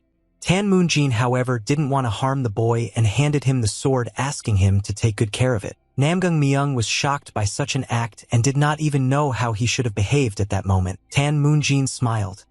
He was pleased that he had been able to influence this situation and moreover make Namgung Myung feel even more remorse. At that moment, Hong Juzun approached the eccentric doctor and breathed a sigh of relief, noting that he had been looking for him for several days, to which the doctor, slightly frightened, admitted that he had forgotten that they had come to this place together. Tang Munjin was incredibly happy that he had succeeded and that the clan leader had trusted him. Immediately after meeting with the leader, the young man went to get some rest. Tang Munjin confided to the eccentric doctor that he had already thought he was destined to die and asked if he looked well, to which the eccentric doctor noted that he hid his shaky knees well. The eccentric doctor emphasized that this time everything went well, and then asked where there was a guarantee that it would always be like this, and asked Tang Munjin to never let down his guard. Tang Munjin relaxed, hugging his sword, and promised to listen to the eccentric doctor when he noted that this situation was not over yet. The eccentric doctor noted through a smile that the favor was a two-way street, and now it was time for them to receive a favor as well. Tan Munjin stood up and asked what the eccentric doctor was talking about. The eccentric doctor didn't have time to answer because there was a knock on their door. The clan head entered the hall with his son. Namgung Jinshin held a sword and Namgung Myung stood behind him, his head bowed low and looking very guilty. Namgung Jinshin looked as stern as ever. His brows were furrowed and his bow was wrinkled. Namgung Myung lowered his gaze even further. It was clear he was deeply troubled by something. Entering the hall, the head of the clan bowed before the eccentric doctor and noted that first he should apologize since his stupid son was mistaken, and admitted that he heard that Namgung Myung ran away with the sword. Tan Munjin didn't know what to answer, but the clan leader noted that his son had told him everything and the young doctor didn't need to hesitate. Namgung Jinshin raised his sword and handed it to Tan Munjin, noting that when the truth came out he should have paid. Tang Munjin couldn't hide his joy. A smile appeared on the young man's face when the clan leader mentioned payment. But before deciding on the payment for the Glaviclone, he asked his son if he remembered what happened to the maid who stole the silver ring 2 years ago. And this mention made Tang Munjin tense up again. Namgung Myung did not immediately find the strength to answer his father. Well under pressure, Namgung Myung said that the maids cut off her hands so that she could no longer steal anything, and that was her punishment. Namgung Jinshin looked menacingly at his son. Tan Munjin and the eccentric doctor also felt tense, already guessing what would happen next. Namgung Jinshin didn't waste any time and swung his sword sharply. Tang Munjin could no longer correct this situation and save the young master. Namgung Jinshin did not pity his son, who had so mocked the reputation of his own clone. Namgung Myung remembered himself as a young boy and the rigorous training sessions he had to attend. All the moments that came to his mind were connected with how he held the sword in his hand. Playing meant learning in his case, and it was a way of life. The young gentleman should have stayed true to the path of the ball and been precise in its execution. The path that the young gentleman took was chosen for him by his father and family. The path of the patriarch, laid out in accordance with strict traditions and rules, could not be violated. Namgung Myung could endure anything. He endured grueling training, strict rules, and brutal spankings as punishment. But there was something that Namgung Myung simply couldn't bear anymore, no matter how hard he tried. The impassive back of his father, which he could see completely by accident, caused terrible feelings in the young master. Even as a boy, Namgung Myung felt that his father considered him a great disappointment. Namgung Jinshin wanted his son to become something great and become a worthy patriarch, believing that it did not matter what the cost would be. Namgung Myung understood this in his own way, and deciding that it didn't matter what it took to prove to his father that he was worthy, the young man stole the sword. Namgung Myung thought that even if it was cowardice and filth, it was okay if it helped him achieve his goal. Namgung Myung was well aware that he had to be strong. The young master was honored for bringing this sword, and he felt great about it. Even with all the pathetic excuses he made up, he could allow himself to feel less than pathetic in his father's eyes. Thanks to his pathetic excuses, Namgung Myung moved on, but he couldn't even imagine what could have happened to him. Now standing before his father, who swung his sword, Namgung Myung realized he no longer needed any excuses. Well, Tan Munjin nevertheless made adjustments to the current situation and prevented the clan leader from cutting off his son's hands. Namgung Myung, who was already prepared for his punishment, was very surprised by what happened. The young gentleman didn't even immediately believe that his hands were still safe. Namgung Jinshin was very surprised and asked why Mr. Tan stopped him. The clan leader emphasized that the crime committed by the hand had to be repaid by the hand, and asked whether Mr. Tan himself had not thought so. Tang Munjin looked into the eyes of the clan leader and said that his son was wrong. Looking into the menacing eyes of the clan leader, Tang Munjin also asked him a question, clarifying that the truth had finally surfaced, but he did not wait for an answer. Tan Munjin noted that he learned that his misdeeds had to be paid for in kind, but he himself did otherwise, and emphasized that it didn't matter how his son paid, but the fact of payment itself was important. Namgung Myung looked at Tan Munjin. The young master was very surprised that this man was standing up for him after what he had done to him. The eccentric doctor was very pleased with his student's progress. Yuchong was convinced that Tang Munjin had learned his lesson. Tang Munjin asked the corner clans not to make a bigger deal out of his son's mistake. Namgung Jinshin put his sword back into its sheath, noting that he understood perfectly well what Tan Moonjin was telling him. Namgung Jinshin smiled slightly and agreed that Tan Moonjin was right, emphasizing that he also saved Namgung Myung's hands. Namgung Jinshin said that thanks to Tan Moonjin they were able to hide the problem and obtain the priceless sword, and therefore they were provided with 3 favors. And then he asked what payment Tan Moonjin would like to receive. Everyone felt much calmer once the problem was settled and everyone was safe and got what they wanted. It was time to leave, and the head of the clan personally saw his guests off. In parting, Namgung Myung bowed deeply before Tang Munjin and promised that one day he would repay him for this generosity. Tears came to the young gentleman's eyes, but he was incredibly grateful for the kindness shown to him and for the style of such an offense. When the clan leader saw his guests off, he asked if it was true that Tang Munjin had managed to make 2 swords in 5 days. Tang Munjin was very surprised that the clan leader knew about everything, but he explained that he only made an assumption based on the beauty of the young man's hands and the rust under his nails. The clan leader noted that it was said that the world was vast and that many people in it were talented, and then thanked Tang Munjin for helping his son. Tang Munjin was very embarrassed and even said that he was not talented at all. But most of all, the young doctor was interested in whether Namgung Myung was serious in his promise to repay him and thought that the old man had taken everything they could take. The eccentric doctor actually ordered entry into the heavenly weapon storage, miraculous medicine poisons, and a duel with the patriarch, and the clan leader agreed to it. The eccentric doctor really hoped that they would actually get their payment, and Tang Munjin also understood that it would be great if they got all of it. After walking a little, the head of the clan turned to Tang Munjin, and noting that he did not know whether he was overstepping his bounds, reported that Shaolin was most likely already waiting for them. The clan leader explained that ever since he was little they had been looking for people who were good with their hands, as if there was something they couldn't fix and for which they needed a master. The eccentric doctor immediately realized that the clan leader must have been talking about the wooden figures, explaining to Tang Munjin that this was the most unique thing they had, and that Shaolin was on the way to Luoyang, and they could look there if the opportunity presented itself. Well, before setting out on their journey, the eccentric doctor decided that they should first visit their first reward, and the head of the clan took them to a tall building. When the doors were thrown open, Tang Munjin could not contain his delight. The head of the clan noted that as he promised his guests could choose one thing and look good. In order not to waste time, Tang Munjin, the eccentric doctor, immediately decided to walk around and thoroughly examine everything. The eccentric doctor looked as if he was looking for something specific, which was immediately noticed by Tang Munjin. Tang Munjin asked what his teacher was looking for, assuming that it could be a technique for wielding a sword or footwork. The eccentric doctor soon noted that he had found what he was looking for and handed Tang Munjin the art of the escaping monkey. Tang Munjin was very disappointed because he had hoped that he would be given good sword techniques, not monkeys. "I don't want to leave everything as it is." Tang Munjin ran up to the eccentric doctor and asked how it was about receiving ball control techniques and such that they would broadcast at the end about divine techniques. The eccentric doctor laughed and asked the young man to stop complaining and learn what he had been given before the miracle cure was taken away. Realizing he wouldn't be able to achieve what he wanted, Tang Munjin agreed with the eccentric doctor. Soon it was time to leave. Everything the eccentric doctor had requested was brought to the gate.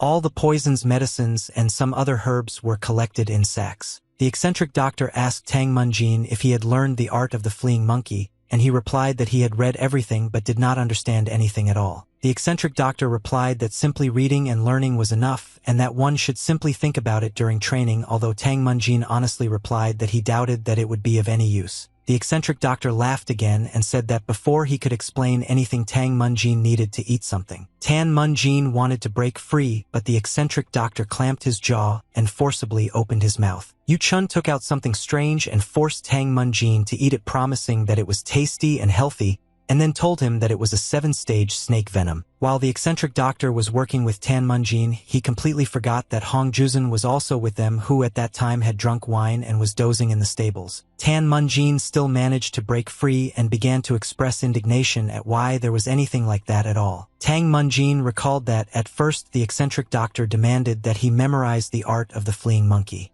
Now he wanted him to eat a bag of poison and demanded an explanation. The eccentric doctor insisted on his own and promised that they would tell him only when the time came, and emphasized that this was a chance to become the divine physician of Sichuan. Tang Munjin was very suspicious of the eccentric doctor's words and tensed up when he touched his shoulder. The eccentric doctor, continuing to press his fingers into Tang Munjin's shoulder, emphasized that he could become a divine physician capable of healing without acupuncture and could become a true master healer. After the eccentric doctor pressed several points on his shoulder and back, Tang Munjin immediately felt calm.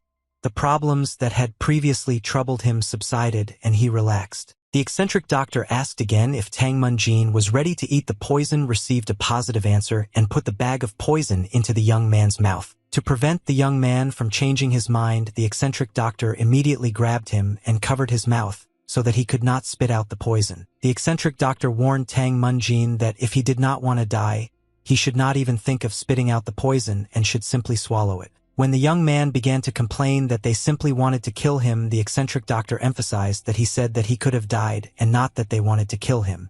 And he emphasized that from now on he would make poisonous pills from poisonous sacs often. I understand that the student continues to resist. The eccentric doctor asked to listen to himself carefully and explained that they had a duty to protect the art of medicine. The eccentric doctor emphasized that instead of studying martial arts and making a name for themselves by conquering others as a martial artist, they needed martial arts for survival to protect the art of medicine. The eccentric doctor also recalled that when Tang fought the red beggar with the pirates by eating a bag of poison just as they threw poison games to buy time, the art of poisoning could instantly increase the chance of survival upon contact. Tang Munjin, listen to your teacher and remember everything that happened that day. The eccentric doctor emphasized that to achieve this, it was necessary to be prepared for any poisonous intervention and work on it. Yu Chun explained that although the name poison pill sounded scary for a doctor who understood medicine and poisons, it was the same as having a whole warehouse of medicines in his own body. The eccentric doctor poured some liquid into a small plate. Yu Chun then poured a similar liquid into another plate. After showing both plates to Tang Munjin, the eccentric doctor noted that whether the poison was used properly or excessively, how and on whom it was used depended only on Tang himself. Tang Munjin looked at the teacher with disbelief and noted that for some reason he felt that this was something that an unorthodox sect would do. The eccentric doctor was indignant, noting that there was no benefit for the doctor from the orthodox and unorthodox sections. And these are just the framework and paths that someone arbitrarily established. And if there was a patient, he should be treated, and it didn't matter what sect he belonged to. The eccentric doctor also emphasized that if doctors spread diseases or refused to share treatment methods, he would kill them, because in order to achieve his goals, he had to choose practicality. Approaching Tang Munjin, Yu Chong asked him if he now understood why he needed the art of the avoiding monkey and the poisonous pill, and he replied that he understood. Smiling, the eccentric doctor advised Tang Munjin to try to survive now because the poison should have already spread throughout his body. Yu Chun touched the disciple's back with his palms, and he felt a strange sensation. The eccentric doctor warned that it would be different from the black peony and Tang Munjin should concentrate. Very soon Tang Munjin sank into his subconscious and lost sight of his teacher's appearance. The eccentric doctor, being sure that the student could hear him, asked him to wait, and Tang Munjin waited. Tang Munjin sat on the island, feeling his strength and energy, and waited quietly. Tang Munjin felt the warmth of the eccentric doctor's palm on her back and was completely focused on the other sensations of her body. The eccentric doctor explained that even if the young man found that the poison had entered his stomach, it was not scary. Yu Chun also said that if a young man felt that poison was poisoning his blood and trying to harm his entire body, he should not be afraid of it either. Tang Munjin shouldn't have been surprised by the poison's swift action and should have simply continued to wait. Tang Munjin listened to his teacher and did everything exactly as he told him. Yu Chun said that the stronger the effect of the poison, the stronger the effect of the poisonous pill became, and when Tang Munjin's blood was filled with poison, he would feel the form of this poison. Tang Munjin indeed soon felt a huge snake behind his back that was just itching to kill him. Tang Munjin should have suppressed the snake venom form with his internal energy. The young man felt the gaze of the snake, which was a form of poison that was trying to poison the body. With his full concentration on this form, Tang Munjin released his energy. Tang Munjin knew he had to complete this task, otherwise he could die. The youth's energy began to battle the poison, driving it from his blood. Yuchong acted as a guide and told Tang Munjin that he had to expel the suppressed poison and send it to the Dantian. Tang Munjin acted as his teacher told him, and soon he managed to bind the poison. Yuchun said that when the poison subsides, everything will return to normal as if nothing had happened. It was at that moment that Tang Munjin himself should have realized that everything had worked out. Tang Munjin felt an incredible lightness and realized that he had achieved victory. Tang Munjin opened his eyes. His breathing was very heavy, but he knew he had made progress. Tang Munjin thought that the eccentric doctor's training was very rough, but he also understood what he meant. Juzun passed by and was very surprised that Tan had already woken up and asked how he had managed to train for 5 days in a row. Juzun asked what Tan must be hungry and looked at him with particular concern. Tan Munjin was very surprised that a whole day had already passed and shared that he actually thought he had only been sitting there for half a day after asking where the eccentric doctor had been. Juzun said that the eccentric doctor grumbled about not being able to fight Namgung Jinshin and left asking what kind of training they had done without him, and emphasized that he had heard that his friend had managed to eat something really cool like a black peony. Tan Munjin assured Juzun that no matter how much of this cool stuff he ate, it wouldn't help him, to which he demanded to know what it was, and Tan Munjin promised that he would show him since he was so interested. Tan Munjin raised his hand and asked Juzun to imagine that it was a chasm between them. Tang Munjin immediately noticed something strange about his friend's finger. Tan Munjin literally sprayed poison from his finger, which greatly surprised Juzun. Hong Juzun walked up to the table where the poison had fallen and looked closely, trying to figure out what it really was. Tang Munjin explained to him that he saw a poison pill and that this was the abyss between them. Juzun congratulated his comrade on the fact that his hands now had diarrhea. And at that moment an eccentric doctor entered the room. Tan Munjin was outraged by Juzun's jokes and offered to do the same.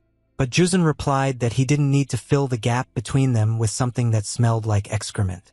Their argument was heard even on the street. That very day they did not set out on their journey and continued their conversation on the way. Tan Munjin told how he fought a snake and was indignant that everyone thought he had learned nothing, to which the eccentric doctor advised him to blame everything only on his own carelessness. Tang Munjin was indignant and stated that if he had trained calmly like in the Mugen clan, he would have finished earlier, to which the 100-meter doctor asked if the pirates hadn't given him time to calm down. Yuchun noted that how many times he saw members of Orthodox sects who trained while thinking about this and that and died without achieving anything, and noted that being a prestigious Orthodox sect was not always a good thing. The eccentric doctor promised Tang Munjin that he would take care of him, but he simply had to follow the path that was chosen for him. But the young man was indignant because it was impossible to follow a path that was predetermined by someone, and the doctor himself said this. The eccentric doctor emphasized that practical experience was the best meditation and dynamic practice was better than static, and there was no need to die fighting within some absurd framework. It was worth simply living. The eccentric doctor smiled as he watched the student's serious face when suddenly one of the people ahead shouted that they had reached the last village on the way. Juzun immediately noticed the tavern and was already imagining how he would dine and drink there. The first thing Juzun Tan and Yuchun did was go to that very tavern and sit down at a table outside. Nearby men could be heard talking. One of them asked the other if they had delivered his goods. The merchant smiled, assuring them they had everything they needed. He asked how many sacks they needed and was asked to leave 3 sacks. The innkeeper promised to bring drinks while they were delivering the goods. The innkeeper was worried about being cheated and was acting very restless. Tang Munjin watched him closely. The young man couldn't take his eyes off the innkeeper. Tang Munjin found his appearance disturbing. The young man immediately noticed that the man had a pale face and his whole body was covered and pared, and he was suffering from shortness of breath. Tan Munjin suggested that the innkeeper might be suffering from heatstroke. Tan Munjin wanted to turn to the teacher by drawing his attention to the innkeeper, but suddenly he noticed that the old man's hands were shaking too. Tang Munjin looked up warily and examined the eccentric doctor's face. He was very angry and trembling, looking exactly like the innkeeper. He said it was Saksang. It was suspiciously quiet for us at the family's residence. There was no sound or sight of any residents on the streets or in the surrounding area that could cause alarm. Inside the residence, there was a large long table around which many people were seated. Each of those present worked with different crystals and powders. There were really a lot of people, and each of them was busy with the same thing. Each of those present ground the ingredients into powder and had no right to stop. What's most interesting is that each person's head was wrapped in bandages so that no one could even speak. Suddenly, one of the people who was grinding the crystals into powder fell down and groaned. The fallen man's eyes rolled up and he began to breathe very heavily. The blood vessels in the man's eyes burst and some kind of rash immediately appeared on his face. A man in lavish clothes entered the hall. The man who entered grimaced and asked the hearing to throw the fallen man into the pit and burn him. The man was immediately listened to and they began to lift the fallen man and pull him towards the exit. This place was where they made a medicine that made you feel wonderful. A medicine for the rich one that made you feel like you were ascending. This medicine was a powder of 5 minerals and it lifted the spirits and filled the entire body with warmth. However, if taken too frequently, it led to the decomposition of the body and mind, ultimately leading to death, making it a dangerous drug. Tang Munjin was very amazed at the place they had managed to arrive at. Tan Munjin Juzin and the eccentric doctor stood at the gate, understanding that the guys who made powder from the 5 minerals were based here. From the outside, the building looked completely ordinary if you didn't know what was going on inside. Juzin turned to the teacher, noting that it seemed to him that both those who bought the medicine and those who made it were happy with the situation and perhaps it was not worth interfering in it. The eccentric doctor emphasized that any ignorant person would have decided so. However, the powder of 5 minerals sucked out a person's vital forces, clouded his mind, and eventually even caused the flesh itself to rot. The eccentric doctor said that the people who made this powder were the same inhuman trash as Dr. Yem, and Juzin couldn't find anything to say to that. The eccentric doctor explained that all he cared about was eliminating the waste that the new diseases were spreading, and he didn't care that they were supposedly saving a worthless village from poverty. After these words, the eccentric doctor opened the doors to enter. The eccentric doctor immediately stated that he most likely knew who was to blame for this incident. Immediately upon entering, the eccentric doctor and his students were met by a huge bald young man,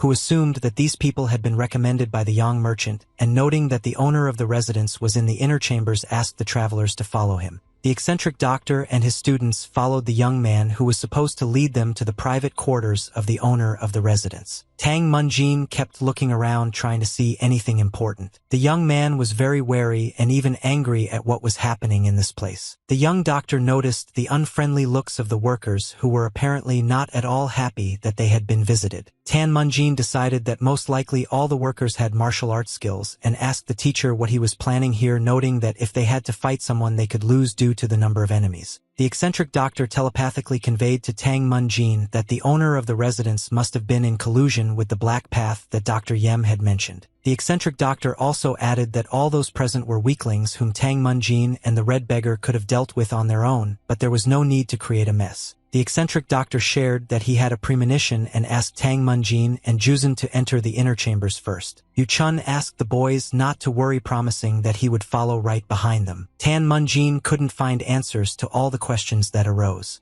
He didn't understand why the teacher wanted him and Juzin to enter the chambers first and how that could be dangerous. Tang Munjin guessed that the eccentric doctor used his students as bait because the owner of the Nam family residence was a martial artist of the highest level.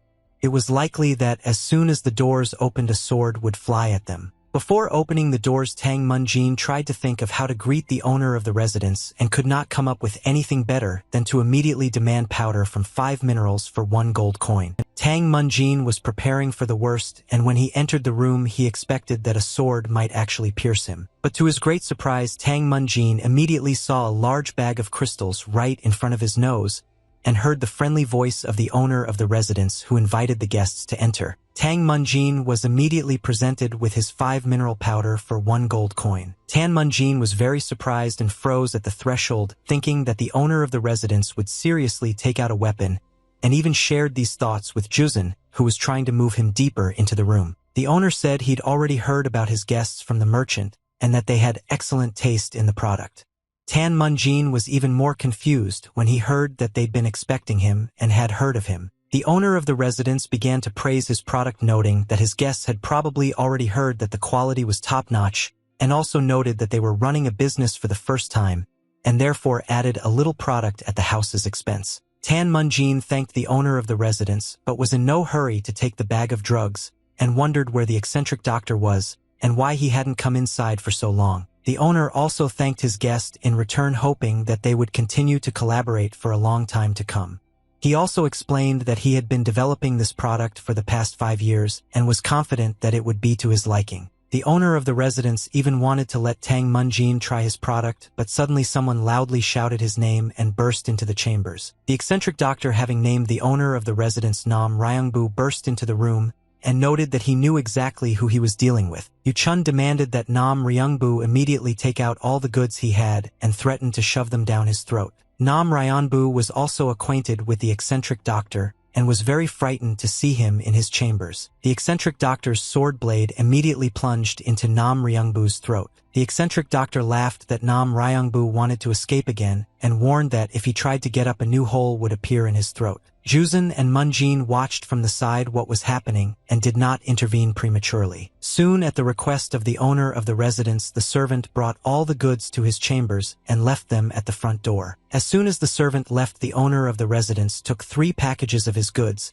and showed them to the eccentric doctor and began to beg for mercy. Nam Ryanbu began to promise that he would never again make powder from the 5 minerals if he was released, and explained that he did not do this for personal gain, but to help the starving villagers. He could not just stand and watch from the sidelines. The eccentric doctor interrupted Ryanbu and emphasized that a nonentity like him only knew how to come up with excuses for himself, and repeated that if he wanted to live, he should shove everything he had made down his throat or get rid of it immediately in some other way. Ryanbu was in despair and explained that all this goods could be sold for a whole chest full of gold, but after these words the doctor's sword dug even deeper into his neck. The eccentric doctor was surprised that Ryanbu was still interested in money when he was in such a dire situation. Realizing that he had no other choice, the owner of the residence promised to burn everything immediately and hurried to find oil. Then Ryanbu began to fuss about finding a flint and creating a spark. Renbu watched sobbing as his goods, from which he could have made a lot of money, burned. Tang Munjin looked at the man without any pity and was incredibly angry.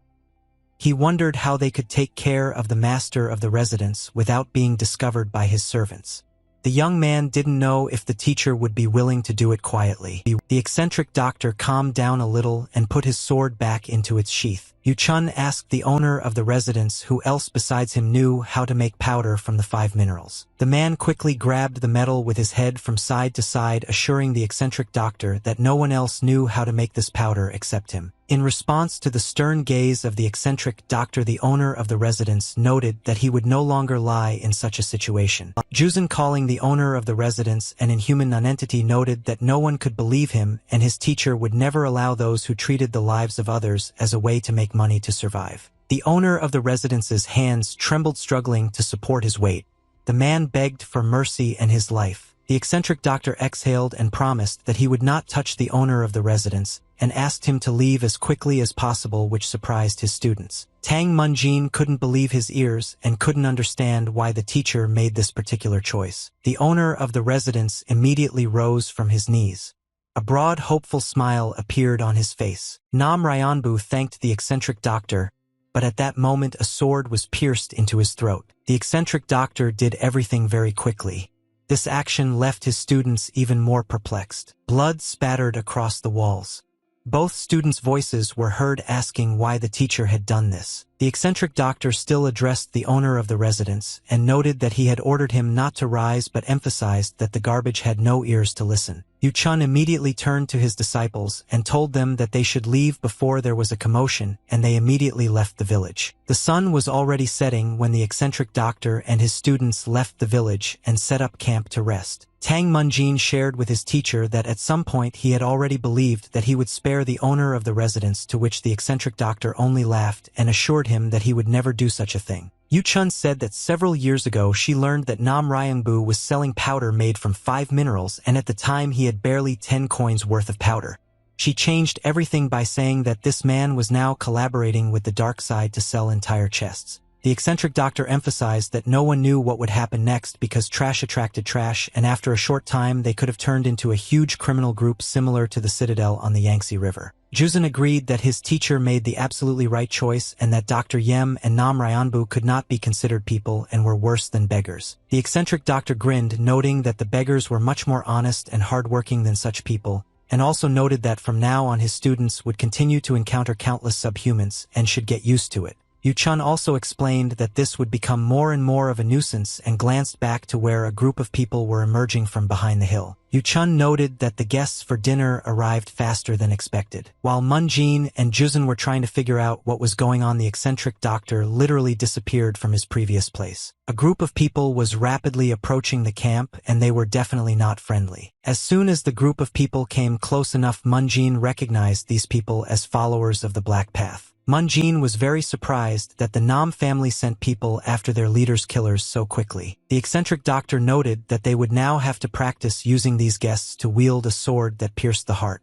Mun-jin couldn't tear his eyes away from the people who were getting closer and closer and asked if the eccentric doctor was confident in his practice. And then he immediately confirmed it.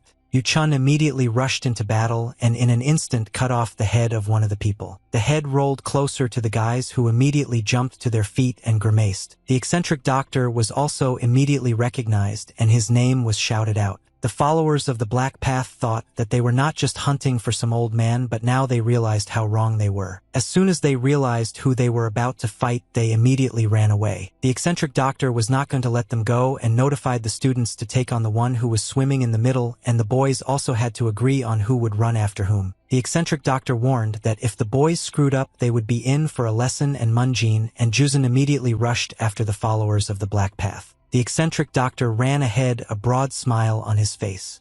He was glad to finally deal with these people and put an end to this story.